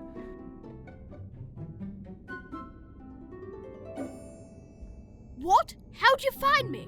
Maybe you're not the best at this after all. You cheated. You tied that string to me. Don't be a sore loser.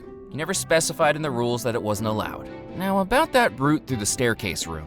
Grown-ups are tricky. Here, this'll tell you how to do it.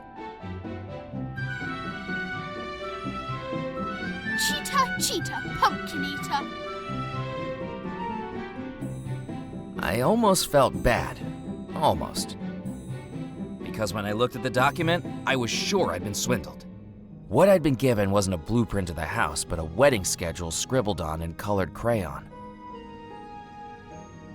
It was a wedding schedule for this evening, but the printed times had been replaced with new times drawn in colorful crayon.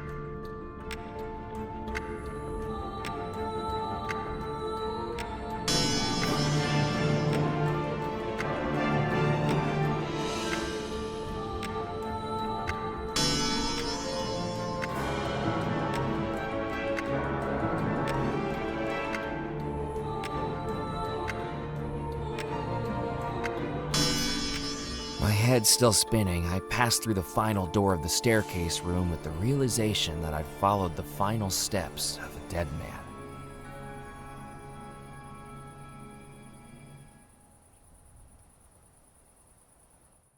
I'd never been in love, yet seeing the drastic measures the sailor had resorted to, I felt his pain all too viscerally. The happiest day of his life became the day his true love rejected him. It must have broken him. The sailor's skeleton still clasped his wedding ring for Abigail. With some unease, I took the ring, promising the skeleton I'd return it to the woman who loved him.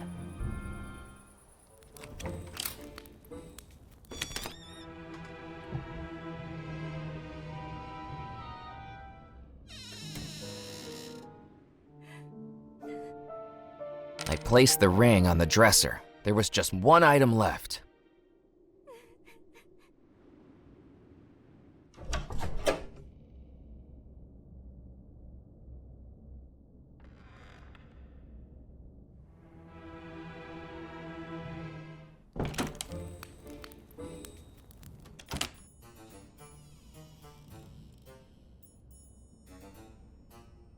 Good evening, Miss LaRue. Why, hello again, Murphy. Now, where was I with loading these pistols? Boys, guns on the table. Murphy, load 'em up. Could you excuse me for a moment? Don't be firing prematurely.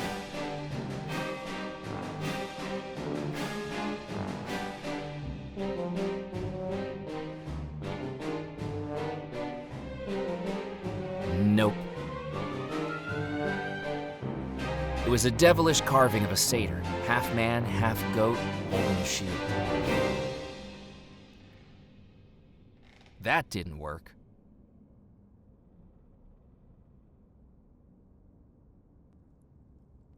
It was a seductive carving of a lamia, half woman, half snake, holding a shield. Inspired by the pistol duel, a plan began to form in my head. With 2 wooden carvings on either side of the room, I could bore a rough hole in each of them. My, look at the carving. All wooden and carved and wooden.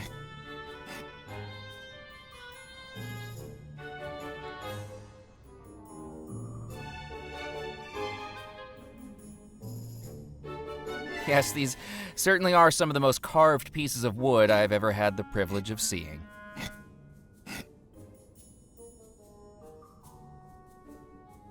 When I was finished, they looked passably like bullet holes. Now, where was I with loading these pistols? Boys, guns on the table. Murphy, load 'em up.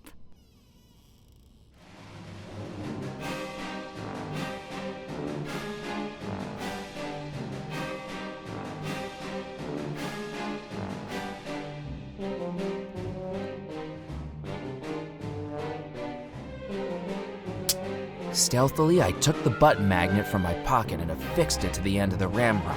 With its small size, it could barely be spotted. The instructions read, powder, shot, ramrod, aim, fire.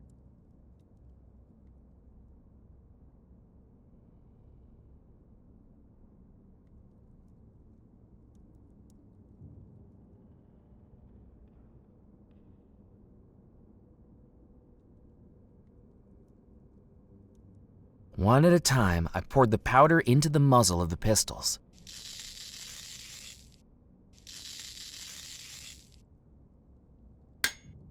I then dropped the shot into each muzzle. Finally, I patted the contents down with the ramrod. When the ramrod emerged, the magnet I'd attached brought the shot with it. With the prestidigitation of a magician, I dropped it discreetly back into the shot tub. To anyone else, the pistols appeared to be properly loaded. No pussyfooting around here, boys. I want to see some action. If you miss, you're not the man for me. Fire! I'm not hit. Well, neither am I. You both missed. Are you sure the pistol's fired? Look, there's a bullet hole in the carving. And in the carving over there. So what does that mean? Who lost? Looks like you both did. Then who's going to accompany Miss LaRue? I think the lady's words were, if you miss, you're not the man for me. But we both missed. He's right. If you're both losers, I can't take either of you to the wedding. I'm not dating a man that can't shoot straight. Tallulah, we can talk about this. Give us another chance. I'm sorry. My mind is made up. Here, Murphy. You can have this. I won't be needing it anymore.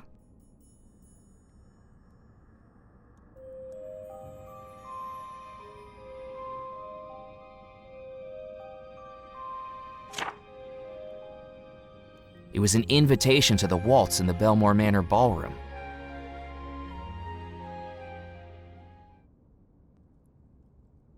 Good evening, Miss LaRue. Why, hello again, Murphy. Were you friends with Abigail Belmore? Friends may be a bit of an exaggeration, but I'd seen her around at the debutante balls before she got engaged to that sailor. I mean, really, what was she thinking? You don't think they should have gotten engaged?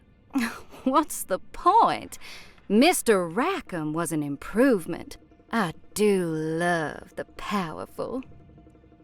I heard you've been engaged before, Tallulah? Only a few times. What can I say? I'm just unlucky when it comes to love. Who was your first fiancé? Buford T. Vanderbilt, the Silver Fingers of the Silver Lakes. Played the banjo every day except Tuesday, and would serenade me as I stood on the plantation balcony, until he was found with banjo wire around his neck, garroted by his own instrument. Do you know when banjo songs sound their best? I don't think I do. When they're over. Who was your second fiancé? Chuck Charleston III, famed alligator wrestler. That is, until he overdosed on cough medicine an hour before his wrestling show and fell asleep on the riverbank. Ended up as 16 separate pieces inside the gator's belly. That alligator never developed a cough, though. Who was your third fiancé? Thaddeus Winthrop Jr., the maestro of Mardi Gras, held the biggest fireworks display this side of Montgomery. But who knows what his suit was washed in, because one stray spark and the man was up in flames like a creme brulee. Talk about going out with a bang. Now I've just got to keep an eye out for who'll be the next object of my affections. I best be running along. Ta-ta for now.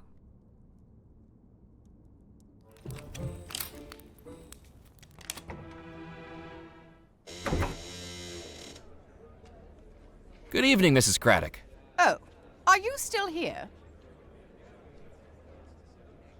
You need to stop the wedding. I shall do no such thing. The preparations have begun on the order of Mr. Rackham himself, and I shall see to it personally that his wishes are carried out. But he wasn't the original groom. He's an imposter. Another word like that, and I shall have you escorted out of the house. Good luck trying. I seem to be rather supernaturally stuck here. Mr. Rackham is a fine man. Motivated, determined, ambitious, rich, and roguishly delectable. Precisely the type of person a well-to-do debutante like Miss Belmore should be marrying. Not if she doesn't love him. Love is not important amongst families of blue blood. What matters is lineage, inheritance, and continuity. That last-minute change of heart she had last time was the best decision she ever made. She'll be far better off with Mr. Rackham than she would be with a sailor. She sputtered the word with such disgust I half expected her to scrub herself clean afterwards. I mean, really, what was he going to do for her? Fetch her a fish supper, clear the decks, and sing the sailor's hornpipe? Do you get a funny feeling when your wealth keeps on depleting you should never marry sailors when your funds run low? There are some who think Rackham has duplicitous intentions. The green-eyed monster. Mr. Rackham is exactly what is needed to get this household back on the straight and narrow. What do you mean? I don't like to speak ill of the dead. Especially now that you're one of them? Indeed. But I'm afraid that the Belmore brothers were becoming increasingly unusual before their disappearances. Their interests veered away from the economic and turned towards the esoteric. And now look where we are. You think the Belmore brothers caused you all to be trapped in the house? Perhaps not directly, but their decisions certainly led to it. To find out the Belmore brothers were inviting sinners into this house when I gave this household the best years of my life. And the best years of your afterlife now. I am a servant to serving, but even I have limits. Please, could you let me in to see the waltz? Certainly not. You know, you're the second person tonight that won't let me in somewhere. I'm beginning to take this personally. The guests at this wedding are titans of industry and jewels of the aristocracy. Industrialists from Chicago, magnates from Philadelphia, dukes from England. And you are? A now unemployed auditor from Yonkers. Precisely. How long have you worked at Belmore Manor? I've been here since the final finial finished off the cupola. Before even the Belmores themselves moved in, I was getting this house ready for them. It is a position I was bred for. I may not have blue blood, but I should think it's at least a shade of plum. I spent 17 years at some of the most prestigious all-girls schools, you see, followed by training in Blenheim Palace for 3 years and subsequent coveted positions with some of the finest families in England. Well, I'm glad you managed to escape all that and come here. I can quote you Mrs. Beaton's book of household management in my sleep. It was an interesting offer, but I couldn't think of any situation where I'd need that, short of terminal insomnia. You must know Belmore Manor quite well. Like the back of my hand. Built between 1885 and 1888 in a mixture of antebellum and Victorian styles, and designed by the Belmore brothers themselves. Until, of course, they disappeared after living here only a year. Why did they decide to build it on Devil's Rock? Well, the island is exceptionally well placed for trade between the United States, Europe, and the Caribbean. When the Belmore brothers were looking to relocate, it was Mr. Rackham who recommended Devil's Rock. It's just a pity about the name. You speak very highly of Mr. Rackham. The Belmore brothers may have had expertise in exploration, innovation, and public relations, but it was Mr. Rackham that pulled those 3 threads together into the beautiful business tapestry that benefits us all. Do you know anything about the treasure of Belmore Manor? The stuff of whimsy. The Belmore family had their capital invested in stocks and bonds, not hoarded in a heap like some fairy tale dragon. And don't even think about snooping around the house looking for anything, or I shall have you removed from the premises. If anyone would know of a secret treasure hidden in this house, it would be me. Thank you for your help. Goodbye. You know, it's funny, I completely forgot I had the invitation on me the whole time. It's these vest pockets. They're much bigger than they look. Seriously, you wouldn't believe the number of things I've been carrying around with me tonight. You have an invitation?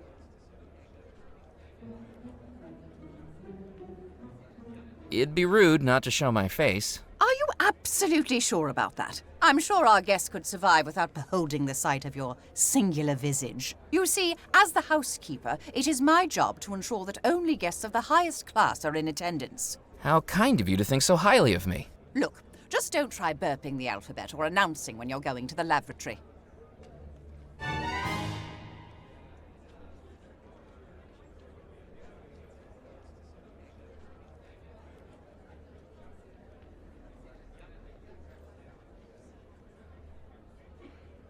Please keep clear of the dance floor.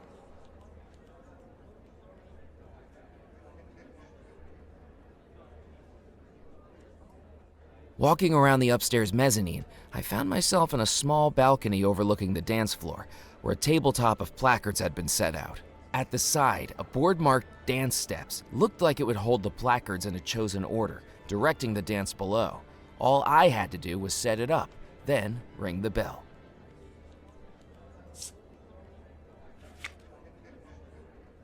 That wouldn't work. The dance board was missing steps.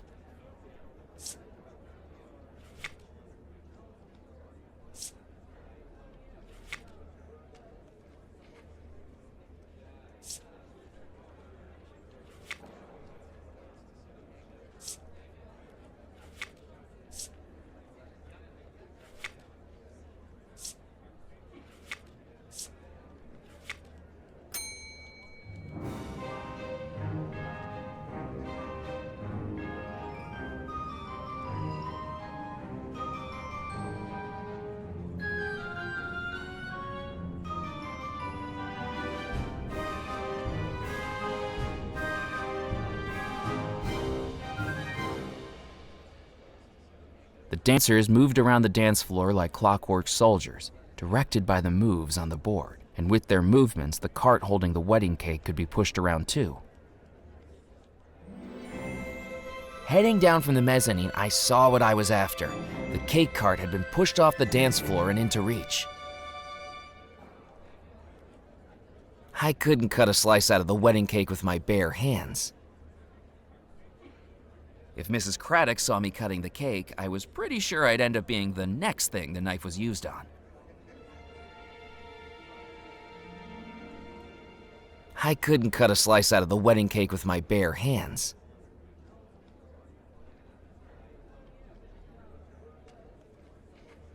If Mrs. Craddock saw me cutting the cake, I was pretty sure I'd end up being the next thing the knife was used on.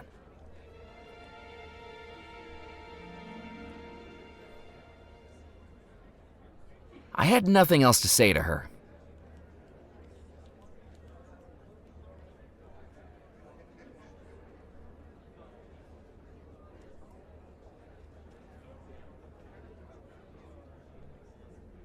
I couldn't cut a...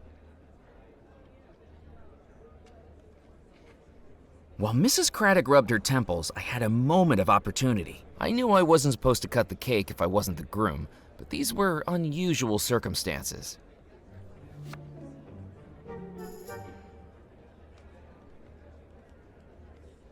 Did you just touch the wedding cake?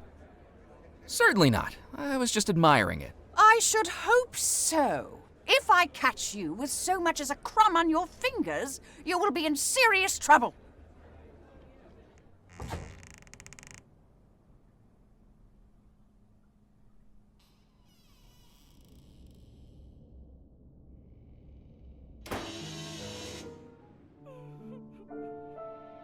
I placed the wedding cake on the dresser. The 5 wedding items were ready. It was time to start up the phonograph. Abigail, if you can hear me, try to come back to your final happy moment. I began to feel a change in the room. The air not quite so still, the shadows not quite so dark, and the bride not quite so distant. I just hoped I'd made a wise decision. You cannot be allowed to do this. I will stop you. At any cost, I will stop you. I'm free. You came back. Please don't try to kill me a third time. Don't worry, Murphy McAllen. I'm not here to do that. I think I might have caused all of this, but I can explain everything. I'm afraid to say I think you might be right, but at least there's a chance we can do something to fix it. If only... Oh no. He's coming. Who's coming? Rackham, you need to hide. If we're going to fix this, he can't know where you are. Quickly, out on the balcony. Abigail, where is he? Where is who? Don't play dumb with me, little girl. I know about your little game on the riverboat. I know that you've brought that mortal into the house. Where is he? You know, I haven't seen him. I know you're lying to me, Abigail, but it makes no matter. There's nothing any mortal can do to stop my plans. The wedding will take place tonight, and this time, you're going to say I do. I'll never marry you, Rackham. I'm afraid you won't have a choice. I've broken free of your spell before. I can do it again. I'm not so sure that's true. The love spell will take hold again, and every minute you spend broken out of it drains you more and more from ever breaking out of it again. Soon the spell will take hold of you forever, and then you will marry me. The Belmore treasure will be mine. No. You had your chance, Abigail. You chose that nightmare, and after tonight, you'll never be able to leave it again.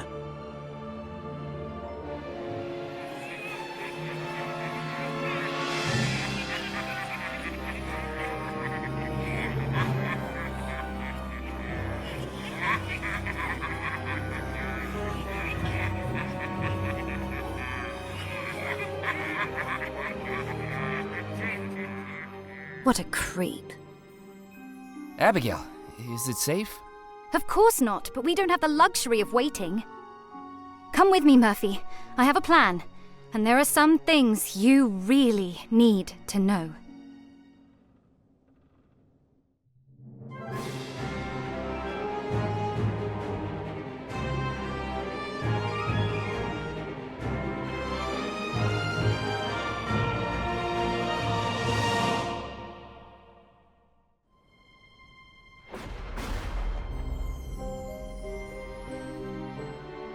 Grand Hall. Why are we back here? I suppose you have some questions for me, Murphy McAllen? Just a few. This trip to Devil's Rock isn't going anything like I planned.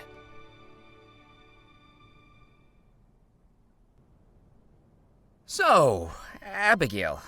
May I call you Abigail? Why did you try to kill me? Come to think of it, why did you try to kill me twice? Were you under Rackham's evil spell when you threw me from the balcony and dragged me into the spirit pool? No, that was me. It took a lot of energy to escape the spell. Those were the only times I've ever managed to do it. But it needed to be done. So you tried to kill me on purpose? I wasn't trying to kill you, Murphy. When you came into the house, I knew what you were trying to do. Summoning the ghosts. And in doing that, you'd free Rackham. I was trying to stop you, to save everybody. I was the threat? And pulling you into the spirit pool? Once you'd done that damned foolish deed, I knew we needed you in the house to fix it. So I brought you here. I was never trying to kill you. Oh, I see. I guess we had a slight misunderstanding. What were those faces I saw through the broken glass? Those are the faces I've seen every minute of every hour of every day for the last 33 years. Those are his punishment. I don't know how he does it, but it's like he can control your dreams and your nightmares. He can manifest images in your mind that don't exist, no matter how much you want to stop them. Nightmares? So he's the one that the locals have seen wandering the house. He was the only one who could, but until now, he could never leave the house, only manifest projections of himself beyond the estate. Like appearing to Dr. Moray as Aloha? That's right. Rackham was never Aloha, but he knew Moray would fall for it, hook, line, and sinker. And now look what it's led to. You're free now. You can stop Rackham. No, Murphy, Rackham's magic is strong. You may have broken the spell for now, but what he said was true. I don't know how long I can hold out before the curse takes hold of me again, but it will happen. I can already hear them laughing.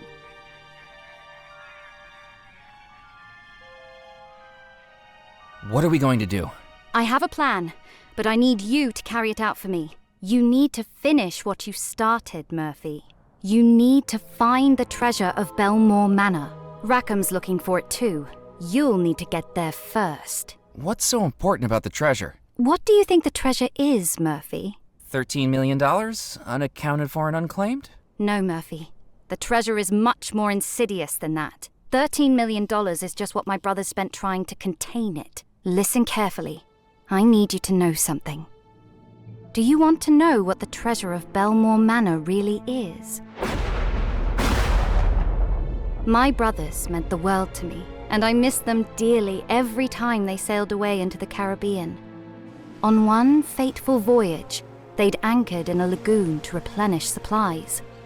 There was a man there, so thin and weak he looked like a skeleton.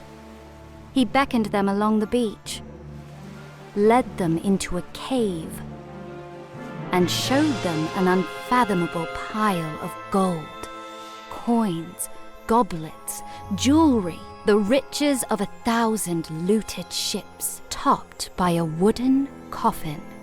That coffin held a treasure more valuable than the rest put together. The skeletal man saw a shell from the beach in the hand of my eldest brother and offered to make a trade, for he knew that the item within the coffin could not be given away. It could only be bought or traded or inherited. The deal done, my brothers loaded up their ship and set sail for the nearest port. But when the dockhands opened the coffin, they fled and refused to return. Inside was a black stone that seemed to glow green from within. The locals knew a legend of a terrifying pirate captain who wielded such a black stone, able to make any who resisted his demands collapse dead before him. But that had been 2 centuries ago. Surely the pirate captain should have been long dead. My brothers put so much into researching the stone, scouring the Caribbean, conducting scientific experiments, meeting experts of the occult. And it all led to one terrible discovery. The coffin stone was a cursed artifact, able to destroy a person's spirit and steal the remaining years of their life for the stone's possessor. That pirate captain, who had ransacked ships by stealing the life of anyone who dared to oppose him, was now cursed to live out every year he stole, withering and weakening without dying. My brothers sealed the stone in a vault beneath Belmore Manor. 3 keys were required to open it. My brothers each took one, vowing never to allow the stone to work its evil power. But one person disagreed.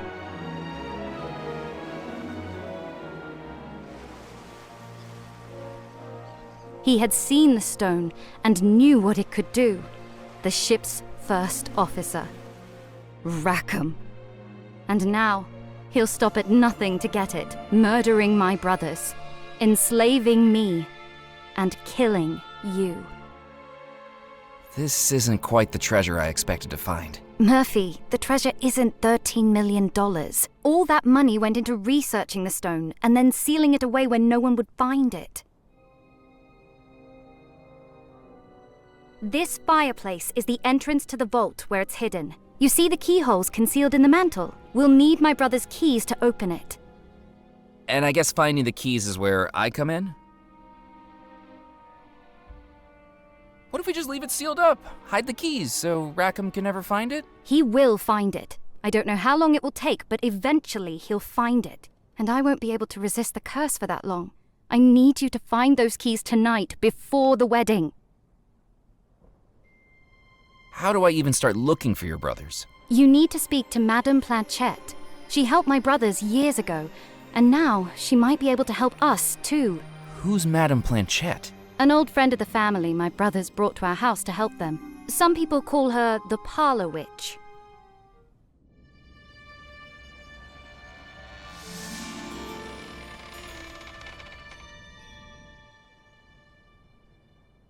What will Rackham do if he gets control of the coffin stone? Rackham fears the judgment of death more than anything. The stone will allow him to return to flesh and blood and remain here in the mortal realm for as long as he keeps taking people's lives. He'll keep murdering people? Exactly. And it's easy to know his first targets. Once he has the stone, there's an entire household of lives right here, ready for him to steal, including yours and mine. He can steal life from ghosts? The explosion may have interrupted things, but the spirits here still hold the years of life they're owed. They may never be able to use them, but Rackham will. This house really needs its wiring looked into. Oh no. What's wrong? The spell. It's coming over me again. Listen, as much as it frightens me to say it, I think Rackham might be right. Everything I do is making it harder for me to resist the spell. I don't know if I'll be able to break out of it again. I need you to do this for me, Murphy. I will, just tell me what to do. Madame Planchette will be the first step of 3 journeys you'll need to undertake. 1 for each of my brothers, each finished only by reclaiming their key and placing it in this fireplace. I won't stop until I've done it, Abigail. I will beat Rackham to the treasure. For all our sakes, I hope you're right. I was on my own again, and baffled by the situation I'd gotten myself into. The $13 million, the whole reason I traveled to the island and then quit my job, was gone. I had every desire to wait until sunrise and get that taxi back off the island just like I'd planned.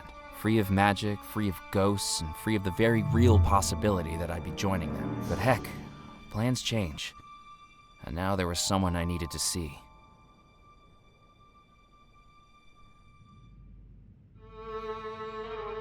May I help you? Excuse my intrusion. Abigail Belmore told me to find you. She said you may be able to help me find her brothers. Murphy McCallan, come in, come in. Sit yourself down and let me introduce myself. I am Madame Planchette. psychic medium, soothsayer of the supernatural, forecaster of fortunes. And you're the one who caused all these troubles. Am I right? Things kinda got away from me. And now, we need to get them under control. Now, how precisely can I help you? I need to talk to Abigail's 3 brothers. Can we cast a summoning spell again to speak to their ghosts? I'm afraid not, Murphy. The ghosts of Belmore Manor could only be summoned because our spirits were trapped here and hadn't moved on to the spirit realm. The Belmore brothers were murdered months before the wedding. Each has long since moved on, however reluctantly. It's very rare for someone to come back from the other side. It can happen, but I don't think there is much chance of that here. How can we make contact with the 3 brothers? We need to conduct a seance for each of the brothers, a way to contact them in the spirit realm and learn how and where they were killed. But each spirit is attuned differently. I will need you to gather some objects in order to contact them. What do we need to contact Yardley Belmore? Yardley was a man of leisure, accustomed to the finer things in life. As his portrait shows, we must read tea leaves to contact him. You must bring me a used teacup. What do we need to contact Xavier Belmore? Xavier was a man of the world, a traveler across the globe. As in his portrait, it is a globe that we will need to contact him, but one made of glass, a crystal ball. What do we need to contact Cecil Belmore? Cecil was a man of letters, skilled with the written word. Like the papers you see in his portrait, to contact him, you must bring me a spirit board, a sheet of letters through which Cecil may communicate. How can I find those seance items when I can't even leave the house? I don't even know what's trapping me here. That would be Abigail. Abigail is keeping me trapped in the house? She was. A last desperate act to keep you here and free her from Rackham's curse. Return to the front doors, Murphy, and they will now open for you. Scour the island, search the manor, and bring those 3 items back to me, and we can begin to locate the 3 brothers. I'll start looking right away. Good luck.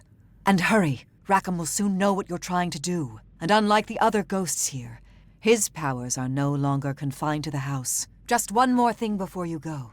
I have something that may help you.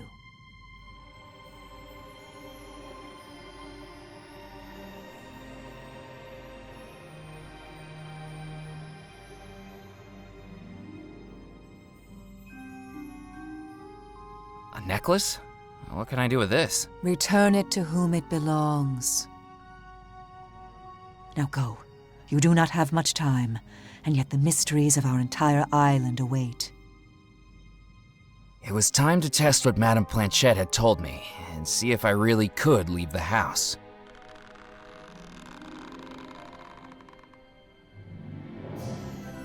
So it was true. Right now I was living my very own ghost story, with a household of people who needed my help and a villainous phantom who had to be stopped. With Belmore Manor unlocked, the entirety of the house and island were now mine to explore. Somewhere out there were the Belmore brothers' 3 keys. My first task, to gather a crystal ball, a spirit board, and some tea leaves.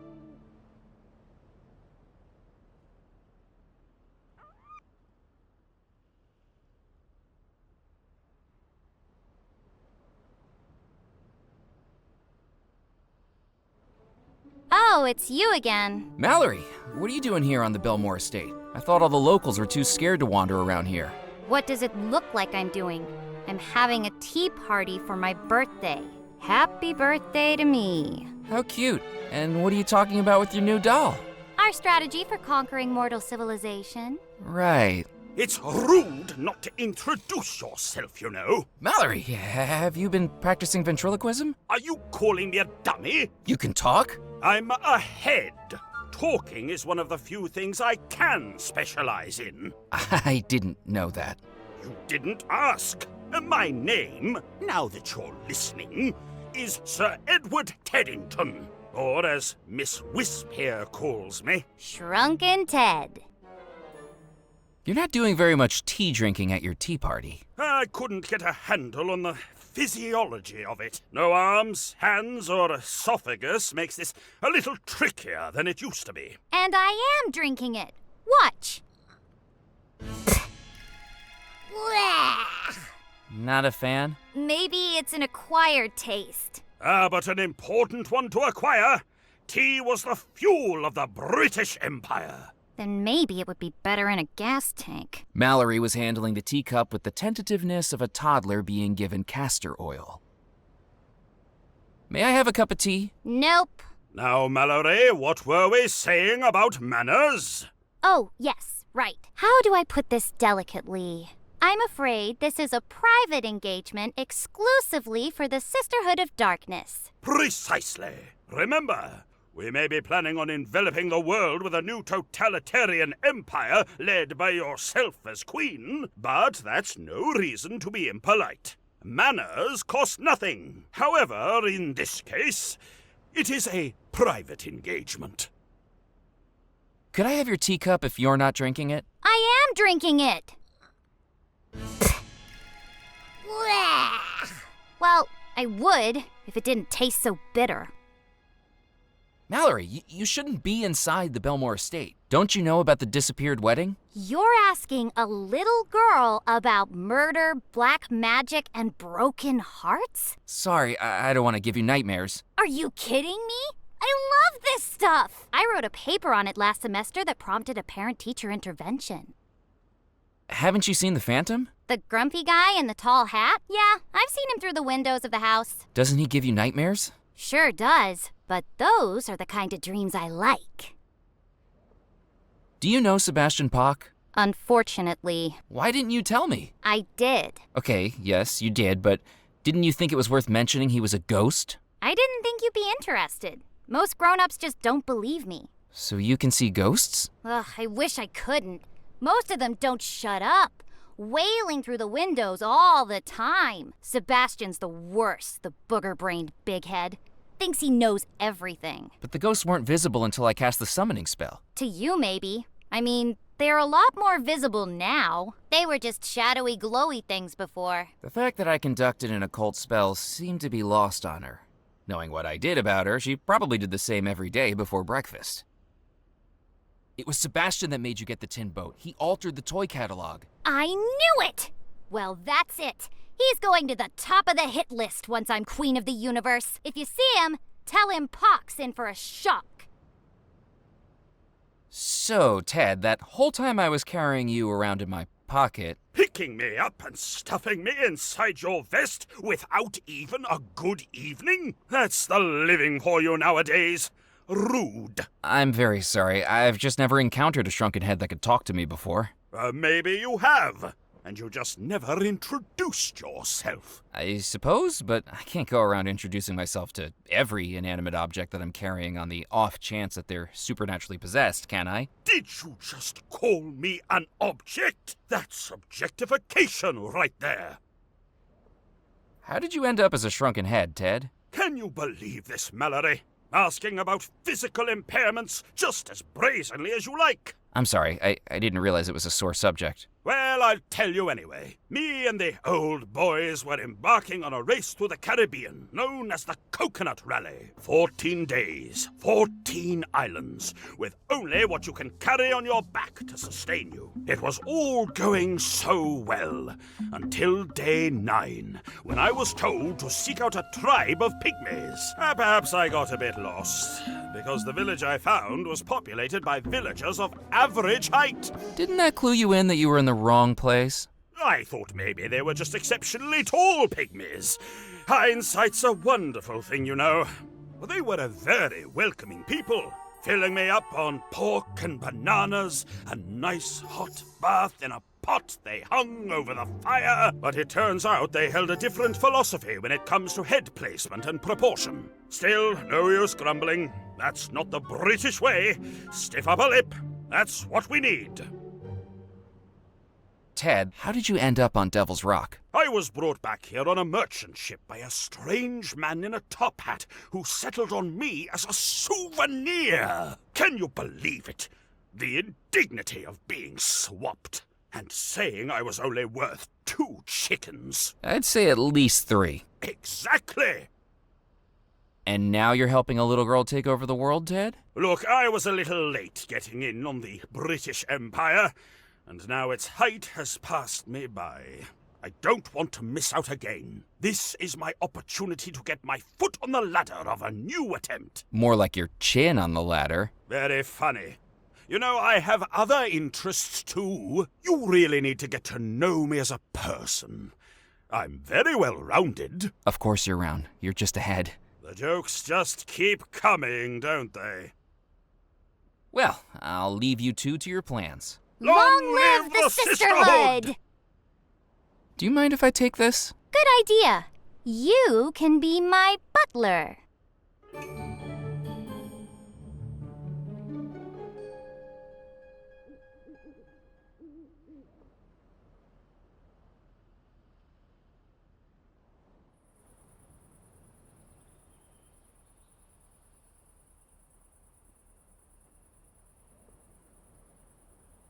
I wasn't going to touch the molasses with my bare hands. With the items I was borrowing across the island, some may have said I had sticky fingers, but this would have made it a little bit too literal.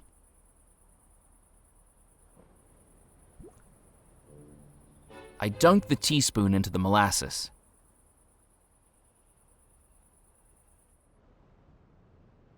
Then we bribe the kindergarteners and use them for espionage. Shh, shh, shh. He's back.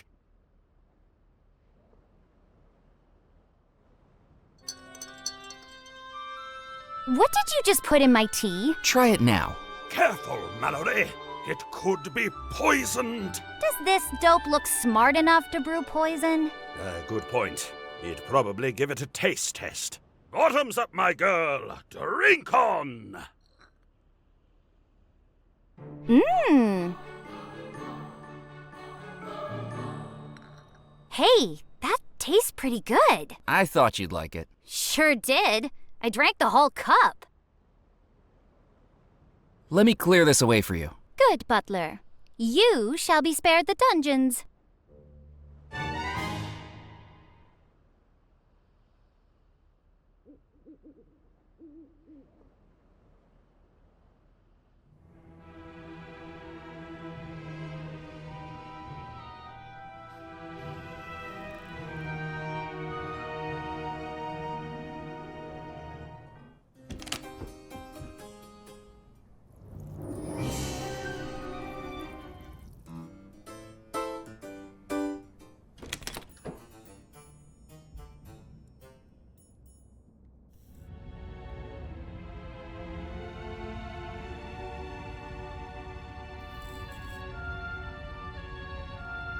As I descended back into the cellar, the lack of mechanical noise quickly revealed that the barrel lift was no longer working.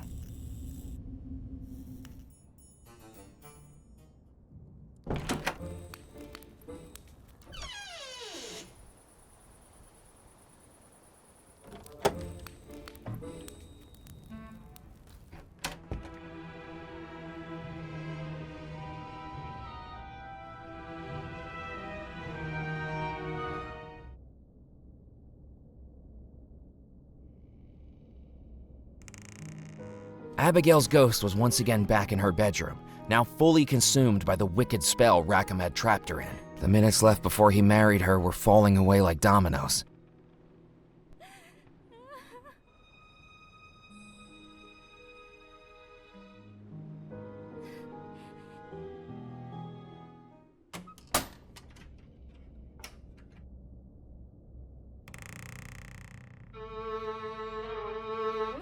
Welcome back, Murphy McCallan. Take a seat.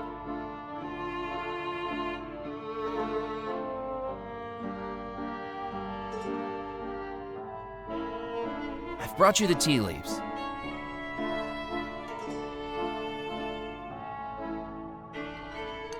Wonderful. That will work to contact Yardley. Be quiet now, Murphy. I need to concentrate.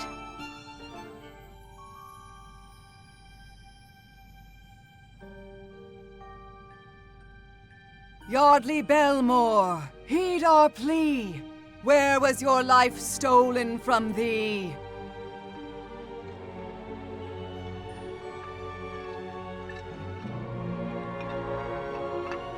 I sense a crypt, deep below the ground where Yardley, unknown to him, has been drugged. Among alcoves of the dead, Yardley is still alive as brick by brick. He is being entombed within the crypt. The drug may wear off, but he has no means of escape. Trapped! Look at the painting!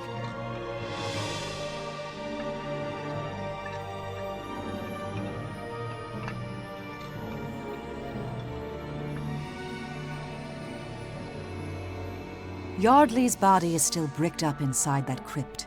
The sanctuary crypt. You must find a way inside. There is a tunnel, once used for safety, but now used for salvation. Something in Yardley's bedroom will help you.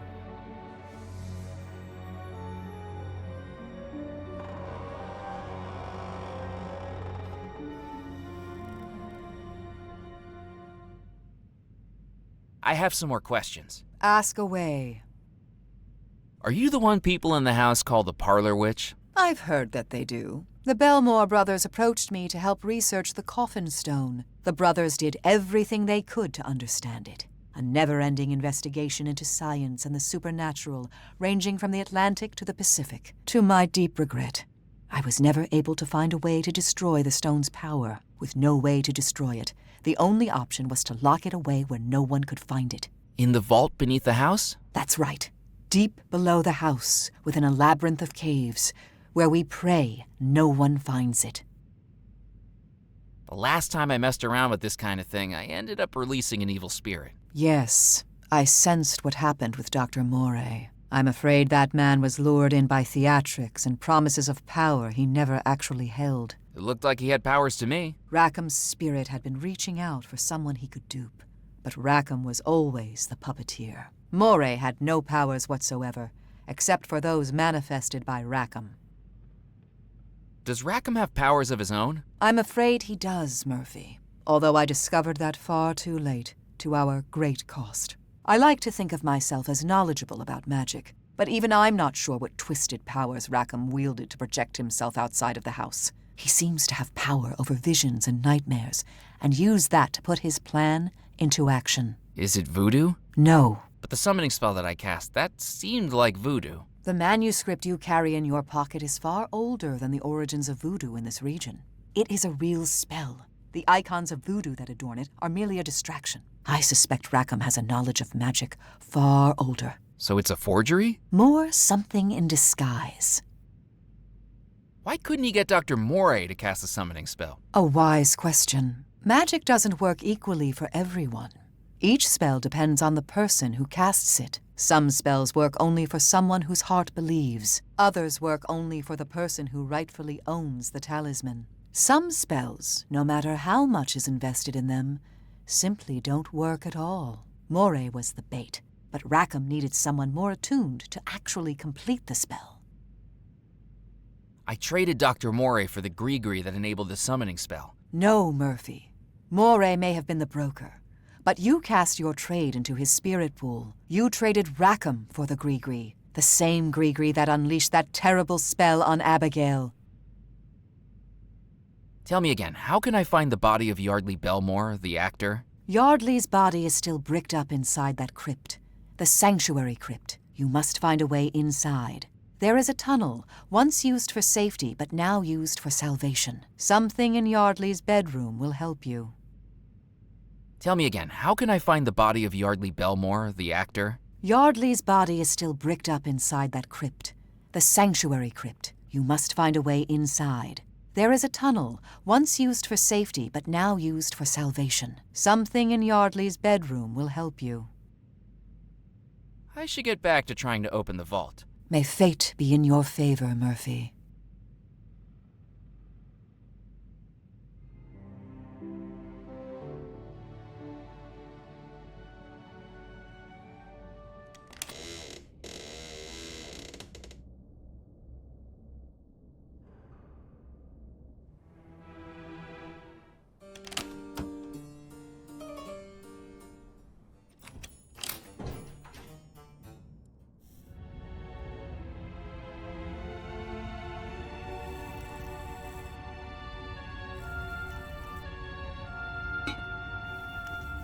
I took the chamber pot back off the machine.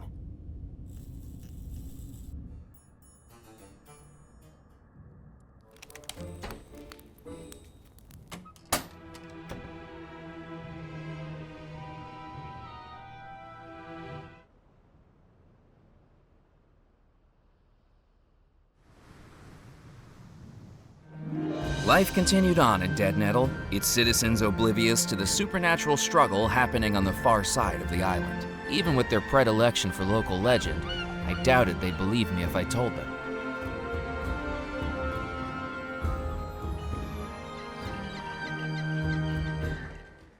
Well, aren't you a sight for sore eyes? I didn't think I'd be seeing you again, Mac. I thought you'd be swimming back to the mainland. Or, well, swimming with the fishes. How's the auditing going? Well, I quit my job. You quit? I thought that was the whole reason you were here in the first place. Yeah, I thought so too.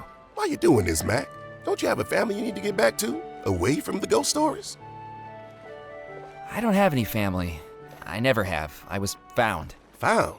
As a baby, I was left on the doorstep of an orphanage with just a blanket and a piece of paper with my name on it. Growing up, I always felt alone, like I was missing someone who loved me. The last orphanage I was in was above a bookstore called Eerie Echoes, and I used to pick up the dime novels that got thrown out at the end of each month. My favorites were always the scary ones. Why did you like the scary stories so much? I felt like if I could read the scariest story I could find, it would make my life at the time seem a little less scary by comparison. That's heartbreaking, Mac. But that's why I'm still here. I always wanted to be in one of those stories, and now I am. I don't have much of a past, but this is a chance to make myself a future. Well, I hope you find what you're searching for. But don't say I didn't warn you. I think I might know what happened at Belmore Manor on the night of the disappearance. I've told you, Mac. I don't want to hear no more about it. But I think I know who the Phantom is. Murphy, don't even say the name. I've seen that aberration once, and that was enough. I saw those faces laughing at me every night for months. I won't go through that again. Ned's fear was real. I can only imagine what 3 decades of those faces would do to a person. Do you remember the Belmore Trading Company ever unloading a coffin at these docks? You know, now that you mention it, that does ring a bell. Yeah, back when I first started out, the Belmore's flagship, the SS Mysterium, came back into port a few days late, and Mr. Rackham rustled up a bunch of us roustabouts to help unload it, way earlier than we usually be out. Yeah, I remember that morning. It's almost as much as the bonus pay we got for the early hours. Did you find out what was in it? I don't think we paid it much mind. It was rare, but people did die at sea back in those days. Although saying that, they'd usually be buried at sea too. I don't remember any fanfare about it, but it must have been someone important in there. Or something. Still fishing? You won't believe this, Mac.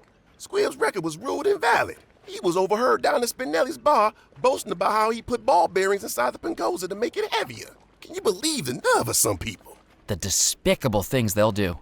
It means I'm right behind you, buddy. Just one lucky catch, and I'll be bumping you down to second place. Is that a grill you've got there, Ned? 14 hours out here will give anyone an appetite. I'm not giving up just yet, but it'll be supper time soon. You're welcome to join me. Do you miss working on the docks? I wouldn't give up fishing for it, but I have good memories of those times. Good, honest teamwork.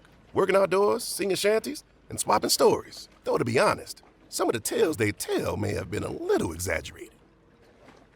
Catch you later, Ned. See you around, Mac. Oh, what a piece of junk. So much as a nudge and the whole thing locks up. Work, damn you!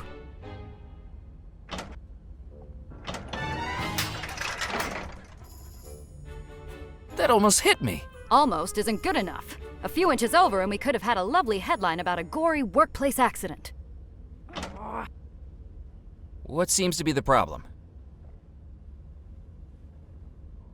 The till coil snapped off and almost had my eye out. Your eye? Can you believe it? I try to get a story that's fit to print and instead the printing press has a fit. Why can't I get one of those electric machines like they've got at the New Orleans Post?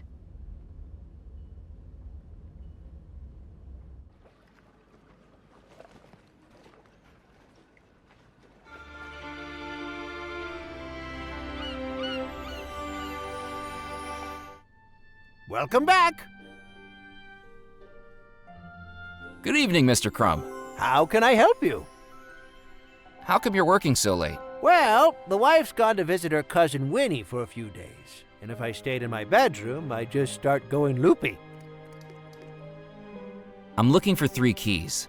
No, unless they're the gem-encrusted keys to a lady's heart, I don't think I can help you. I'm a jeweler, not a locksmith. Have you heard of something called the Coffin Stone? Jasper's eyes grew to double their size with a look of both excitement and fear. How do you know about that? I'm starting to think it's real. I thought you didn't believe my tale about the ghost ship.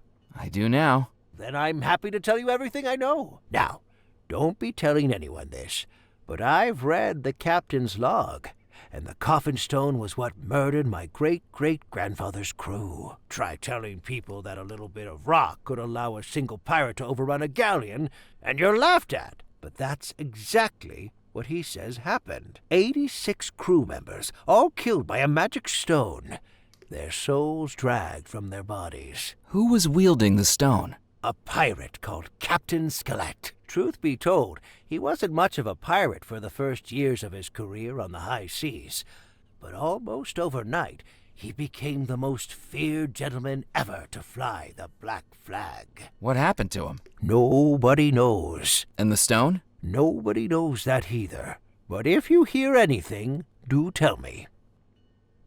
I think I'll just look around for now. I'm here if you need me. Would you be able to polish my brooch again? Goodness me, what have you been doing with it? Oh, just the usual wear and tear. I don't know how anyone does this much tearing while wearing. But hand it over and we'll shine her up.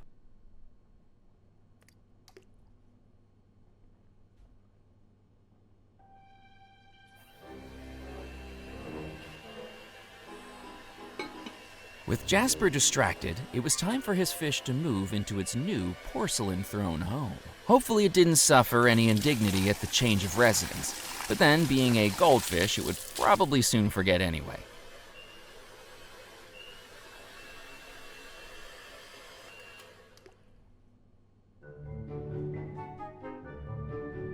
Here you go. I've wrapped it in a little tissue paper this time so it doesn't get dirty again. Thank you. But really, sir, this many polishings in one night might be approaching my limit. I certainly understand the appeal of a good flash, but I don't know how many more times tonight I can cope with this.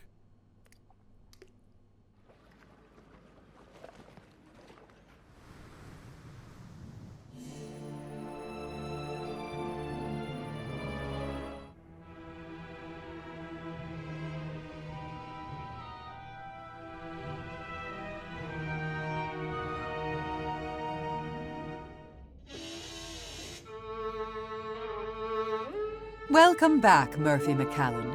Take a seat.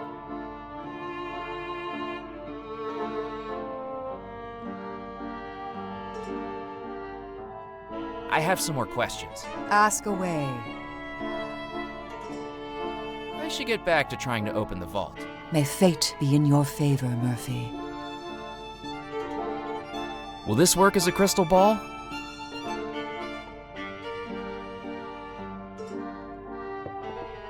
Considering our circumstances, we will have to make do.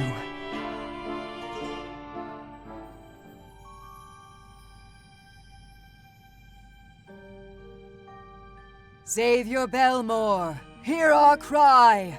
Where does your mortal body lie?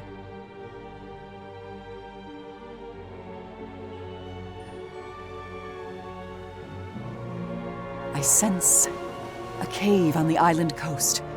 Waves thrashing, wind howling, and two figures exploring its darkest depths. Xavier and Rackham.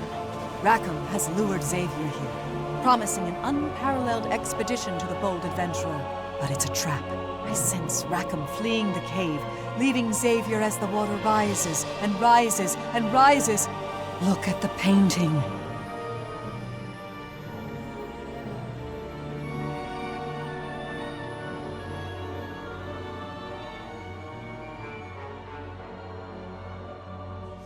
Xavier's body still lies in that coastal cave. I feel much danger there, but you must get a boat and cross the sea to reach it. I sense something in Xavier's bedroom might help you locate it.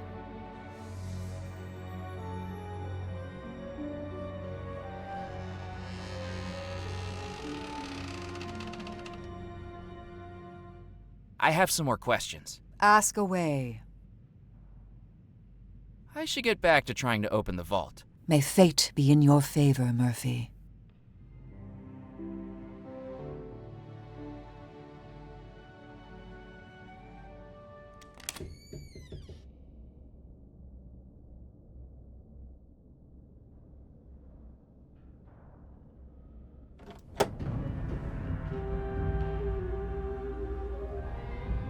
I reached up and took the map from the frame.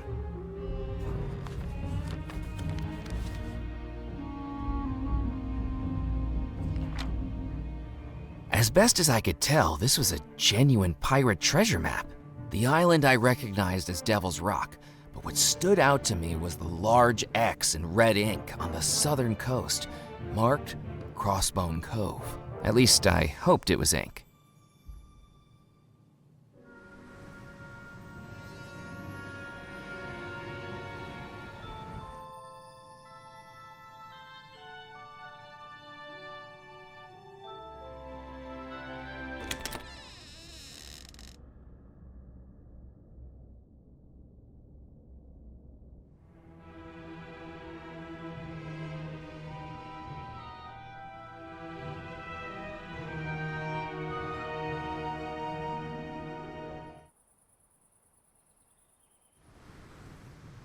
Returning to St. Juniper's Church, it was clear by the illuminated windows and the repetitive hum of a newly placed generator that the rum runners had made themselves at home. Musket! Did you hear that? Will you stop twitching, Morris? You're making me nervous. Sorry, boss. I just don't know if we should be doing this. Doing what? Using a church for morally dubious activities. Theology lays out pathways and guidelines to keep us on the moral road to righteousness. Did one of those barrels hit you on the head, Morris? Quit your belly aching. What's the worst that could happen? I'm getting the spooks, boss. This church has a lot of dead people. What if they don't like us being in here? Is that what you're worried about? Ghosts ain't real. Now hush up about it. I don't know, boss. The scientific consensus on paranormal activity still seems to be inconclusive. I read a book about it last week, and it's really giving me the heebie-jeebies. What have I told you about reading? It's no good for you. It gives you delusions of grandeur and indigestion. Sorry, boss. Just for the sake of argument, this book you was reading. What did it say about ghosts? It said that there are 3 signs for detecting paranormal activity. What's the first sign? First, the temperature drops as the ghost's presence descends upon the locality. Well then, until we start getting the chills, there ain't nothing to worry about.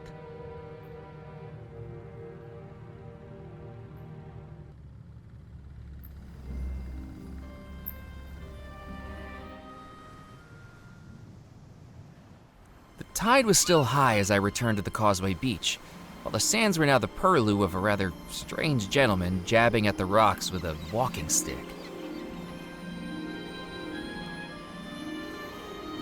I picked up the vacuum flask from the portable table.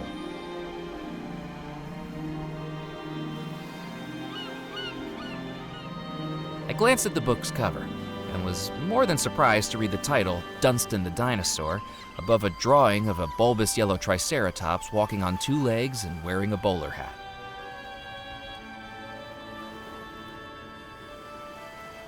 Careful where you step. Look, another one. Another what? A pebble. Don't step on them. There are pebbles all over this beach. There's not many places I can stand that don't have them. But they could be important.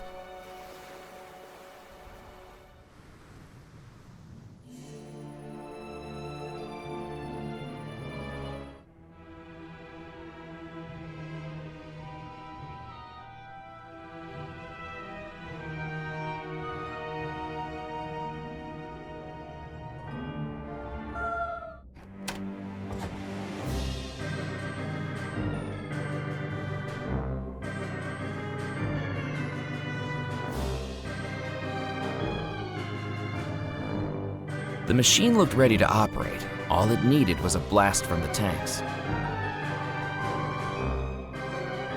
I needed to think of something else.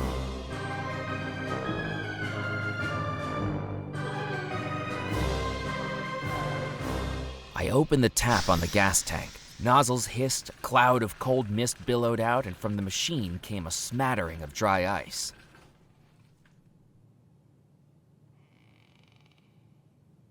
I collected the dry ice in the flask. That would keep it from melting, at least for the time being.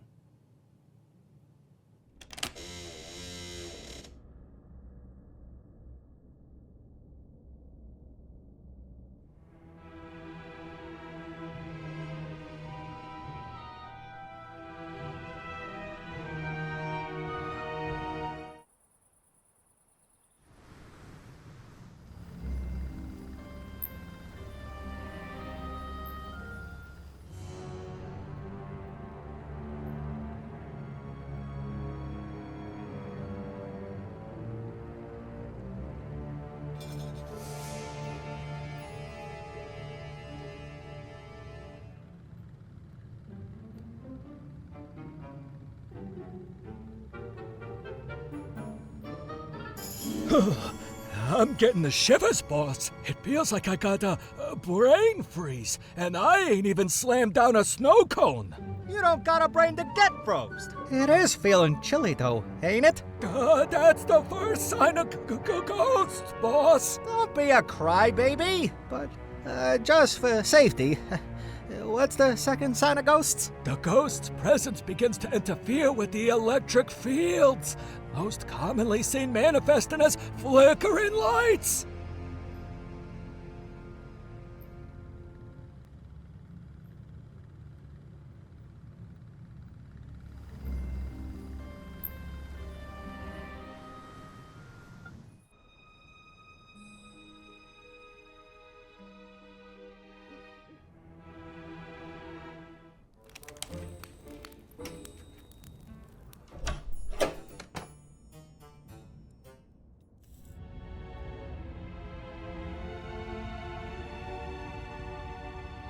Looking at the fuse box, it was clear to see why the barrel lift no longer moved. The fuse had blown, taking the small glass cover with it. With questionable regard for my own safety, I pulled the damaged fuse from its socket.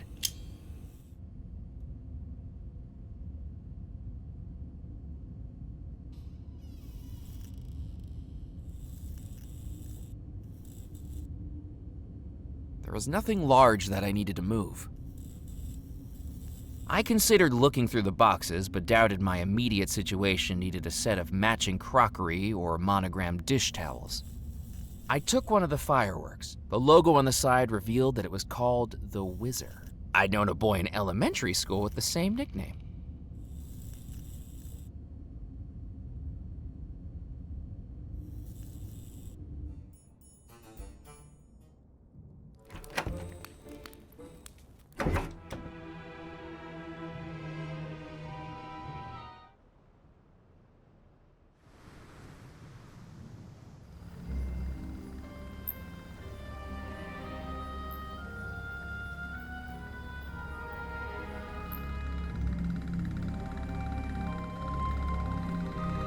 If flickering lights were what would scare the rum runners, it was time to do some rewiring.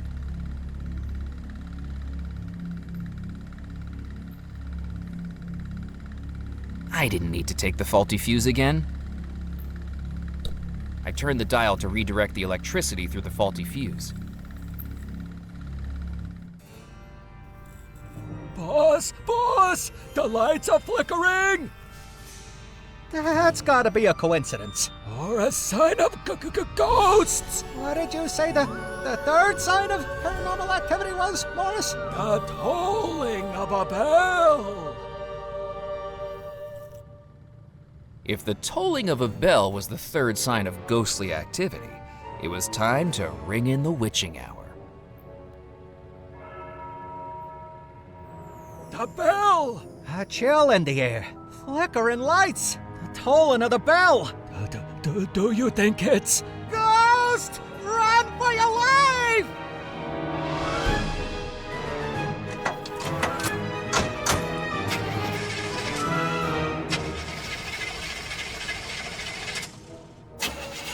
Start, you blasted car!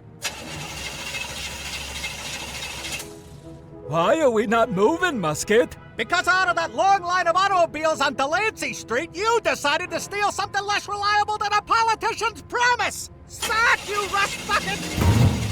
It started, Musket. There we go. And now, we floor it.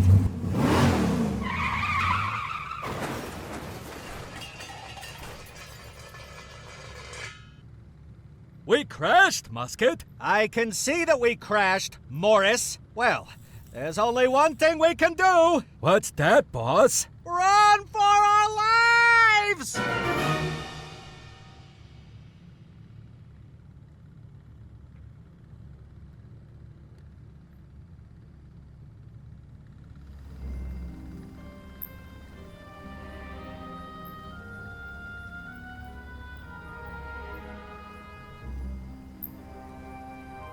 I picked up the starter crank from the jalopy seat.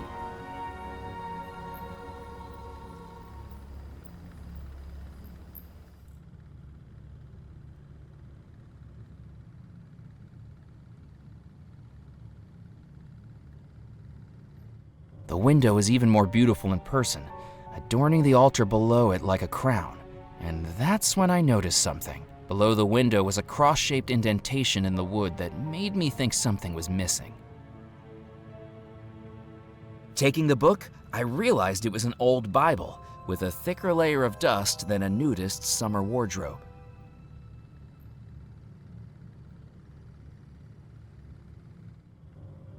I pressed the indentation, but nothing happened. It seemed like it was meant for something specific. At the back of my mind, I had the notion I'd seen a crucifix of the same shape somewhere before. I needed to think of something else.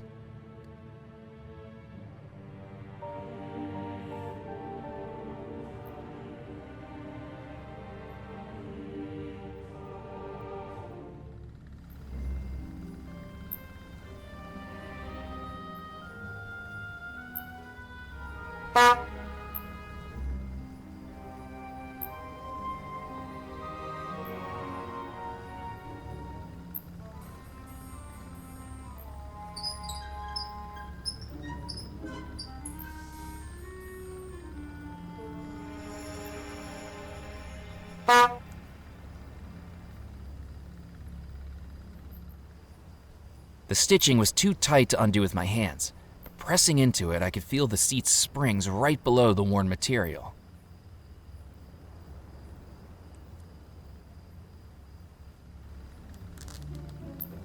Deciding the jalopy was so beat up that a little more damage wouldn't be noticed, I cut open the stitch. I pulled the spring from the ripped seat cushion.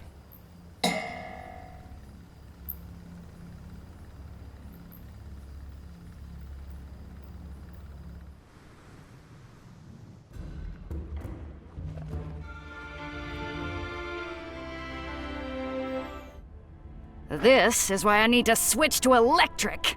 Maybe if I put that there. Are you serious? Maybe this will help? What do you think you're doing? I fixed it for you. I'm going to need to recalibrate the whole thing now. No need to say thank you.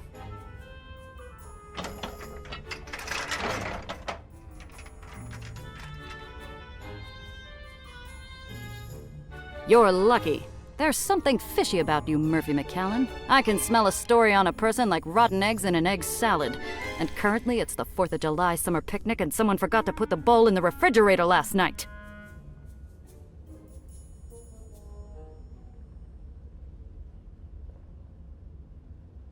I picked up the freshly printed sheet of paper. It was a typesetter's calibration sheet.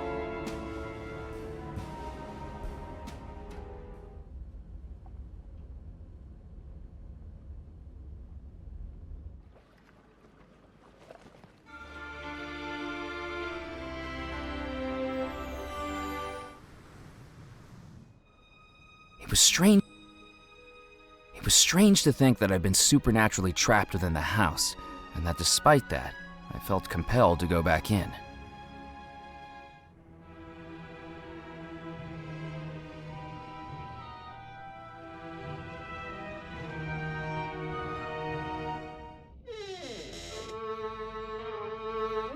Welcome back, Murphy McCallan. Take a seat.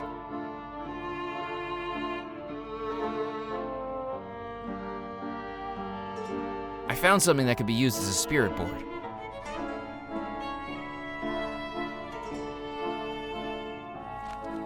Yes, that will work. Even if it will take a lot of concentration on my part.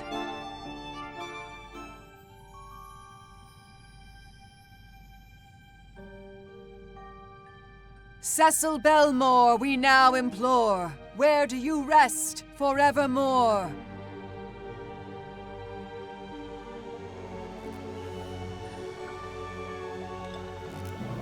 I sense a hidden place.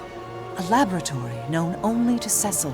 A secret refuge for study and invention, and desperate attempts to reconcile science and the supernatural. But he's been followed. Unknown to Cecil, someone lies in wait in the darkness and is about to look at the painting.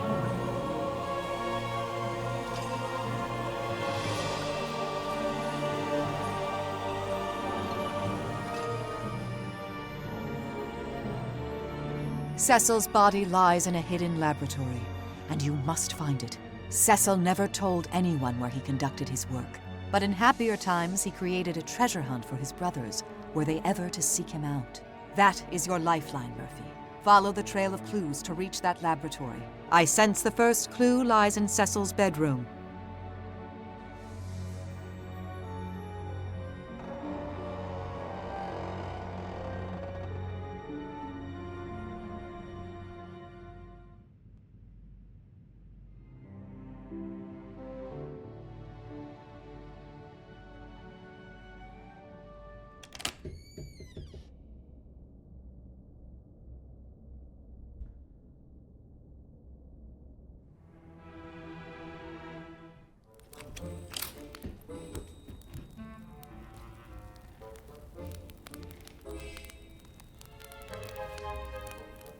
Good evening, Father Foskett.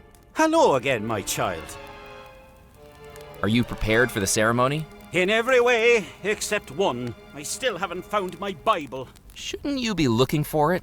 The Lord giveth and the Lord taketh away. Furthermore, I have no idea where to look, but I would very much like to see it returned to me. Do you know anything about the sanctuary crypt? Oh, I certainly do. History is a bit of a passion of mine.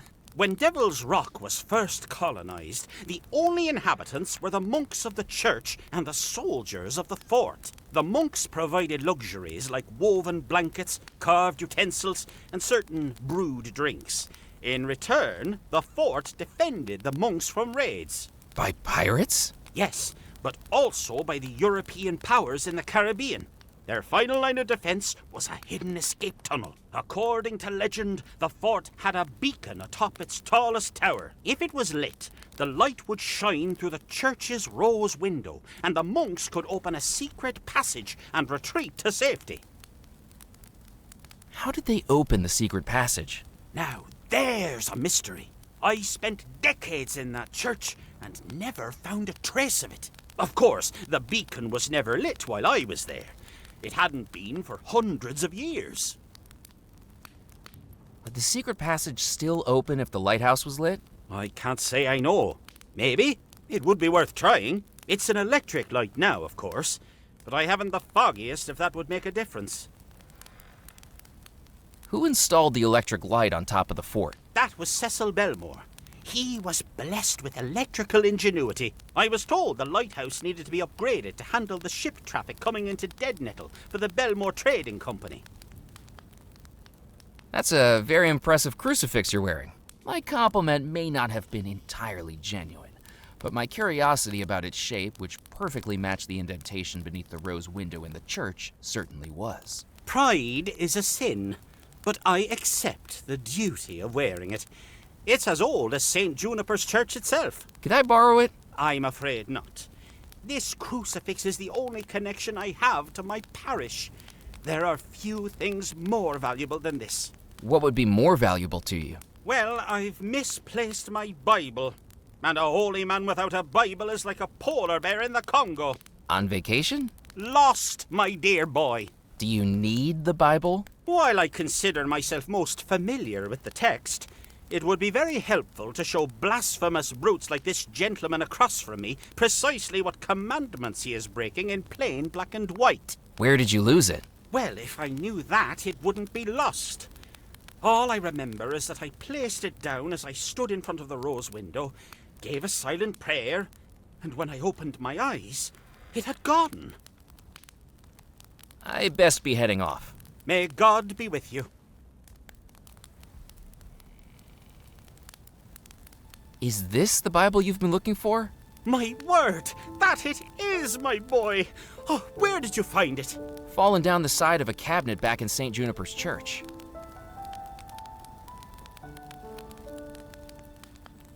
People do say they find faith in the most unexpected places, but down the side of furniture is certainly one of the most common. I'm most indebted to you. Is there anything I can give you to show my appreciation? Actually, I did have my eye on that crucifix you're wearing. Ah, are you looking for spiritual guidance, my child? Absolutely. Particularly if it guides me to something hidden in St. Juniper's church. Then I shall give it to you with my deepest thanks.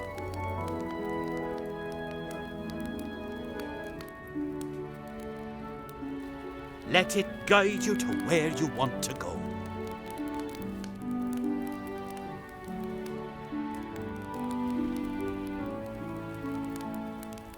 Good evening, Colonel. What?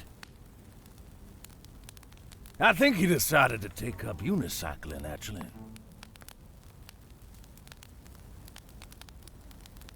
What a relief. My Bible returned to me. Why, if I hadn't gotten it back, we would have had to cancel the wedding.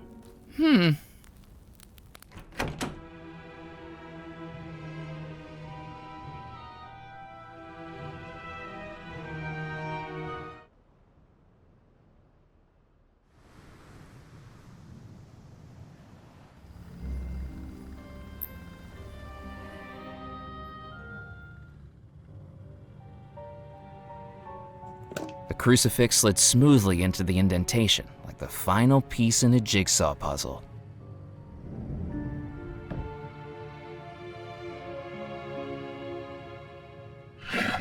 I pressed the button and the panes of glass in the window above seemed to change, but it was hard to tell at night. Without sunlight behind them, all the colors were indistinguishable from one another.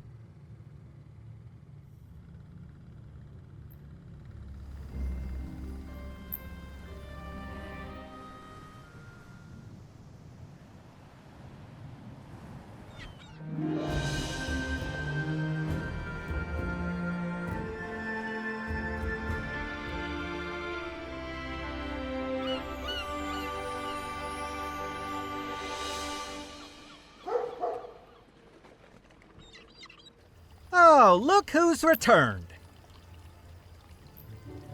Good evening, Felix. Remind me, did you say your name was Captain Knott? My pseudonym, that's right, for marketing purposes. Because I've been doing some research in the club archives, and it seems as though we already had a Captain Knott as a member about 10 years ago. That would be my father, Captain Knott Sr. I'll pass on a hello next time I see him. 42 years as a captain, sailed each of the 7 seas. That's the one. More at home on the waves. It says in the records that he's deceased. Might be harder than expected to pass on that hello, actually. Drowned, apparently. A mighty struggle. While taking a bath. Mainly a struggle with the plug, really. Look, I'm on to you, Sonny. When Mr. Perkins gets back tomorrow, we'll be having an investigation. Captain Knott, or not a captain. And until then? Enjoy the club. Avast, mateys! Shiver me timbers! 'Tis a pleasure to make your acquaintance, me hearties. Yo-ho! What on earth are you talking about? I think your lighthouse might have lured in a loon, Moot. I thought you were captains. Isn't this how captains talk? Not outside a Treasure Island novel. Do you expect us to carry parrots on our shoulders, too? I tried that once in my life, and all I got was excrement down the back of my blazer. Oh, right. Good evening. It's about time you got here. I've been waiting for you. You have? Darn right. Give me another sarsaparilla, and be quick about it. No, I'm not a waiter. You're a captain? They keep getting younger and younger. they give you a free pair of floaties with your license nowadays? Are you a captain? I was, a long time ago. Captain Cuthbert Moot's the name. Now I'm the island's lighthouse keeper. How come you're not captaining anymore? I had a bit of a bump with a lighthouse. If only lighthouses had some way of warning you they were there. The lighthouse keeper's nostrils huffed like a bull about to charge at a matador. After I crashed the ship, I lost my job with the Belmore Trading Company. What's more, I was taken off the Belmore wedding guest list. Life's been one disappointment after another ever since. I used to be a king of the waves. Now I'm a bigger wreck than my ship. How did you not see the lighthouse? I was busy at the time. What are you, the captaincy board? But you managed to keep your captain's license? In a manner of speaking, the captaincy board has a sense of irony. After I crashed into the lighthouse, they made me take the job of lighthouse keeper to maintain my credentials. Then shouldn't you be at the fort if you're the lighthouse keeper? Yeah, it's a dreary place, and there's a damn fleabag cat there that won't leave me alone. Anyway, it's a clear night. If the fog comes in, I'll switch the light on. Otherwise, I'm staying right here. What's wrong with the cat? Blacktail? You see these scratch marks on my nose? The damn thing jumps for my head every time the badge on my hat catches the light. You worked for the Belmore Trading Company? Once upon a time, I was the captain of the SS Mysterium, flagship of the Belmore Trading Company fleet. I've captained more ocean voyages than you've taken baths. I might look like I should be hawking fish sticks at a market stall, but back then, I was at the top of my game, enjoying the finer things in life. Caviar in the finest restaurants, champagne at the finest resorts, dressing in the finest tuxedos. Oh, one little bump through my whole career down the plug hole. I take it the Captain's Club doesn't compare. It did once upon a time. This place used to be a model of a club. Now the only thing it'd be modeling would be a cardigan and a girdle. So you weren't invited to the Belmore wedding? No, I was snubbed. Years of captaining their flagship, and then I get forgotten like a dirty sock. I tried to convince Mrs. Craddock to add me to the list, but she's got a heart colder than a penguin's behind. I was invited to the Belmore wedding. What? You never told me that. You never asked. Yeah, not a direct invitation from the Belmores, but I was invited as a +1. Who invited you? A little lady named Tallulah LaRue. Why didn't you go? Because she scared the hell out of me. Isn't it lucky that you didn't go to the Belmore wedding? Lucky? How by Neptune's beard could you call that lucky? Because the whole wedding disappeared. Their lives were stolen from them, their souls trapped in a tormented house for eternity. If you'd have been there, you'd have disappeared too. Oh, it just would have been nice to feel included, that's all. Is there a way into the fort? Not without the key, and I'm the one in charge of that. Do you know the reason for the big walls, the sturdy gates, the barrels of gunpowder, and the big boomy cannons? To keep people out! Can you turn on the lighthouse beacon? I don't know if you know how lighthouses work, but they only need to be lit up when visibility is low. As far as I can tell, it's a clear night, so until I see fog pouring through that window, I'm not doing a thing. I better be off. So long. Good evening. My name's Murphy McCallan. Good evening, Captain McCallan. Captain Gifford Pemberley at your service. That's right, I expect you've heard of me. Master of the Mississippi, tamer of the Tennessee, cuddler of the Colorado. Care to hit the table with me? I'll join you in a game. What are we playing? Billiards. Should I set her up? It is set up. This isn't American billiards, boy. We're playing English billiards. A fine game which requires only 3 balls. A white for me, a yellow for you, and a red we share. I haven't heard of English billiards before. I learned it when I toured the gambling halls of London back in 1922. It's a game with far more depth and skill than pool or snooker. points are awarded not just for potting, but by the flair with which strikes are accomplished. More points can be earned with a fanciful shot than by a simple pocketing. So I'm not trying to get the balls in the little holes? Look, I think we might be a bit out of your depth with this. Why don't we keep it simple? The winner is the one who can bounce the red ball off the cushions the most times. I can do that. Then let's play. I'm afraid it'll have to be with dry cues. For some reason, the billiard chalk's gone missing. I wonder how that happened.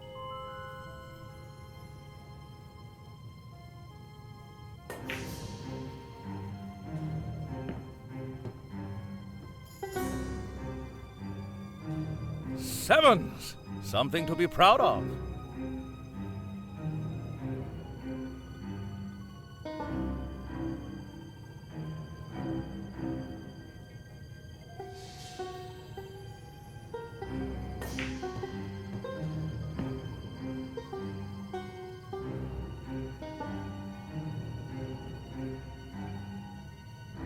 Threes. Too bad, Captain McCallum. It seems my standing as champion of the Captain's Club continues.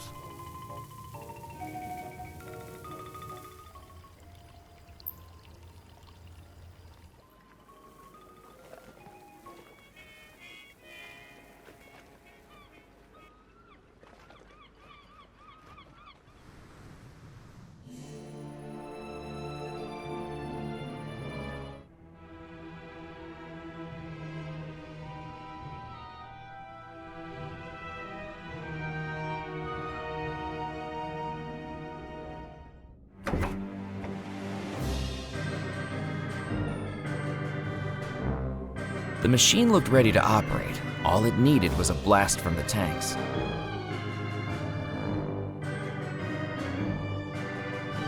There was nothing to fill up the flask.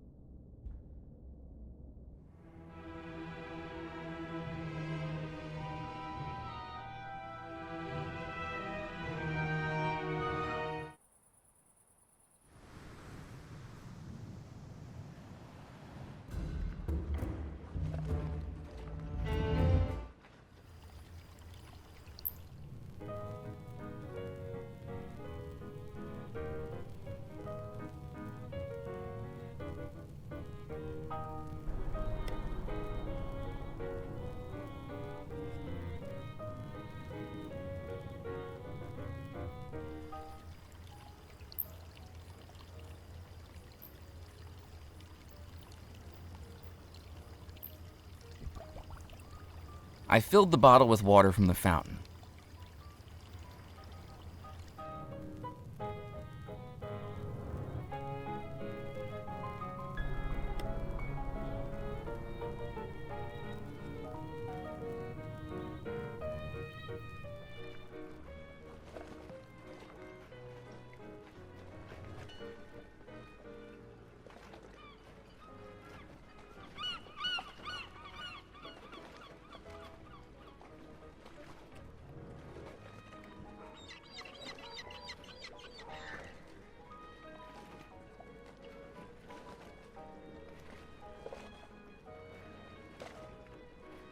Empty of flowers, I could see that the window box was securely attached to the club's masonry.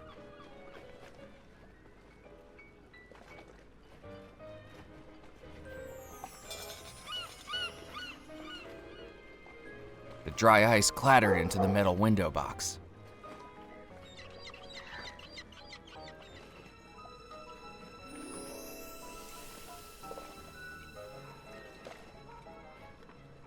I poured the contents of the bottle onto the dry ice, and immediately it started to evaporate, filling the area with mist.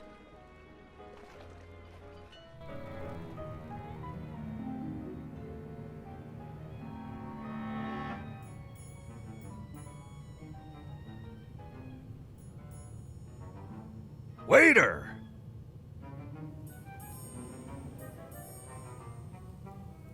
I told you, I don't work here.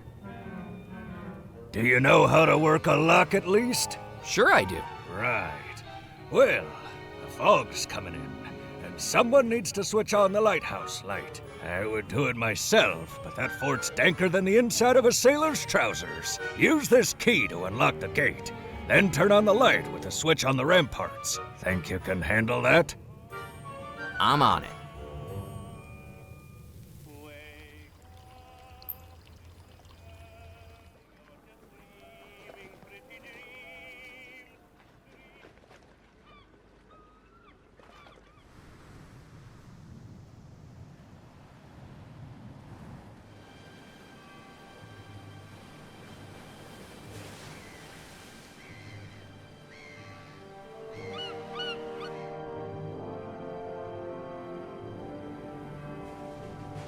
That wasn't going to work.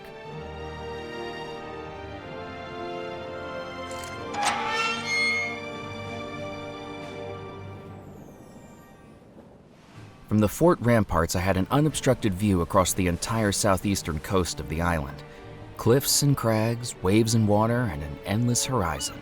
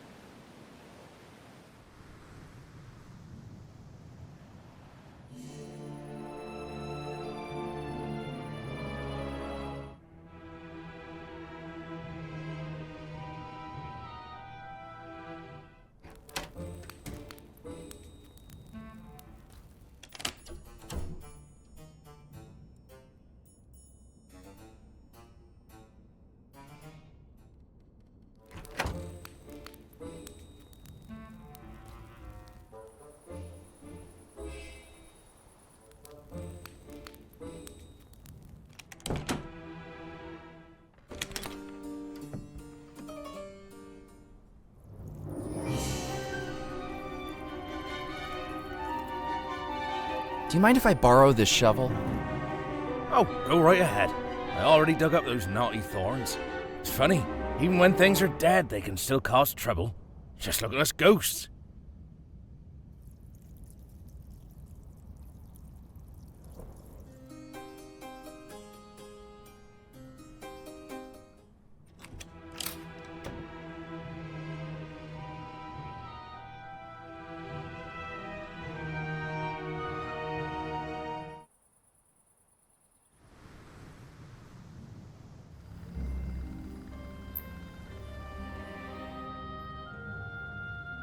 Walking into the church, I was presented with the sight of the stained glass window illuminated beautifully by the lighthouse beam.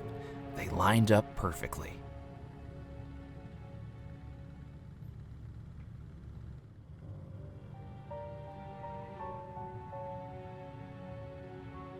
With the lighthouse light illuminating the window, I could now make out the colors of the stained glass. Pressing the button, I noticed something had changed in the stained glass window. Whatever mechanical process it used was a mystery to me, but pressing the button caused the panes of glass to tilt, ever so slightly, so that the white light from the fort was split into 4 different colors that seemed to dance around the window.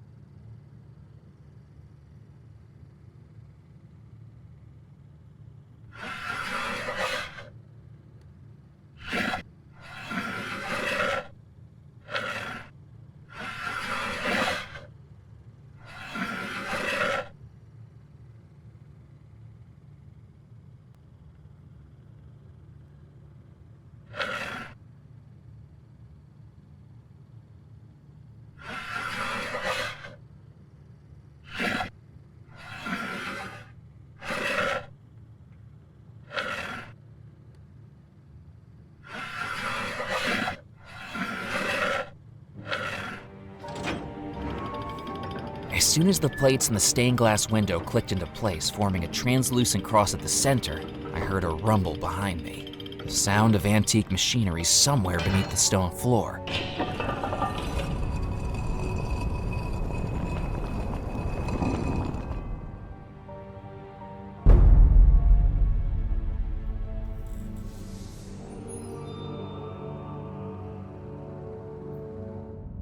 The uneven stone staircase descended beneath the church into a dark, narrow tunnel. The passageway twisted far away from the church, finally emerging in a round room lit only by a pale shaft of moonlight filtering through a narrow hole above. Tombs surrounded me in solemn silence. I had found the sanctuary crypt. The brickwork was crumbling, and although I couldn't dislodge it with my bare hands, I could tell it wouldn't take much force to break through. I needed to know what was on the other side of that wall, and this was a situation that called for some straightforward destruction.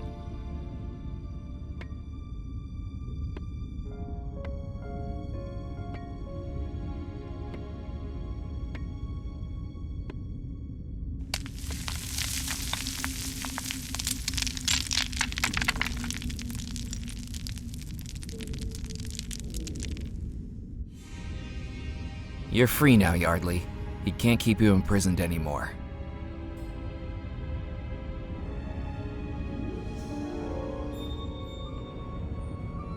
So you are the mortal who is trying to find the lost treasure of Belmore Manor before me. Rackham! You know who I am. Surely you must also know that you have started down a foolish path. It will only end in your death, Murphy McCallan. I know all about your plan, Rackham. My plan will succeed, with or without your interference. I'm afraid you're making a terrible mistake, McCallan. For your own sake, I suggest you leave this island for good. Never. Whether you like it or not, I'm part of this story now too. Don't let it be said I didn't warn you. If you're so interested in being friends with the dead, perhaps it's time you joined them. Just as Yardley Belmore was entombed alive, so shall you be.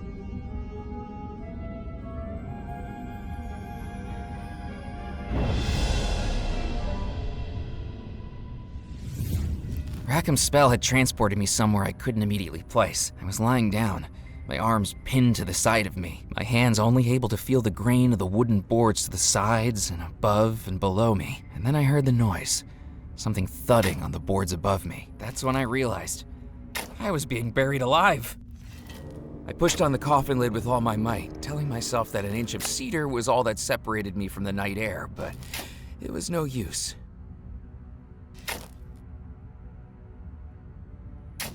I fumbled in my pockets and took out the screw jack, bracing it between the floor and the lid. With each crank, the pressure grew and grew, until finally...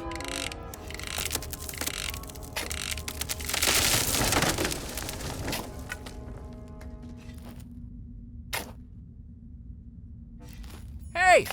Could you get me out of here? Murphy? What are you doing down there? Trying to not be down here. I'll go fetch a ladder. Don't go anywhere. Where do you think I could go? Before I'd even reached the top of the ladder, Edgar had fled to the safety of his shack, far away from the grave where he'd inadvertently tried to bury me. But one good thing had come out of it. Now I had Yardley's key.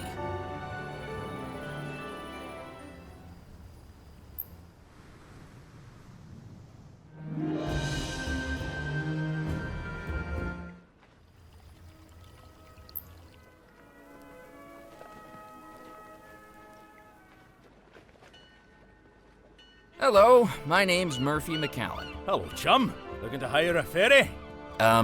Maybe? Then come set sail with Crab McCready, when a ferry's really what you needy. Crab's breath hit my face like a custard pie, a cloud of air reeking of cigarettes and stale beer. Look, here's a promotional flag, so you can keep me in mind. I'll treasure it. Now, I can take you anywhere on the coast. Where are you looking to head to? Do you have a partner or an illicit liaison in mind? I do a very romantic sunset cruise. Is this your ferry? It looks like it's held together with spit and glue. That's right, but rest assured, my spit is remarkably viscous. You find yourself aboard the Creaky Crab 2. I am her captain, Crab Macready. I get most of my business ferrying over to the mainland when the tide's covered up the causeway. Are you a member of the Captain's Club? Oh, they banned me, those pompous buffoons. That Felix is full of himself. What happened? There used to be a club parrot called Squawkin' Hawkins, until he was taken away. Bird-napped, I'd say. See, I'm a big bird lover. They're very intelligent creatures, and I used to try to teach him poetry.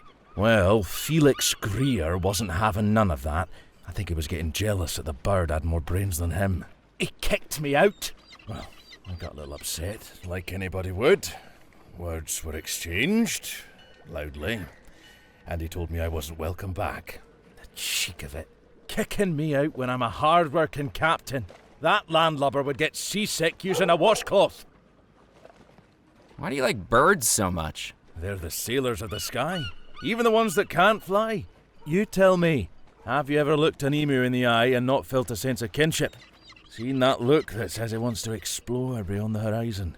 I've never imagined an emu thinking anything different to that. I love anything with a beak, except platypuses. Don't get me started on them. Now, I take it upon myself to look after the feathered friends on this island. Squawkin' Hawkins now lives on a perch on my balcony. I have a name for every seagull that flies over Dead Nettle. And I look after Doris. Doris? Doris the chicken, over at Baxter's Mill. What happened to the Creaky Crab 1? That's it over there, with its bow peeking out of the water. I was out in the bay last Mardi Gras and looked down into the inky depths. Honest to God, I saw a mermaid staring back at me. I rushed back into Dead Nettle with such fervour I forgot to slow the engine once we reached the docks. Was it really a mermaid you saw? Nah, turned out I'd forgot to take my wig off from the costume contest that night, and I'd just seen my own reflection. I'd like to hire your ferry. Sure. Give me a map of where you want to go and I'll see if I can get you there. I'm the best ferryman this side of the Gulf. From Baton Rouge to the Bermuda Rectangle. I'm your man. I thought it was called the Bermuda Triangle. Well, sure it is now. Ever since one of its sides mysteriously disappeared. I'll talk to you later. Goodbye.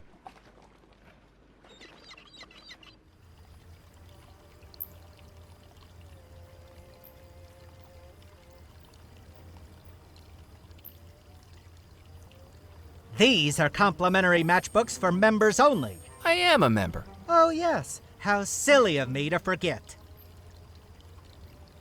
Hello again, Felix. Hello again, sir. How's the club tonight? Buzzing.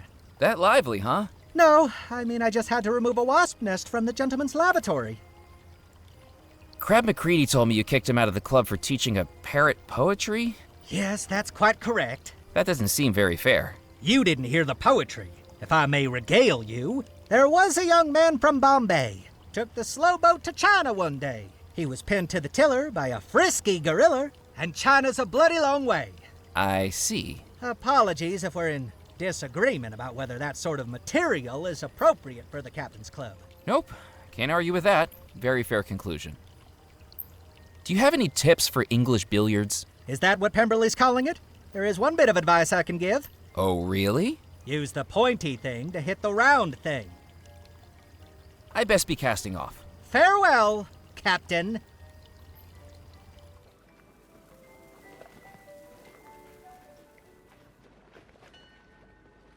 If I needed more help from Crab, I was going to need to charter his ferry.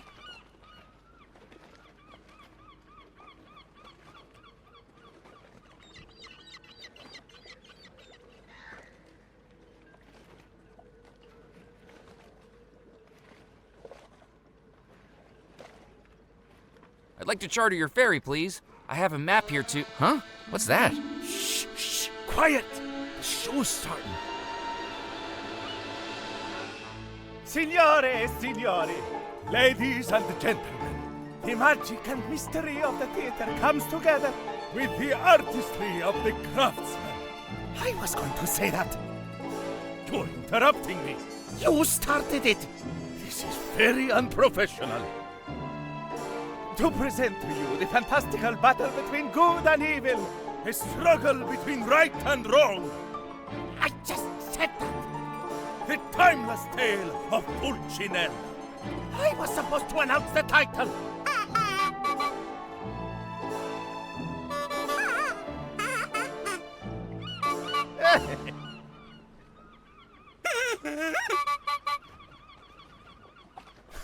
Perhaps it was the piratical air that brought to mind the mimicry skills of a parrot. If Squawkin' Hawkins could do it, maybe I could give it a try.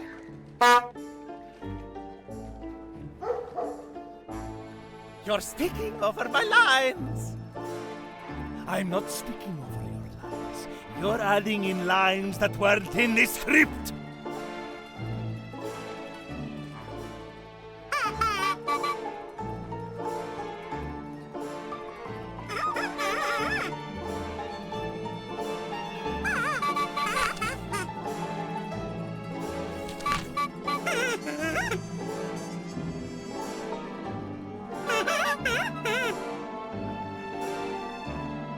Magazine where I'd first read about the Belmore treasure.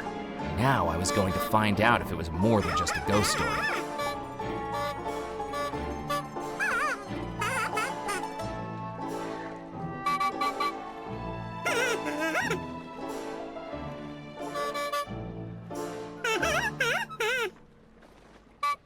Nope.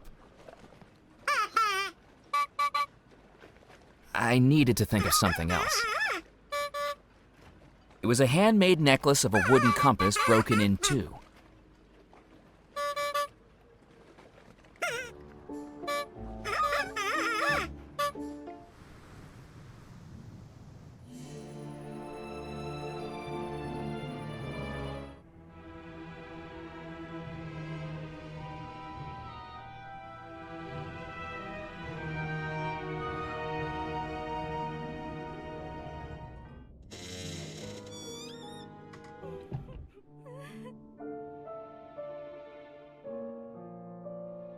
The contrast between the bride and her reflection was clear. While the bride in front of me buried her face in sadness, her reflection was clearly at the dawn of the happiest day of her life. If only she knew what was to come. The contrast between... If only she knew what was to come.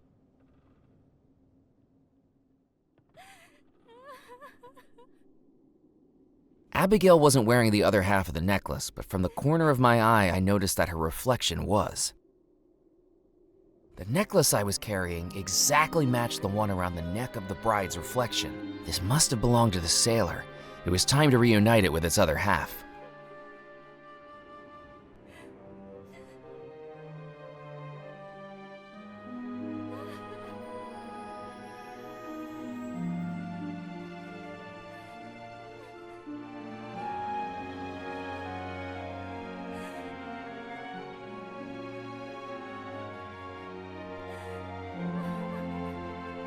As the reflection disappeared back into the mirror, I looked at the dresser and saw that something had been left behind. A small ivory comb. I didn't think Abigail would mind if I took the comb with me.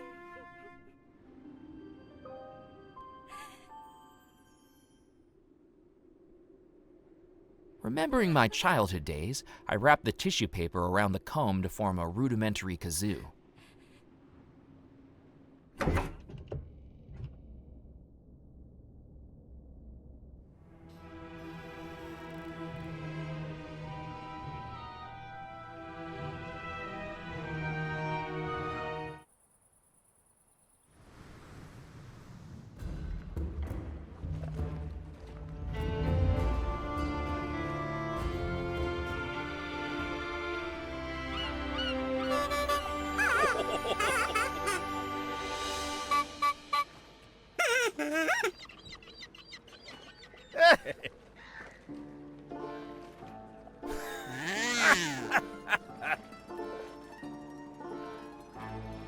Non ci posso credere. That was my moment.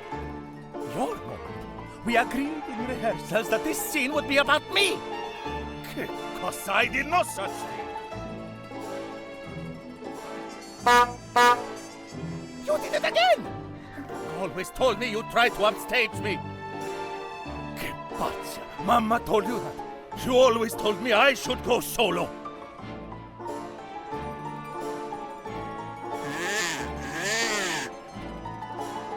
Right, that's it. I quit. You quit. I quit first. You'll never work in this town again. Work in this town again? We only arrived this morning.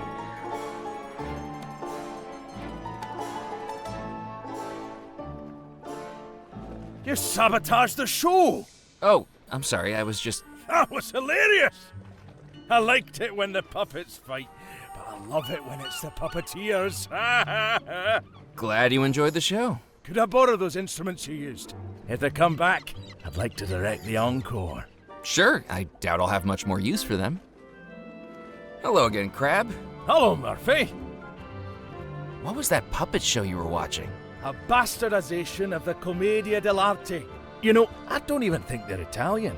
Shave the moustaches off, and they'd look exactly like two guys I saw down at the Absinthe Bar a few weeks ago. Do you think they're really locals? Worse than that, I think they're Floridians. Does anyone else perform here? On the Plaza del Pez? Oh, sure. We're plagued by performers. Last week, some guy painted himself silver, shoved a steel rod up his sleeve, then stood there pretending he could float on air. Sounds magical. It wasn't magical when Mrs. Grotke took a tumble and tried to steady herself on him. Knocked the guy right into the bay. He might have been able to float on air, but he sure couldn't float on water. Are you not a fan of the theater? Quite the contrary. I dreamed of one day treading the boards, basking in the limelight. What would your act have been? Hypnosis. Ever since I was a boy, I would practice for hours, honing my hypnotic stare. Were you any good at it? I don't know. I never tried it out other than in the mirror. But anytime I hear a bell ring, I do start clucking like a chicken. Have you ever auditioned for the local theater? At the Calliope?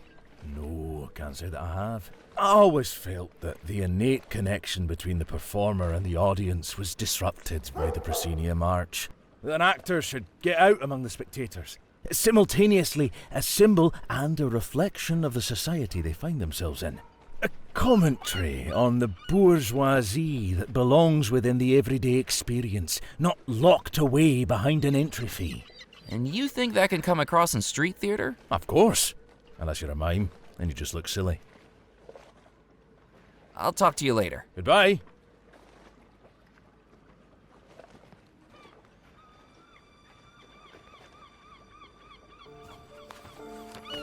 Could you take me to Crossbone Cove? Well, look at that. That's quite the dangerous destination. Do you know how many boats have crashed against the rocks along that coast? Does that mean we can't go? Oh, sure we can. But it'll cost you.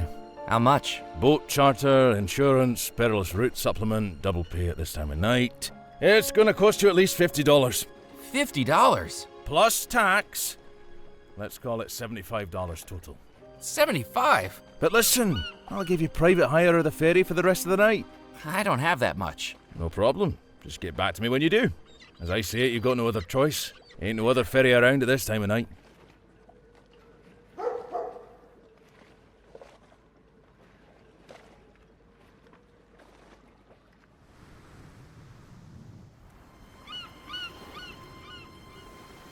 My name's Murphy McCallan. Nice to meet you.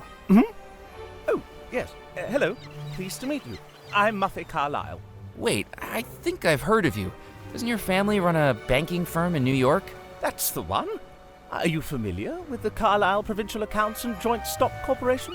Actually, the reason I remembered you was because I was amazed the owner had a son named Muffy. It's a nickname. Nanny gave it to me because my ears were always cold. What's so important about the pebbles? It's not the pebbles themselves. It's what's inside them. What's inside the pebbles? Dinosaurs. I'm sorry. I think I'm missing something here. You think there are dinosaurs living inside the rocks? Not living. They're extinct. So I've been told. But skulls, bones, fossils. Oh, you're a fossil hunter? That's right. But this beach seems terrible for them. Why is this beach terrible for fossil hunting? Too many people wandering across here. The place has been picked dry. I need somewhere secluded. A beach no one ever goes to. Are you from around here? Do you know anywhere like that? I'm afraid I don't. Well, do let me know if you find anywhere. I'd pay a pretty penny to go somewhere with potential. Have you found many fossils before? Only one. It was in our flower garden. The summer house, actually. Fascinating. Where did you find it? In a plant pot. A plant pot? Shouldn't it have been in the ground? Yes. Nanny told me she planted it there for me to find. Couldn't stand the look of disappointment on my face. Oh, this was when you were a child. No, last week. What's that book over there on the table? That's my research text, all about dinosaurs. A paleontology textbook? No, Dunstan the Dinosaur. A thrilling series of books for the young reader. And the reader who is young at heart. My favorite is Dunstan and the Mysterious Meteor from Mars. Have you been out here long? Just a couple of hours. Rufus dropped me off just after supper. Dropped you off? But the causeway is flooded over. I didn't come via the causeway. I got here on the yacht. You have a boat? The Plucky Plesiosaur. I named it myself. Do you work for your father's company too? That's right. I'm Executive Director of New Initiatives. And what exactly does that entail? Oh, I'm not entirely sure, to be honest. But Papa does say it requires me to be out of the office as much as humanly possible. Muffy, he tells me, if I have to see your face around here, I'll end up moving to Tibet and joining a monastery. So even if I'm not sure exactly what my job is, clearly it is very important. Well, good luck with your search. I'll never give up. That's the dinosaur way. Did you say you were looking for a more secluded beach? Yes, that's right. Have you found one? Look at this. Further along the coast is a bay called Crossbone Cove.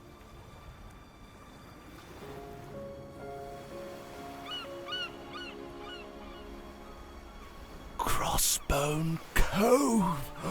That does sound very bony. How do we get there? There's a ferryman in town named Crab McCready who can take us to Crossbone Cove. We just need $75 to cover the charter fee. Oh, absolutely. I can spare some of my allowance. Let me write you a check.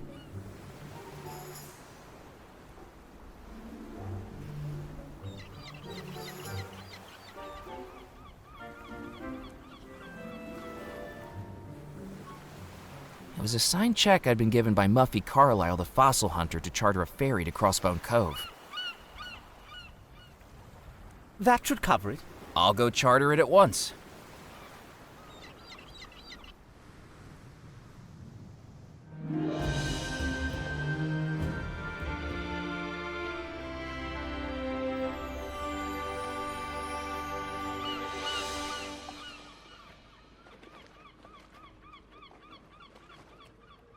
Will this cover the ferry payment?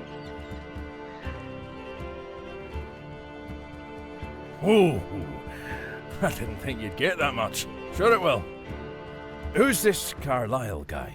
Oh, he's coming too. He's funding the trip. Well, he gets a promotional flag too.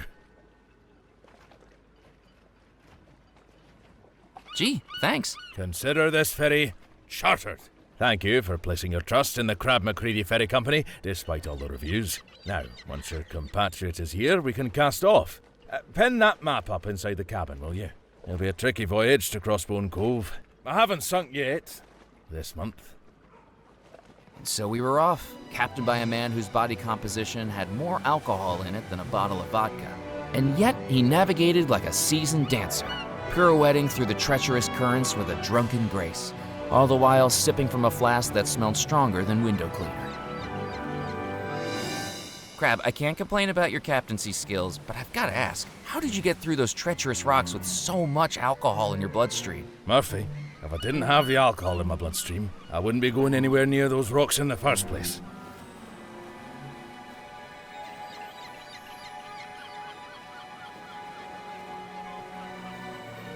Hello again, Crab. Hello, Murphy. Isn't there supposed to be a cave here? Looks like there's been a rock slide. Not unusual on this side of the island. The Caribbean hurricanes hit these coves with full force. I'm going to get back to searching the cove. Good luck.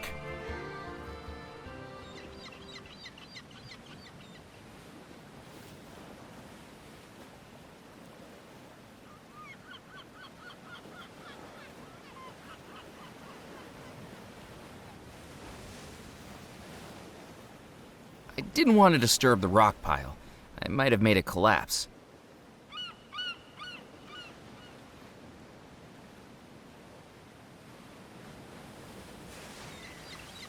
Hey, Crab, what is this thing? Ah, there's a cairn. Probably built centuries ago. What was it used for? The cairns were used by pirates as markers. You see, with all these coves and caves along the coastline, it'd be easy to lose track of which one held the booty. So they'd stack up the rocks and put something reflective on top, like a shard of metal from a broken cutlass or a handheld mirror. Then, as they'd sail the coast, they'd shine their lanterns across the beaches, and if they saw something reflect back, they knew that's where they'd hidden the stolen loot. Do you think the cove still has treasure? I don't think so. What's the point of hiding gold and jewels if you don't come back to collect and spend them?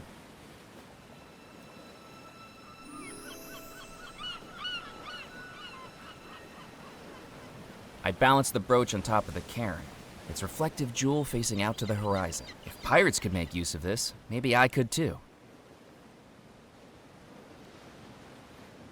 Hello again, Muffy. Hello, Murphy. Any luck finding those fossils? Nothing. I'm beginning to think this island doesn't have any fossils. Have you found anything at all? Only these. Oh my goodness, Muffy! Those are gemstones! Rubies, emeralds, sapphires? This might be genuine pirate treasure. But they're not fossils, are they? They're nothing more than baubles.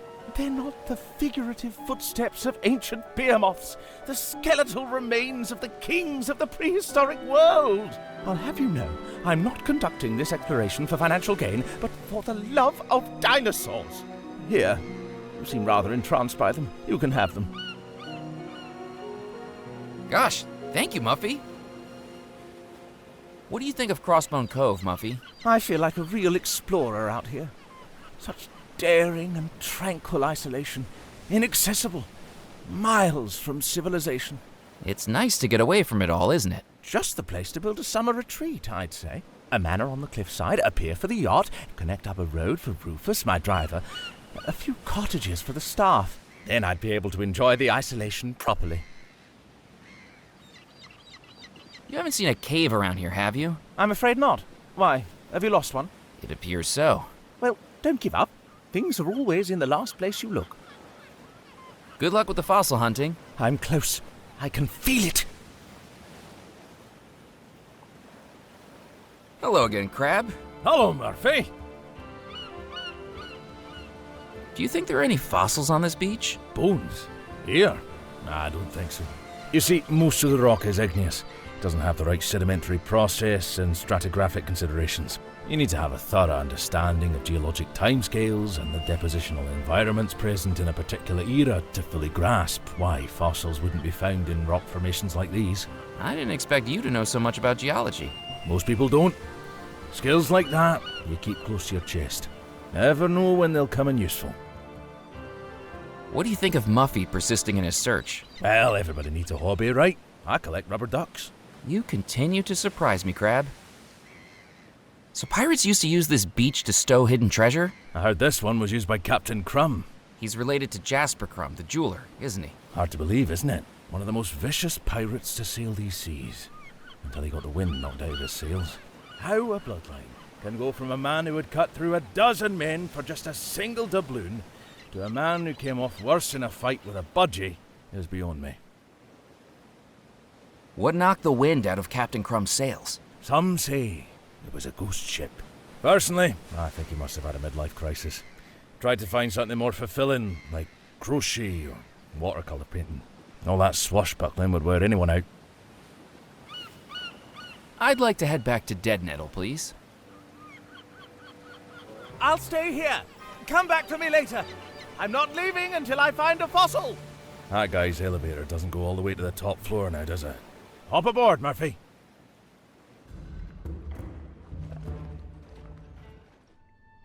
Welcome back.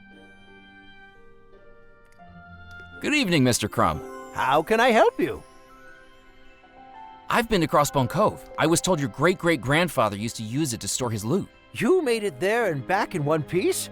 If you're pulling my leg, you'll need to be careful, because my hip's been dodgy for years. No, really. I hired Crab McCready to take me there in his ferry. Now I know you're fooling me. Hiring Crab McCready. I've never heard such lunacy. Nobody with an ounce of sense would let him captain a quiz team, let alone a journey out along the southeast shore. Are these fossils for sale? Goodness me, you're the second person today to ask me about them. Let me guess. The first one was a gentleman called Muffy? I didn't catch his name, but he pressed his face up against the cabinet so hard he left nose prints on the glass. Wouldn't stop asking questions about where I found them. Seemed to think they were from here on the island. Didn't have the heart to tell him I brought them all back from a vacation in Grimstone, Arizona. Total time waster. Who was he anyway? Friend of yours? Not exactly. His name is Muffy Carlyle. Of the Carlyle Provincial Accounts and Joint Stock Corporation? That's him. You mean to tell me one of the richest men in the country was in my store? My store. Selling the finest watches, necklaces, jewelry, and rings? And all he wanted to talk about was rocks and bones? Excuse me. I feel a little faint. Do you think I could buy a fossil? You certainly can, if you can afford it. Could I take it on account? On account of what? On account of me having no money. I think I'll just look around for now. I'm here if you need me. I've got something to sell that I think you'll be very interested in.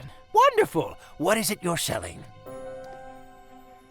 These are genuine pirate gems. They were discovered at the treacherously inaccessible Crossbone Cove, where they must have laid undisturbed for 2 centuries. Just imagine their history. Fierce ship battles, sword fights, X marks the spot. They must be priceless. That's a very exciting story, Murphy. But I'm afraid what we have here is glass. Glass? Yes, sea glass. Bits of bottle or a broken lantern, perhaps. They fall into the sea, then get smashed up into little pieces by the rocks. The tide wears them down until you end up with pretty little polished pieces like this. Does that mean you're not going to buy them off me? I'm afraid not. But they are pretty. I'll tell you what I'll do. Have a look and see if there's something you'd like to trade them for. Does that sound like a deal? Sounds like the best deal I'm going to get.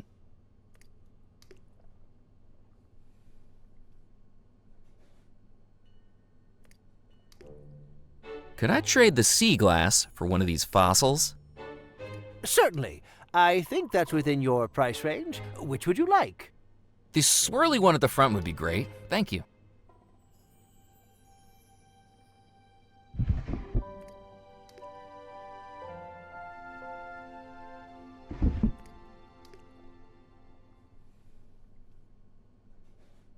Pleasure doing business with you.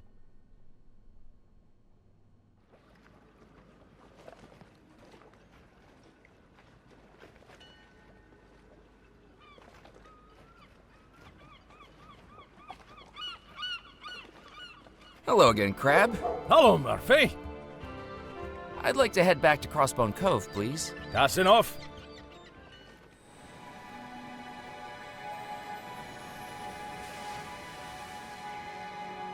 Muffy, look what I just found.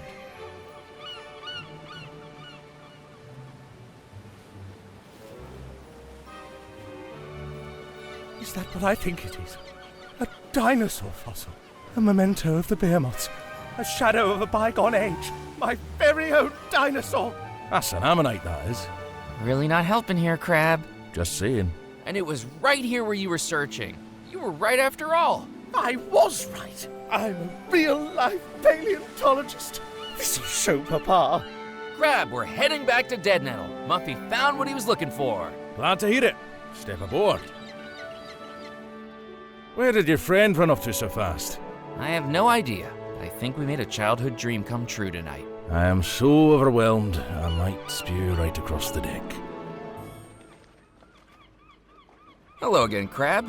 Hello, Murphy. I'd like to head back to Crossbone Cove, please. That's enough.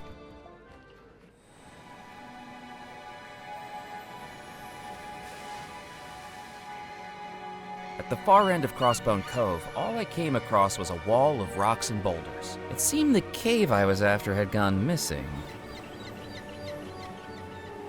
Nope.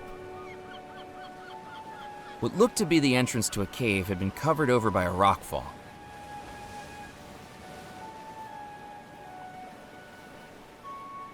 With use of the ferry for the rest of the night, the Creaky Crab 2 remained ready to take me back to Dead Nettle. Hello again, Crab. Hello, Murphy. Do you think there's a way into the cave? That has to be 200 tons of solid rock. The only way you're going to get through there is by blowing a hole in it. And I'm afraid the Creaky Crab 2 here is too small for artillery. I'd like to head back to Dead Nettle, please. Hop aboard, Murphy.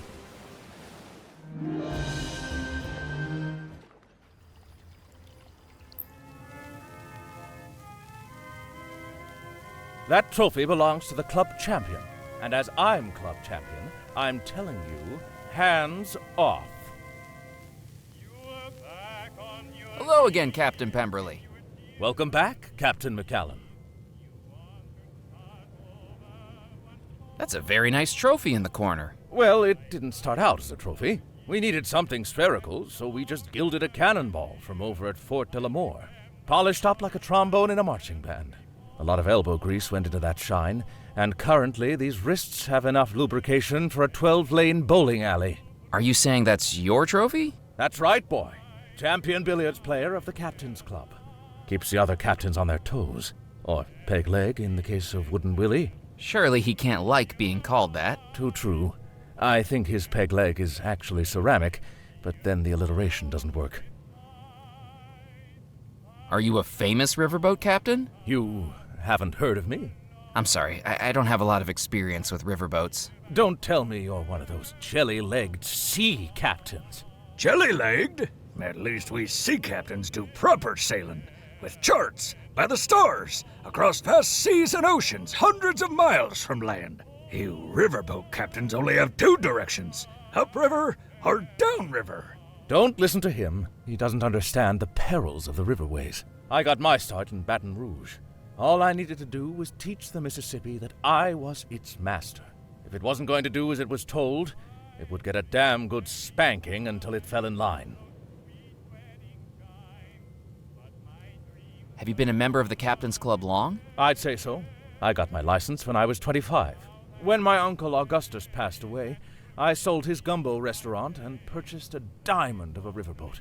I ran pleasure cruises up the waterways of Devil's Rock for years. Are you still a captain? Technically, but it's hard to put into practice when you no longer have a boat. What happened? I got a little overconfident drinking whiskey and gambled my riverboat away years ago. My wife left me because she said I had a gambling addiction, but I still think I can win her back. Were you the former captain of the Spirit Queen? That's the one, dear boy. So you must be interested in ghosts. I beg your pardon? Having named your riverboat the Spirit Queen. It's not named after ghosts, boy. It's named after bourbon, gin, tequila, whiskey. Those are the spirits that haunt me. Are you going to patch things up with Mrs. Pemberley? Oh, I'm trying. I had a bouquet of flowers delivered to her this morning. Is there a florist in Dead Nettle? No, I just took them out of that window box over by Moot. Don't tell Felix, or they'll end up on my tab. I'd like a rematch at English billiards. Thinking you can beat what I hit before? Step right up.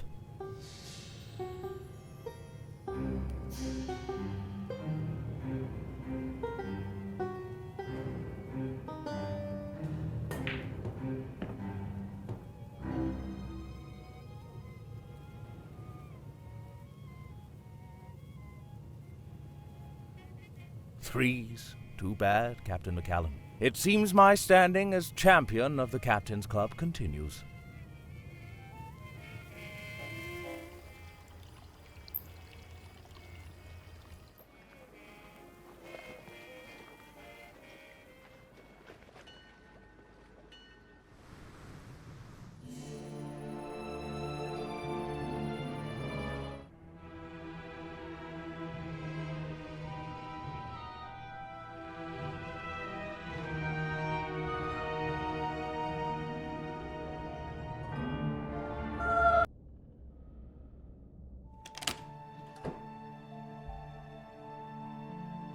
I searched through the pockets of the lab coat.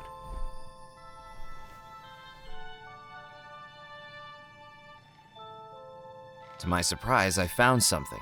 A small silver coin.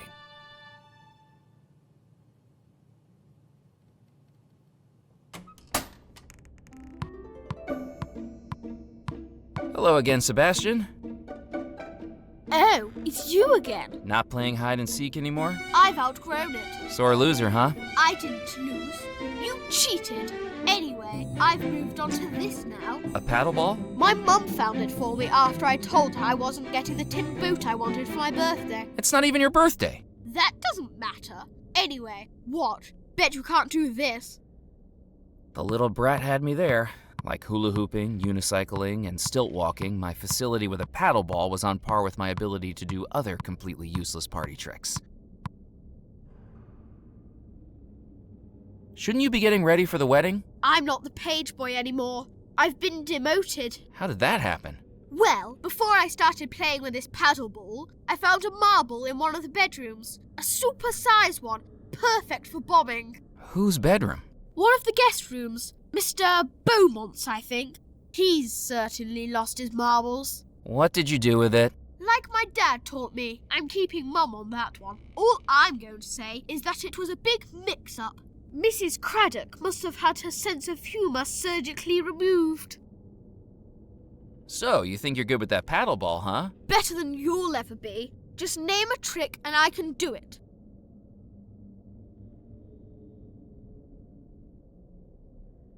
Bet you can't do the paddle ball with your eyes closed. Look and learn. I didn't want to damage the furnishings. That had been a good idea. I just needed to be a little quicker. Hello, Sebastian. Bet you can't do the paddle ball with your eyes closed. Look and learn.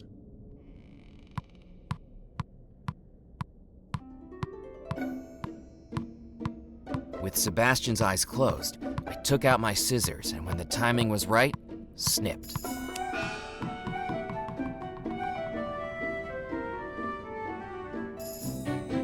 Hey, what happened to my paddle ball? The ball just snapped right off there. Maybe you need to practice a bit more. With any other child, I'd feel guilty. With Sebastian, it felt like evening out the cosmic balance. I bet Mallory was behind this.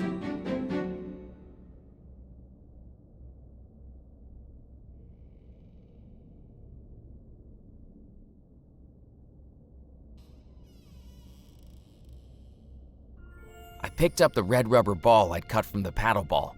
It looked like a clown's nose.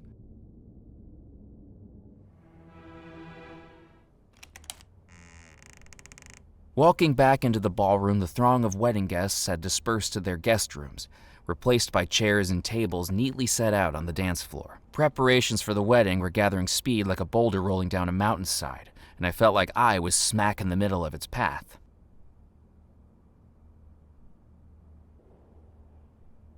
Good evening, Mrs. Craddock. Chairs at the far end, tables on the left. Oh, it's you again. Where have all the guests gone? To their rooms to get ready. Here I am tidying up after the waltz while they just waltz away.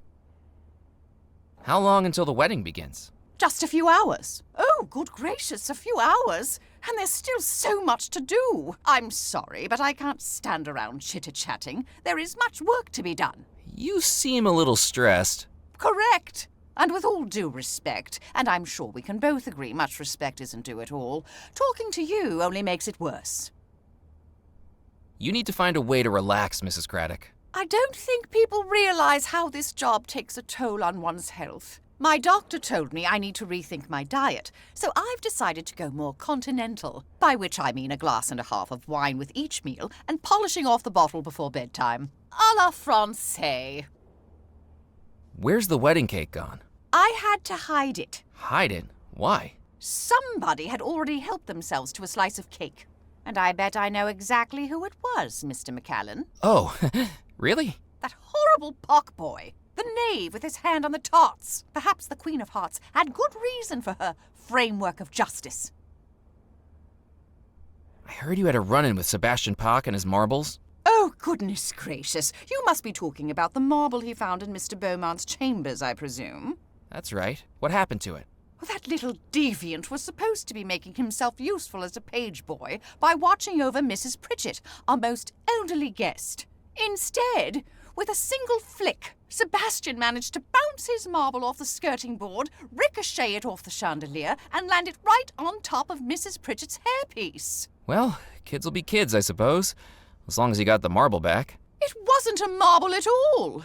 It was Mr. Beaumont's glass eye. And you know what he said?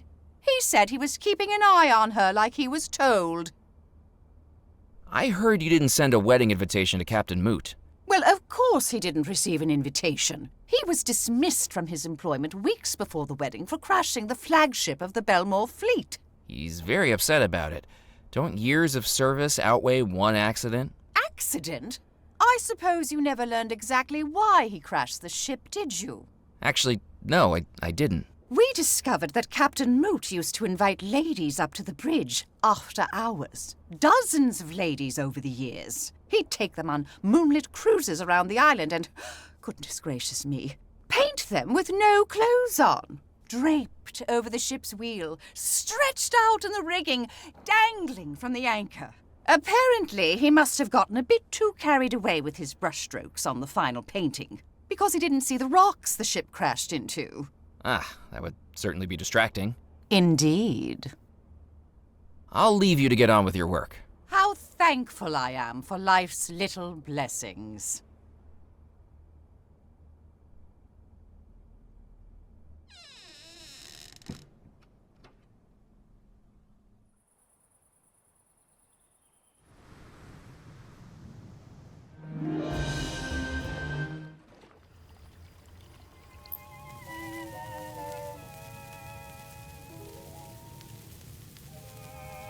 I had an idea.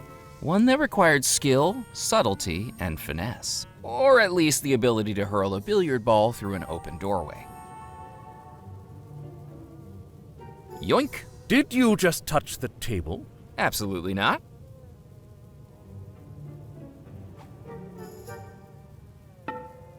Ow! Who threw that? Hello again, Captain Pemberley. Welcome back, Captain McCallan.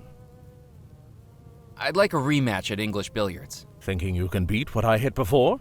Step right up.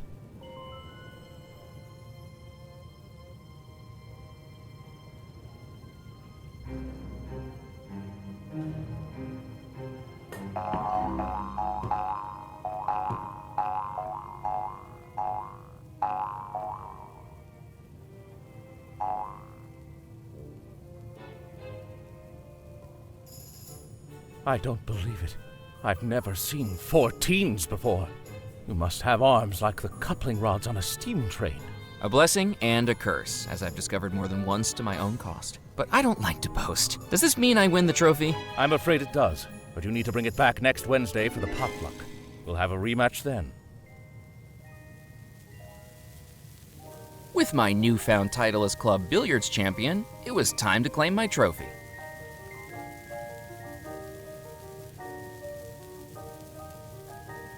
Good evening, Captain Moot. If you say so. I found out why Mrs. Craddock rescinded your invitation. You were caught painting naked ladies on the ship's bridge. That's why you crashed the ship. Maybe that's true, but you'd think she'd have been more understanding about the whole thing. Why's that? She was the naked lady I was painting when we crashed. I switched on the lighthouse light. Do you want a medal? I'm the club's new champion billiards player. Did you beat old Pemberley? Beginner's luck, I suppose. Ha! Looks like all those days at the bays haven't paid off, Gifford. Boy, you'll have to have a party to celebrate. Sure, Moot. Just make sure to get an invitation so you don't have to crash the party. We all know how much you enjoy crashing things.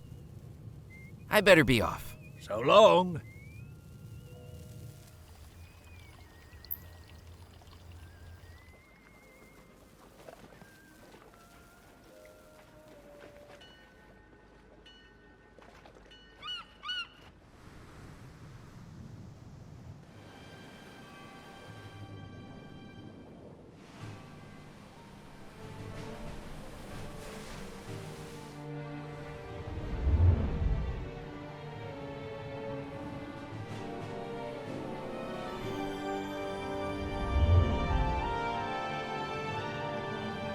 As I directed the light along the coast, it caught the polished brooch I'd placed on the cairn, reflecting back the light fantastically, like a signal mirror.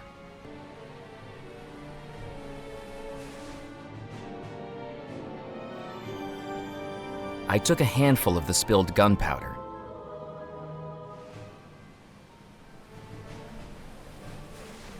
I poured the gunpowder into the cannon.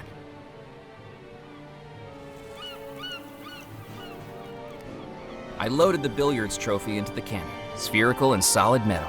It was the perfect improvised cannonball.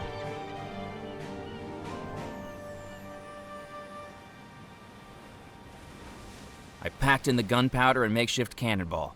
Now there were just 2 steps remaining. Aim and fire. Whoa!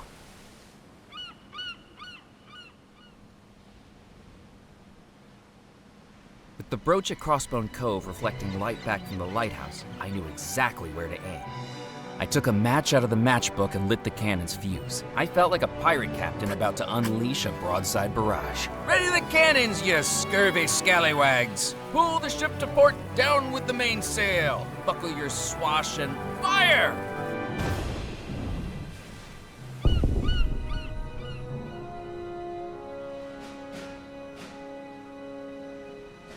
That looks like it might have worked.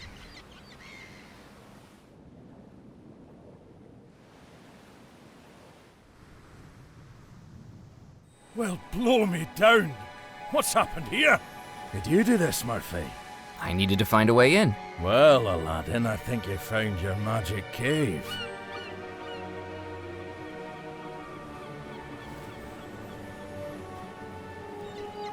The cannon fire had worked. The boulders that had fallen in the rock slide were now rubble strewn across the beach, revealing what I'd been searching for, a dark cave winding into the cliffside.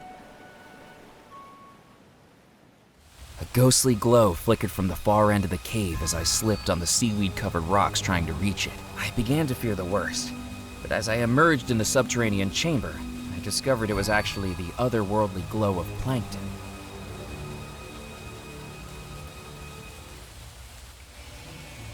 I found you, Xavier. Your final expedition won't have been in vain.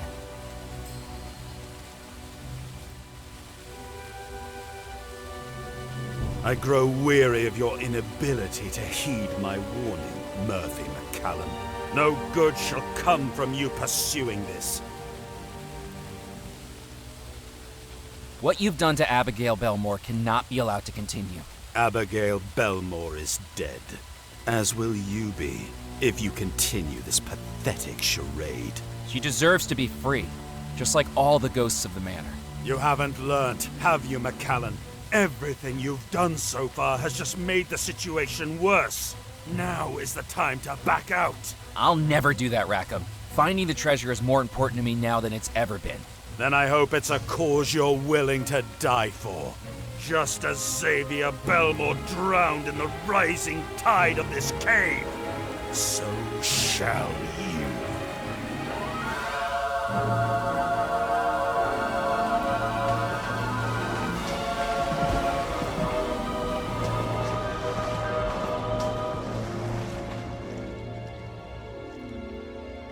When Rackham's earthquake finally stopped, I realized the route I'd followed into the cave was blocked. Tons of impenetrable rock and rubble now stood between me and the outside world. I was trapped. The only source of light was the glowing algae in the water, but even that dimmed to darkness when it went undisturbed in the quiet cave. At any point, the cave could fill up with seawater, drowning me just as it had Xavier. I needed to find a way out. I wasn't going to be able to pick up the algae with my bare hands.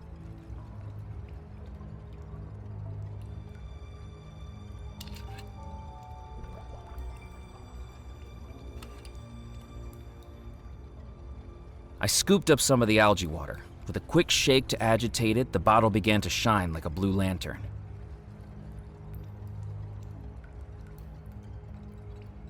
As I stood still, I noticed the algae beginning to dim.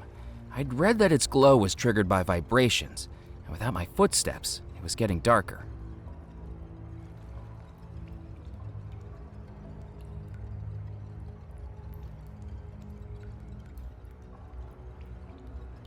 As the darkness dimmed in the cave, I began to make out a faint luminescence in the form of a whirlpool. Some turbulence beneath the water was making the algae glow, and I hoped it might be an underwater tunnel.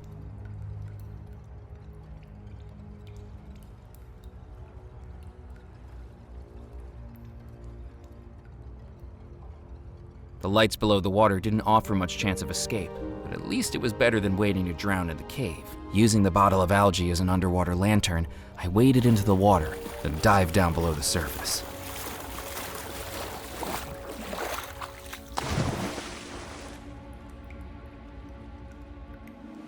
The underwater tunnels felt like a maze. I pulled myself past jagged rocks and twisting passages, with only the ethereal blue glow of the algae to light my way, until finally, with only seconds of air left in my lungs, I reached the surface. Murphy, what are you doing over there? It's dangerous to swim out here, you know. You could get washed into a sea cave or something. Thanks for the advice, Crab. I'll make a note of that. Green from the seawater I'd swallowed, I could at least say I'd survived being drowned. And now I had Xavier's key. Hello again, Crab. Hello, Murphy. I'd like to head back to Dead Nettle, please. Hop aboard, Murphy.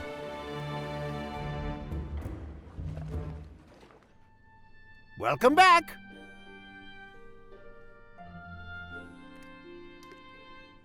What do you think of this coin? Oh, very interesting.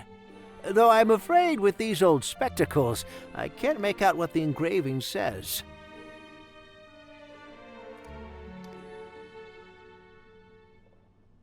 Could I use your microscope to look at this coin I found? Oh! Are you a fellow fan of numismatics? I prefer the old ones. Yeah, never mind. Go right ahead.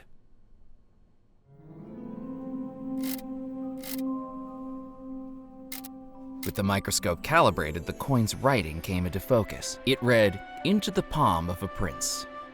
The inscription must have been a clue in Cecil's treasure hunt. I just had to find the prince's palm he was referring to.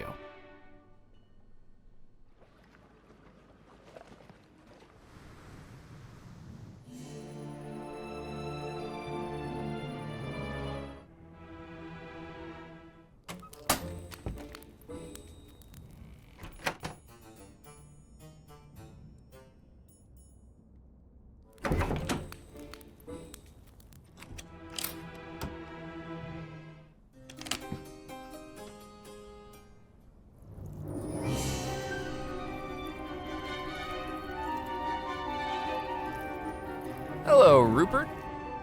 Hello again, Murphy. Have you given any more thought to my offer? You mean the offer to poison me? Well, you needn't put such a negative spin on it. Personally, I think death's just got a bad rap. I suppose if the Grim Reaper showed up in a glittery tuxedo jacket instead of a hooded cloak, we'd all be much more on board with it. Exactly. We all have misconceptions about the afterlife. I used to think we were reincarnated. But the fact that I have the same neck wrinkles and big belly, just now translucent blue, has certainly put the lid on that theory. Why did you believe in reincarnation? Well, it was more for the social aspect, really. We used to have monthly past life parties. There's something to do at the weekend, you know. You dress up as the person you used to be, until the venue asked us not to come back. What happened? It was a disaster waiting to happen, to be honest. By the last one, we had 3 different members claiming to be Napoleon. And they decided the best way to figure out who was genuine was by seeing who would be the first to reconquer Western Europe. We had one person claiming to be Ebenezer Scrooge, despite the stumbling block of his being a fictional character. The final straw was that we had one Julius Caesar and one Brutus. They got in a fist fight outside the venue when Julius tried to jab Brutus with a French loaf from Bon Ton Bakery, shouting, "Baguette too, Brute!" He said afterwards he was just trying to even things up. Who did you think you were reincarnated from? Anne Boleyn's my best guess. She had green sleeves, didn't she? And I often have such a splitting headache that a whole beheading thing might come as a relief. How about you, Murphy? You think you had a past life? If so, I can't imagine what I did to deserve the life I've got now. Can I attend one of your past life parties? If we get them up and running again, I don't see why not. You need to pay the membership fee, though. $50 per person. I know. I thought it was expensive when I joined up too. But it's worth the gamble. You only live once, don't you? Did you say Rackham took an interest in the poison garden? That's right. Asking me all sorts of questions. What did he want to know? He was asking which ones could drug a person. Ended up rather captivated by the indigo ivy. What happens if it's used as a drug? Just a few leaves in a cup of tea would have you paralyzed for hours. There are no ill effects once you come back round, though. And of all the plants here, it's probably one of the benign ones. Unless you're bricked up alive before it's worn off. Do you have any indigo ivy left? I don't. It was all missing the morning after Rackham asked about it. Well, no time to stop and smell the roses. Goodbye. Goodbye, Murphy.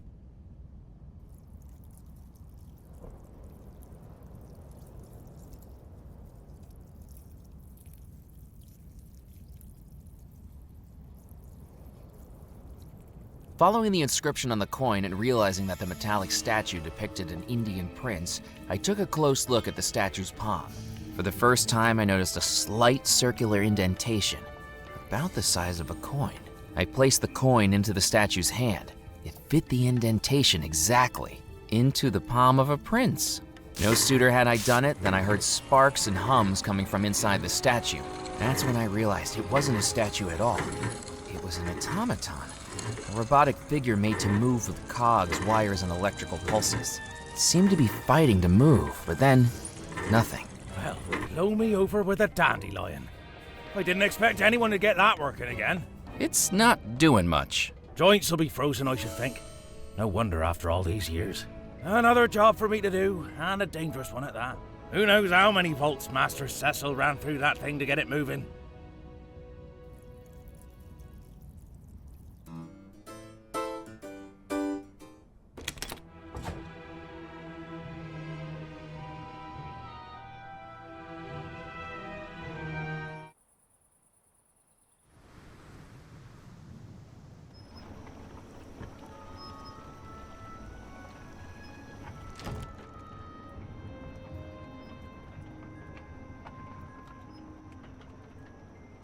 If I touched the grease with my bare hands, I'd be spending hours trying to wash it off.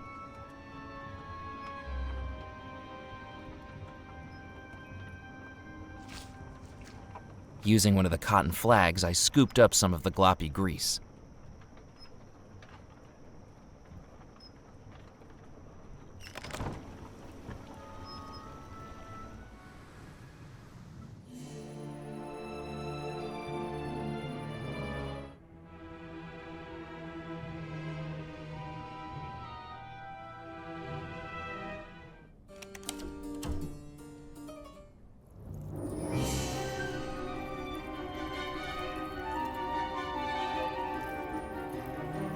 Using the flag soaked in grease, I began to oil the automaton's joints.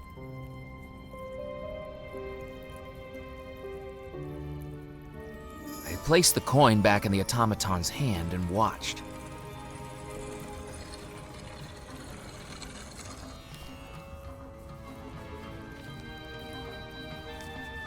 The cap of the scroll case opened and revealed something inside. Well, there's life in the old thing yet. Gives us all hope, doesn't it? I picked up the piece of paper that had fallen from the statue. Unrolling it, I discovered it was a death certificate, all filled in except for one key piece of information. The name was missing. It was certainly a clue, but who did it belong to?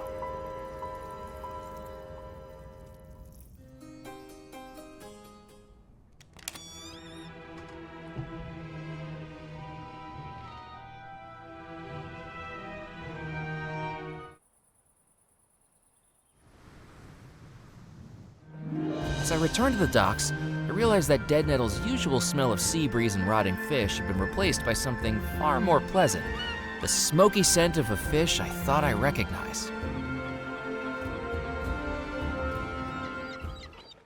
Hello again, Mac. Now, I hope you don't mind, but you left your fish hanging there. No sense in letting a fish that size go to waste. I've started cooking it up. It'll be the tastiest fish this side of the Mississippi. We can tuck in as soon as it's cooked. I tried to hide the realization growing on my face. A mouthful of taxidermy stuffing and chipped teeth from the iron horseshoe hidden inside wouldn't be the culinary sensation Ned was after. Sounds great, Ned. If Ned wanted to wait until the fish was cooked to tuck in, it was time to turn up the heat.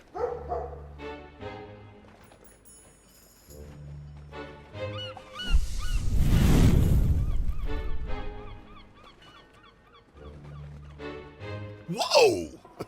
We don't want you overdone, little fishy. Time to cut you open. Ready for a taste sensation, Mac? Ready as I'll ever be. Hand me back that knife, would you?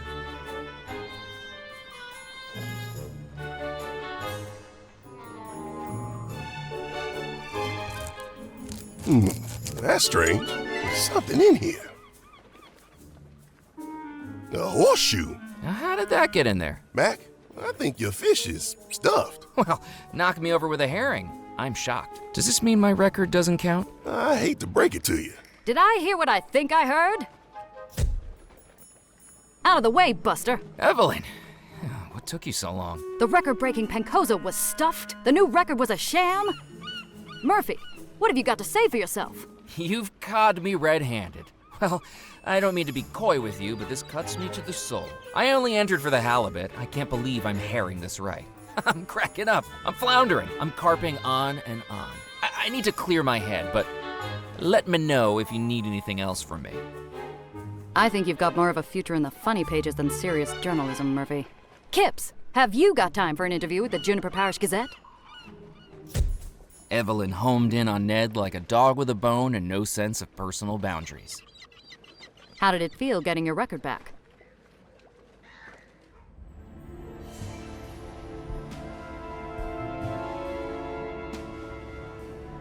Using the date from the death certificate, I began to search through the newspaper's archives. And then, I found it. In the bottom corner of the newspaper was a small announcement showing that the person buried on that date was named Eleanor Hines. I ripped out the announcement and replaced the newspaper.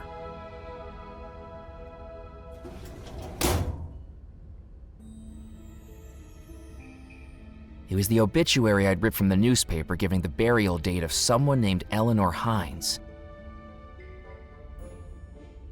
McAllen, I told you can't go back there. Whoops, look at the time. I've really got to be going.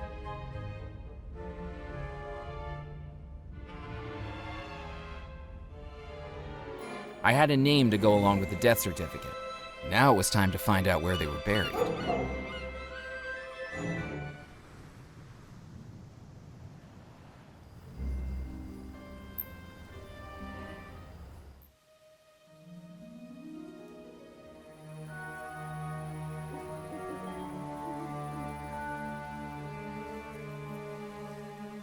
I began searching the graves for the name in the clipping, Eleanor Hines.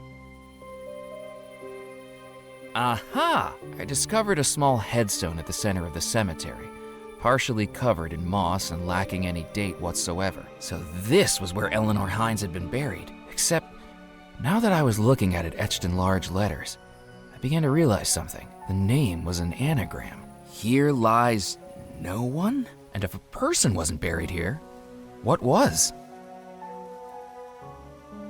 To say digging up a grave felt eerie would be an understatement, but if something was down there, I needed to find out what it was.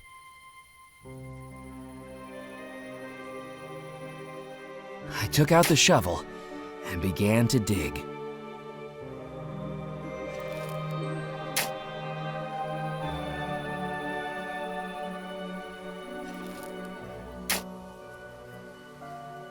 Eventually, I found something.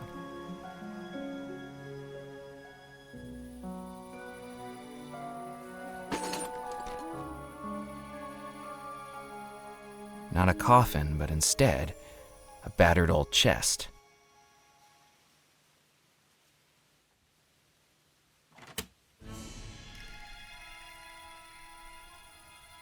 I opened the chest I dug up from the grave and found two things of interest: a round glass lens and an engraving in the lid of the chest.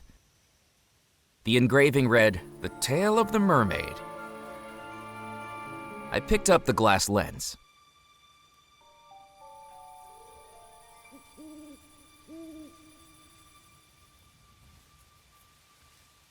I didn't need to shake the coffin anymore.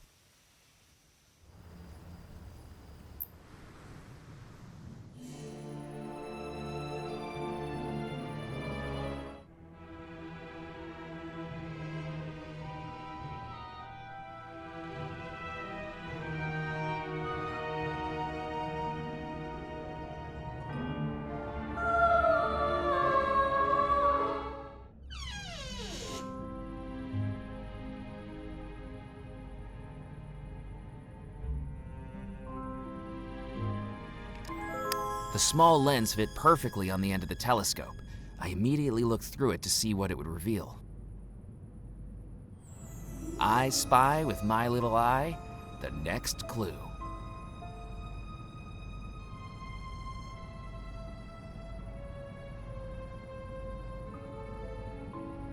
The Tale of the Mermaid. This must have been the location described in the chest's inscription, but looking through the gap in the weather vane, all I could see was darkness. With no easy path to it, I couldn't justify risking my life trekking through overgrown wilderness and the alligator-infested bayou unless I was sure something was there. I needed some way to light up the bayou.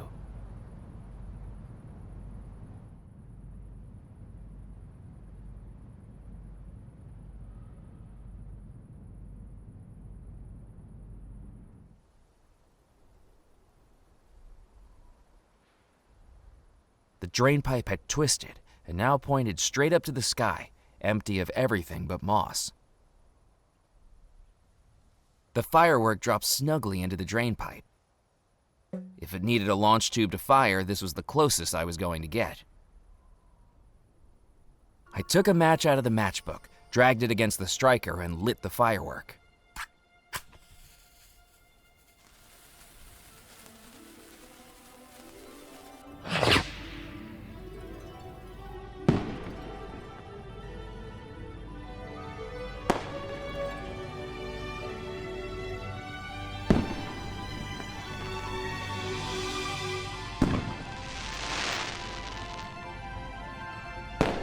Illuminated by the glow of the fireworks, I could see something through the mermaid weather vane. It looked like a wishing well.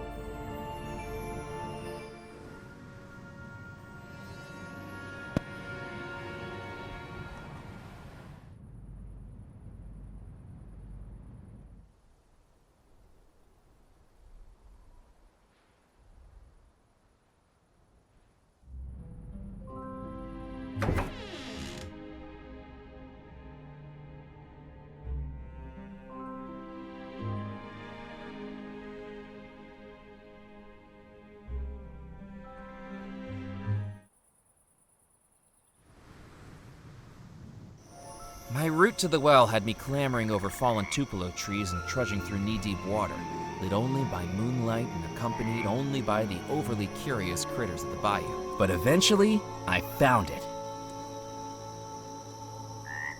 The rope looked like it could bear my weight, if only I could lower it into the well first. I wanted to turn the pulley, but realized the handle was missing. Without a handle, I wasn't going to get the leverage to turn it.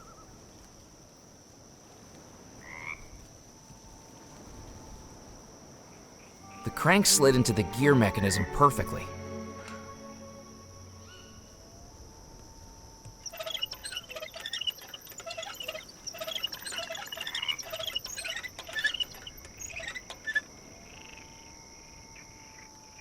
I'd heard of throwing a coin down a well to make a wish, but never of throwing yourself down. I just had to hope a 30-year-old rope could still hold my weight.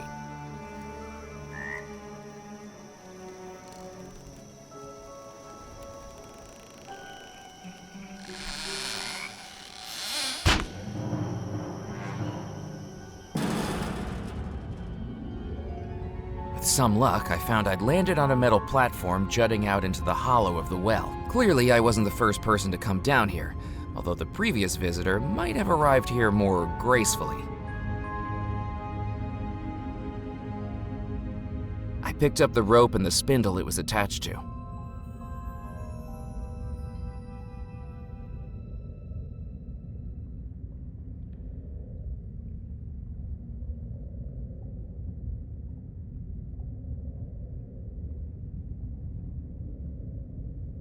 Unless I planned on jumping even further down into the well, the alcove looked like the only route out. But as I ran my hands over the bumps in the darkness, I couldn't find anything but cold, wet stone. If there was something there, I'd need some illumination to find it.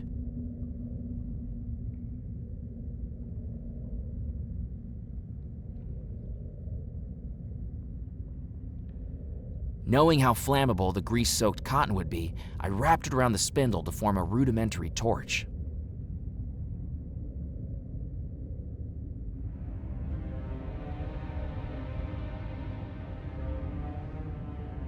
I took the final match out of the matchbook, careful not to drop it onto the wet floor, and ignited the torch. The torch burned brightly, dancing light into the formerly dark alcove, and that's when I saw it. Hidden within the rock face was a small metal box with a button on it. I pressed the button and immediately heard the sound of sparking electricity, seemingly coming from within the rocks themselves, and then...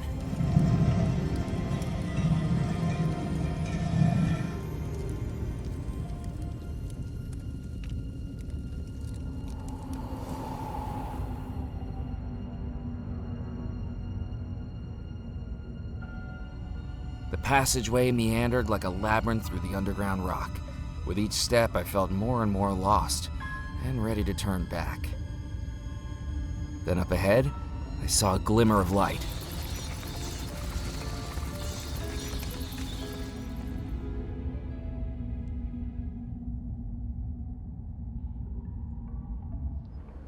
The top of the stairs appeared to be a dead end, but the wooden board blocking my way and the muffled sounds of electricity suggested there was more to this passageway than met the eye.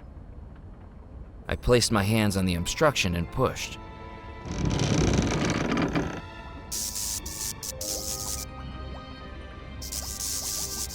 I emerged into a dimly lit office that seemed to have been taken over by frighteningly active machinery, and from the familiar groaning of wood, I realized where I was.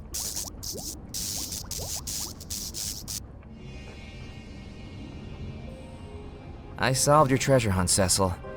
I hope you don't mind me taking this as my reward.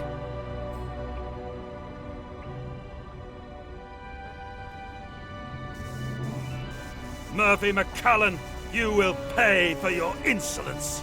I have the third key now, Rackham. The treasure doesn't belong to you.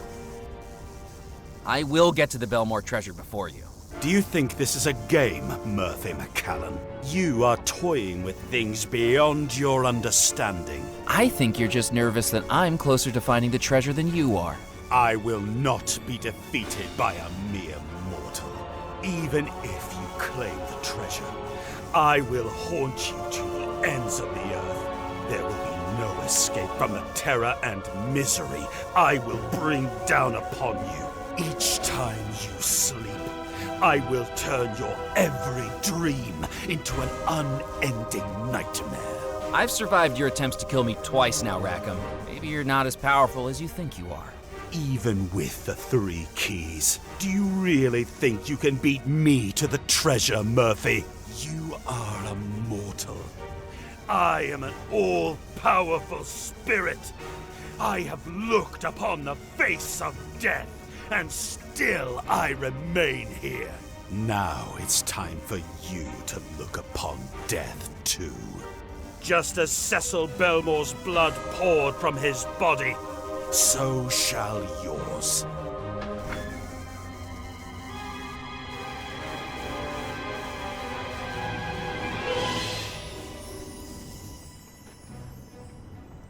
Rackham's telekinetic powers had dropped me onto the mill's conveyor belt. My wrists and ankles now tied with the same wire that was strewn about the mill, but at least the buzzsaw wasn't on. And then it got even worse.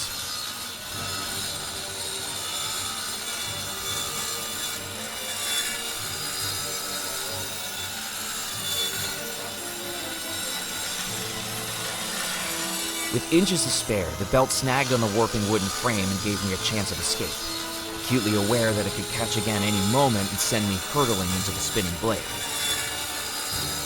I considered touching the spinning blade, but I was quite attached to my hand, and I wanted to keep it that way. No matter how hard I pulled, I couldn't snap it.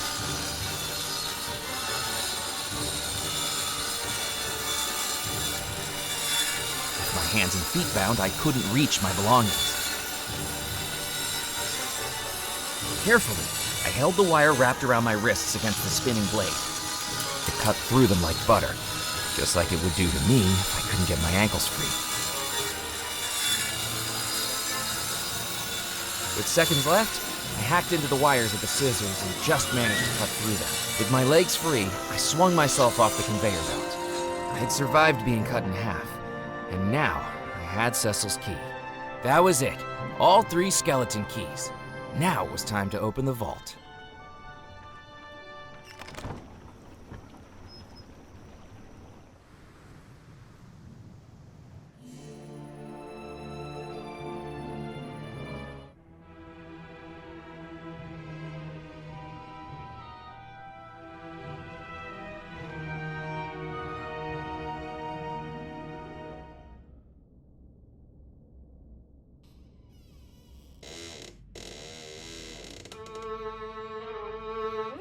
I found all 3 keys. Then waste no more time, Murphy. Place them in the fireplace, and may fate be in your favor when you find out what's within.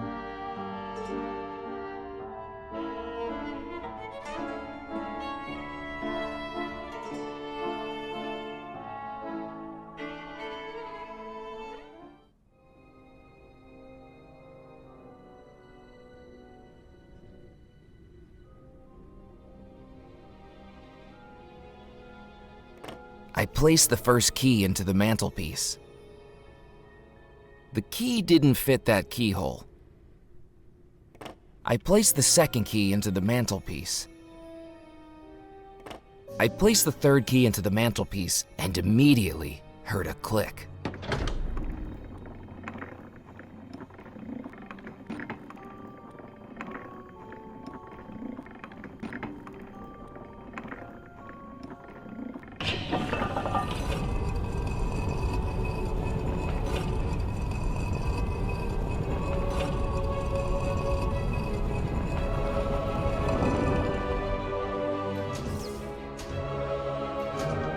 I didn't know what exactly I was going to discover beneath the house, but it was time to find out.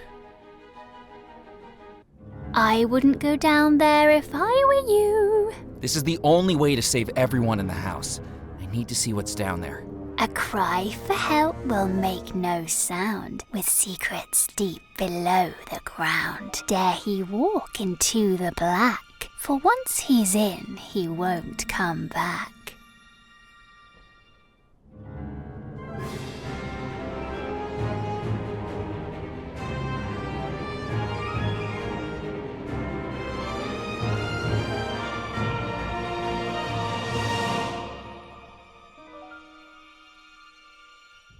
The staircase coiled down and down beneath the house, carved out of the very rock the house sat on. Lit only by flickering lanterns, I worked my way towards the green glow beckoning me at the end of the tunnel.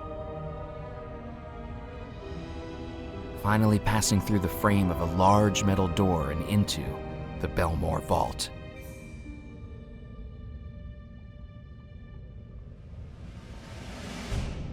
That must have been the treasure coffin.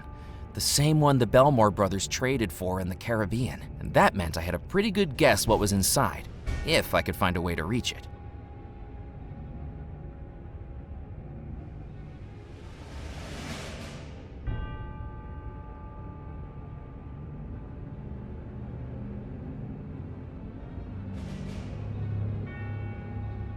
I reached down to the hand wheel and pulled it from the glowing water, careful not to splash any on myself.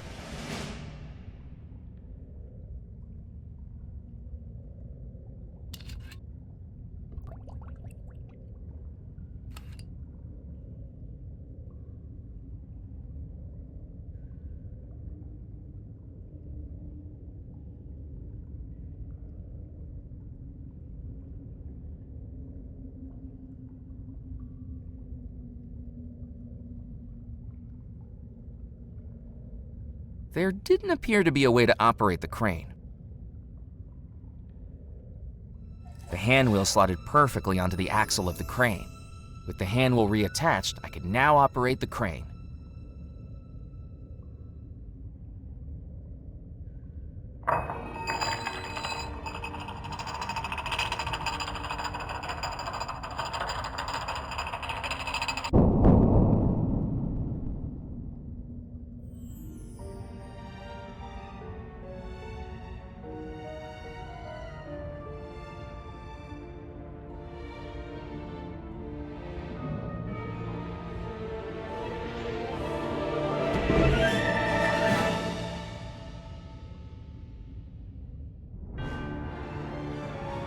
As I peered into the coffin, I saw for the first time the cursed artifact that had caused all of this.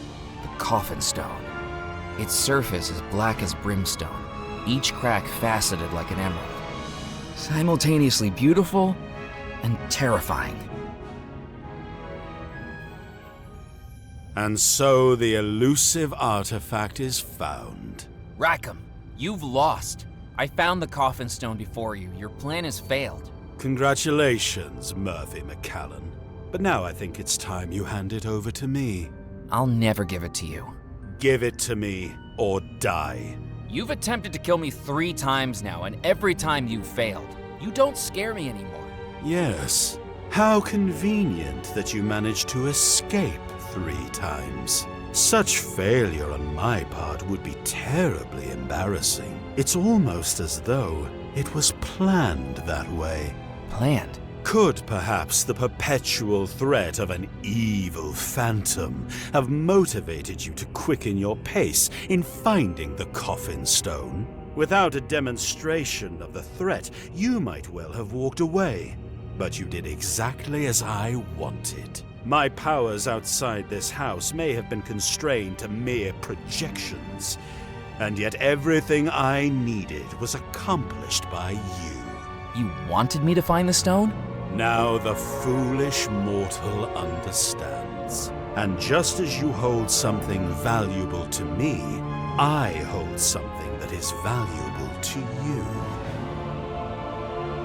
Abigail, are you okay? I'm afraid she's very much under my spell again, McCallan. And for the final time, too. Her final struggle to escape the spell. All that energy she spent to warn you. Wasted on someone as worthless as you. Now, because of it, she's trapped forever. I'll save her.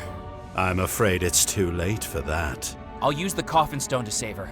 You know nothing about the stone, McCallan. Do you even know how to use its powers? I know enough to not let you have it. Let me tell you the final piece of the puzzle. The Belmore treasure will belong to me. For years, I have studied and mastered powers beyond anything you could know. I deserve that stone. But as you've come to learn, Murphy McCallan, this magical artifact has one important rule. It will only work for its rightful owner. It cannot be stolen. It can only be bought or traded or inherited. I knew the Belmores would never sell or trade it to me of their own volition. But if I were to marry Abigail, all our worldly goods would become one another's. If she inherited the entire Belmore estate. Perhaps I underestimated her infatuation with that sailor. The need to look into the eyes of her true love as she vows I do. But tonight, it's time to perform the wedding again. And if she needs to gaze into her true love's eyes to go through with it, this time I will make that happen. Don't you remember yet, Murphy? Only you could be lured to the island. Only you could summon the spirits of the house. Only you heard the call of the treasure within. You've been here before. Walking through the port town of Deadnettle, I could sense its history in every stone, brick, and plank. I know what your mind sees when your eyelids close. Tell me, Murphy, what do you dream of? I've been dreaming about this treasure since I first read about it. It's like it's calling for me to find it. It's like it can infect your dreams. Even without lights on, it felt like something inside the house was calling me, or warning me. I suppose fate will always bring 2 soulmates together, even when they least expect it. It's very rare for someone to come back from the other side. It can happen. And Murphy, this ghost story, now it's your story too. You came back. You were the sailor, Murphy McCallan. Welcome home. It felt like I was falling through every memory of my life, and then every memory of the life I once lived, the realization crystallizing in my mind like a flash of lightning. I was the sailor. I remembered everything, an entire relationship coursing through my mind in seconds, and the tragic way it ended. But I'd come back for her. Abigail, you don't have to marry him. I remember. I loved you. I still love you. It's too late, McCallan. She's my bride-to-be now. She broke free of the spell the last time you tried to make her say I do. She'll do it again. It's me she wants to marry. You're right about that. This time, it'll be your eyes she sees before her.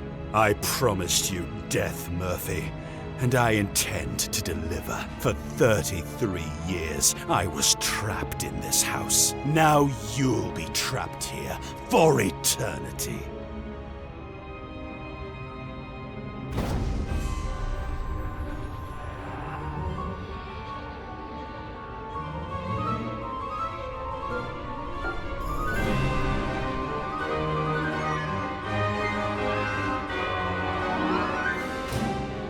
Such a feeble vessel, but I'll have to make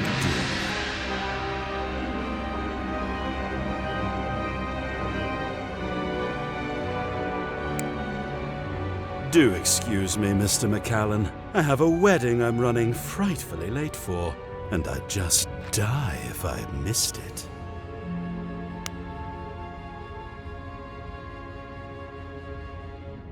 That's how I died. My body torn from its spirit, and then possessed by Rackham for his evil ends. All those times I'd read about the ghosts of Belmore Manor, and now I was one of them. But just like those ghosts, death wouldn't be the end for me.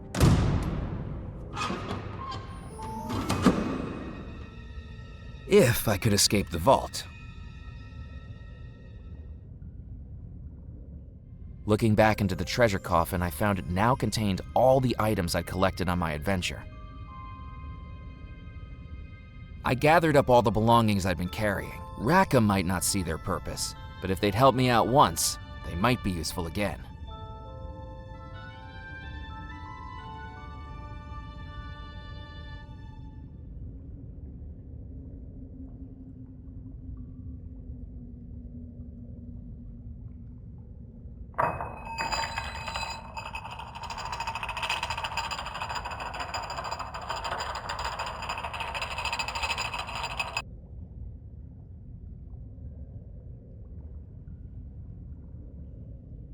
I'd once won a wooden whistle in a lasso game at the county fair. Now it was time to play the game with a little more on the line.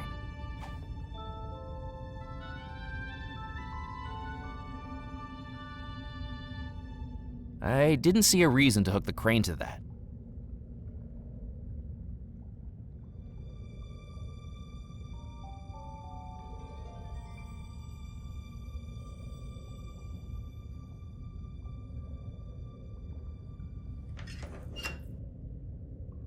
I attached the heavy metal hook to the handle on the door. Well, I hope that holds.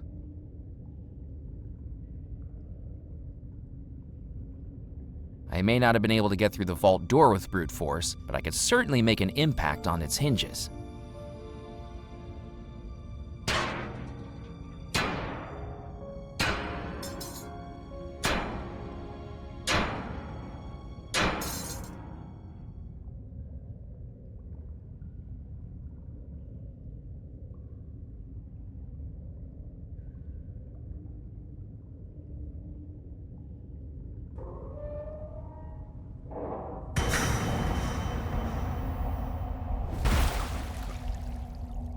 The vault door went crashing into the spirit water below, and in doing so gave me my escape route.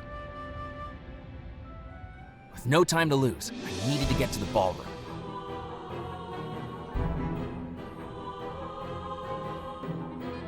We are gathered here today to join Abigail Belmore and Murphy McCallan in holy matrimony. Rackham's plan was taking shape. At the far end of the ballroom, Father Foskett was delivering the rites that would wed Abigail to Rackham, even if he'd possessed my body to do it. I needed to stop the wedding, and I didn't have much time left at all.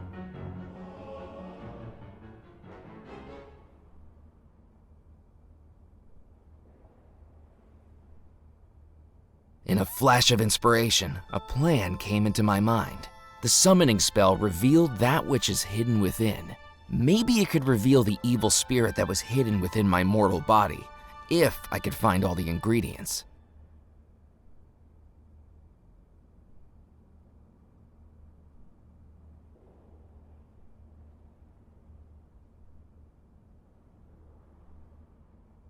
I placed the feather duster in the gree-gree. That would work as black feathers. I couldn't go any further and risk Rackham seeing me before I was ready to confront him.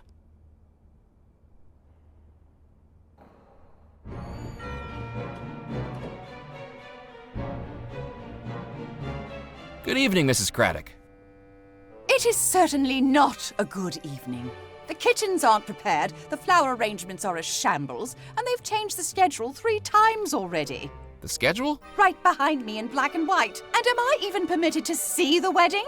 Of course not, in case any guests arrive late. Through a door we're supernaturally barred from passing through. I almost daren't say it, but I'm on the verge of resigning my duties. I am the head of housekeeping. I deserve respect. I need to stop the wedding. You shall do no such thing. I've put a lot of work into this event, and I won't have an off-the-street gutter snipe like you interrupting it. I'm barely hanging on as it is. What did you say was on the chalkboard? As I said, this is the schedule of tonight's events. I've spent the past 40 minutes writing that up, with all the calligraphic flair my teachers taught me in preparatory school. And now I'm hearing rumors that the schedule is going to change. No self-respecting housekeeper should have to deal with so much in such a short period. One more change, and I shall be handing in my notice. Goodbye, Mrs. Craddock. Goodbye, indeed. Noticing the similarity between Mrs. Craddock's chalk artistry and the wedding schedule, it was time to ask some questions. Are the times on your chalkboard correct? Excuse me. Whatever do you mean? Well, it's just that I was given this other schedule and the times are very different from yours. Maybe things have been shuffled around?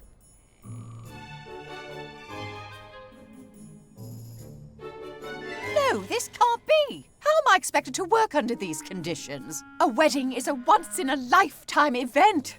If they keep reconsidering every decision, I can't be expected to keep up with it. Yep, definitely different. This looks like it'll take ages to fix. That's it! They're already at the altar. I shall be taking my leave. Somebody else can hand out the vol au vents. With the noise and waddling motion of a cranky goose, Mrs. Craddock strode across the grand hall, through a doorway and out of sight. Like a guilty schoolchild held back after class, I rubbed down the chalkboard.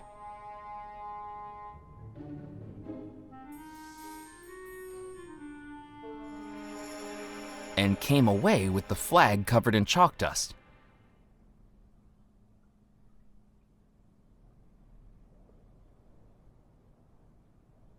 I placed the chalk dust covered flag into the gree-gree.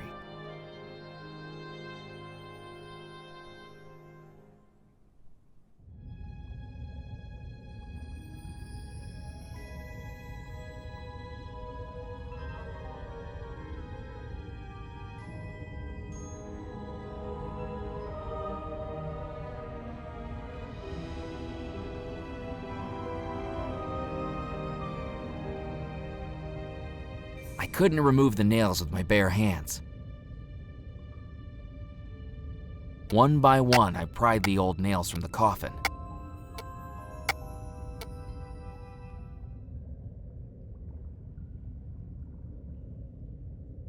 I placed the coffin nails into the gree-gree.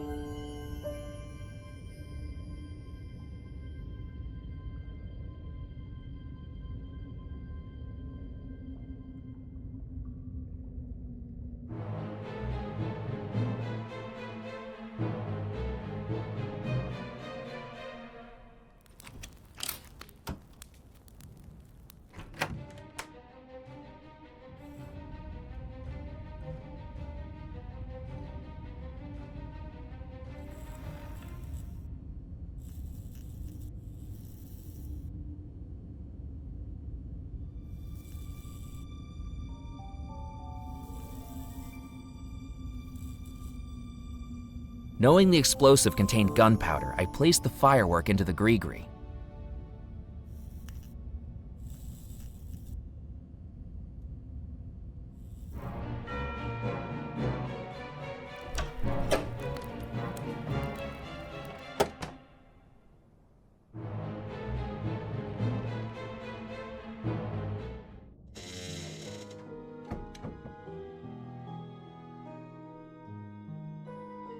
I picked up the horn. Abigail had no need for it anymore.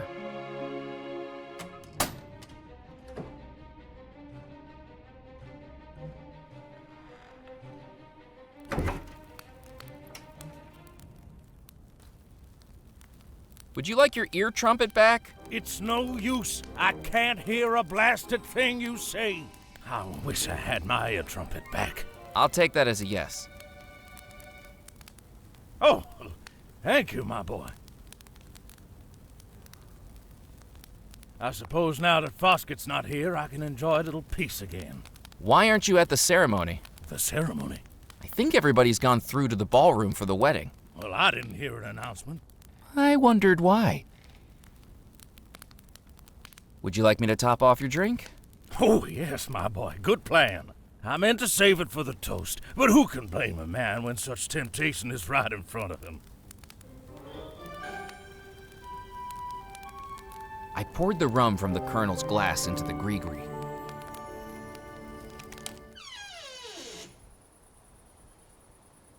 It was a strange feeling, staring at a decaying skeletal body that, once upon a time, used to be me. Knowing the skeleton belonged to a former version of myself, I didn't feel quite as uneasy taking a piece of it.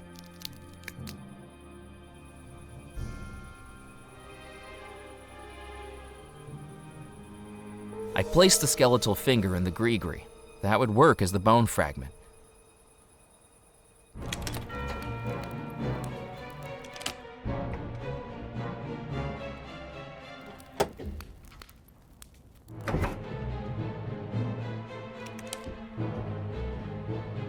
Walking back into the conservatory, I could hear the unnerving hum of electricity. The outer casing of the automaton had been removed. Clearly, Rupert was undertaking some maintenance on it.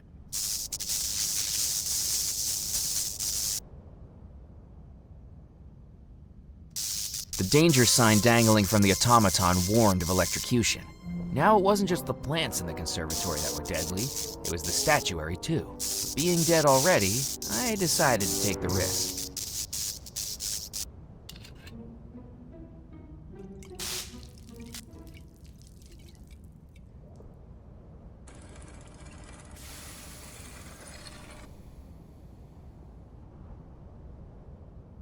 I took the engraved coin from the automaton's now open hand. Being made of silver, the engraved coin was just right for going into the gree-gree. That was the final ingredient. Now I just needed one more thing, an image of the focus. And this time, the focus was going to be me. I remembered the photograph of me that had been taken earlier that night, still privately tucked away inside the captain's license. I folded it up and placed it inside the gree-gree, knowing that it would work perfectly to direct the spell towards its focus, my own body. So the spell was ready. Now it was time to confront Rackham.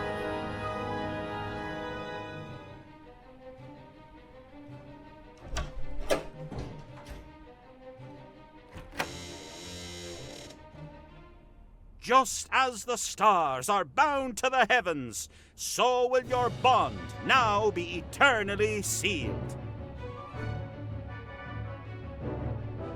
If anyone can show just cause why these two may not lawfully be wed, speak now or forever hold your peace. She doesn't love him.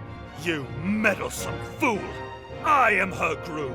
I will marry her. Rackham has been using dark magic. The bride is under a love spell, and he's possessed my body for this wedding. Your claims are the ravings of a madman. Foskett, resume the ceremony at once.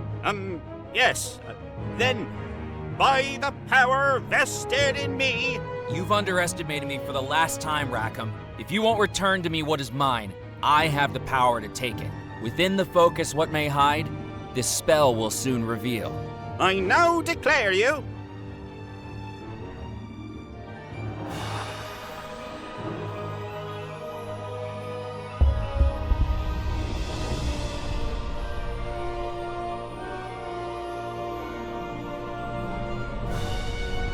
husband, and wife.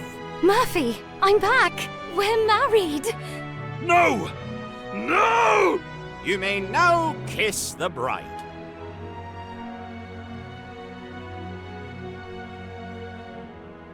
You fool! You've destroyed everything! I've saved everything, including the one I love. But there is one thing that needs to be destroyed, Rackham, and that's you.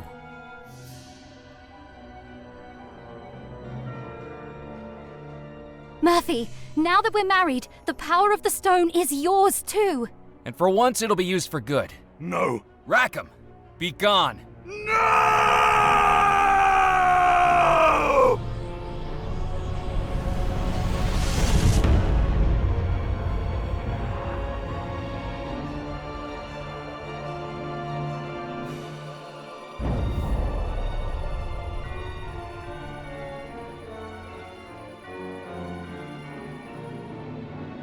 I knew you'd do it, Murphy. Do you remember now? I can't believe I ever forgot you. I knew you'd come back. Even if just for a final goodbye. Goodbye? Why goodbye? The spell is broken. The ghosts of the house are able to move on. And as I looked around us, I saw each ghost in the audience fading away as they passed over to the spirit realm, each with a grateful smile. With the heartbreaking realization, I knew Abigail would be next. Murphy, I think I have to go with them now. I can't lose you again, Abigail. It was worth it to see you one last time. You've freed me. Thank you, Murphy, for everything. No, I won't let this be the end. The coffin stone glowed green with the stolen years of Rackham's life. For once in a lifetime of evil, Rackham could do something good. The coffin stone captures a person's remaining years, and now it holds Rackham's. Abigail, I give them to you.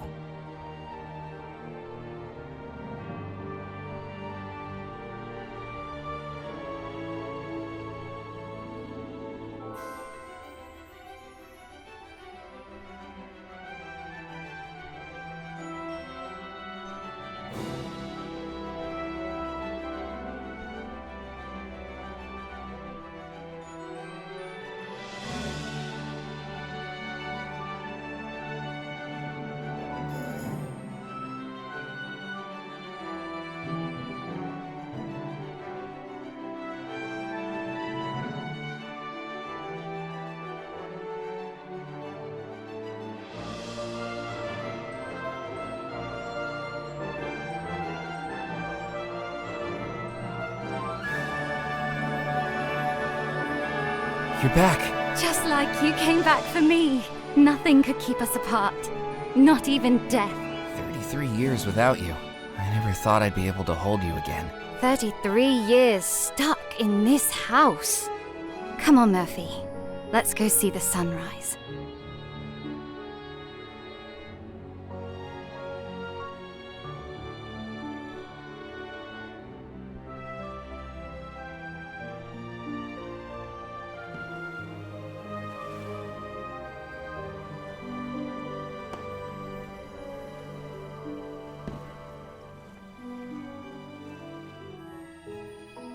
So how does it feel being a treasure hunter? It would have been easier if I'd remembered what the treasure was this whole time. All those dreams I had of a treasure calling out to me from this house. It wasn't $13 million. It wasn't even the coffin stone. It was you. You were the treasure. And you found me. Why did nobody tell me who I was from the beginning? You couldn't just be told you're in love with someone you don't recognize. You needed to remember it yourself. I knew it would happen eventually. Why did nobody living recognize me? Rackham had all kinds of powers I'm not sure we'll ever understand. For years, he'd been trying to erase all memories of you. His plan relied on it. To everyone else, you became just a blur. How could anyone really make the leap to realize you're a reincarnation from 30-something years ago? You didn't even know it yourself. How did I come back from the spirit realm? Don't you remember? No, I remember the moment I died, and then the earliest memories of this new life I've been living, but nothing in between. Madame Planchette told me that spirits can come back if their ties to the mortal realm remain strong enough. But even she doesn't know more than that. Who knows if we'll ever find out? What happened to all the ghosts in the house? They'll all have crossed over now. So many years of life destroyed by Rackham's deeds. And he didn't even need the coffin stone to do it. The spirits no longer have much to keep them here in the mortal realm anymore. They'll be happier that way. And we all end up there eventually. In some cases, we come back. What happened to Rackham? I don't know, but I hope his spirit was destroyed. I'd hate to think it's moved on to the spirit realm. All I do know is that we don't have to worry about him here anymore. What are we going to do with the coffin stone? It stayed safe in the vault for over 30 years. For now, perhaps that's where we should return it to. I think it's our duty now to watch over it, to make sure it never falls into evil hands. Again. So, this is the end of our adventure. This is only the beginning, Murphy. It took a bit longer than we expected, but we're married now, after all these years. The rest of our lives are ours again. Till death do us part. And even longer than that.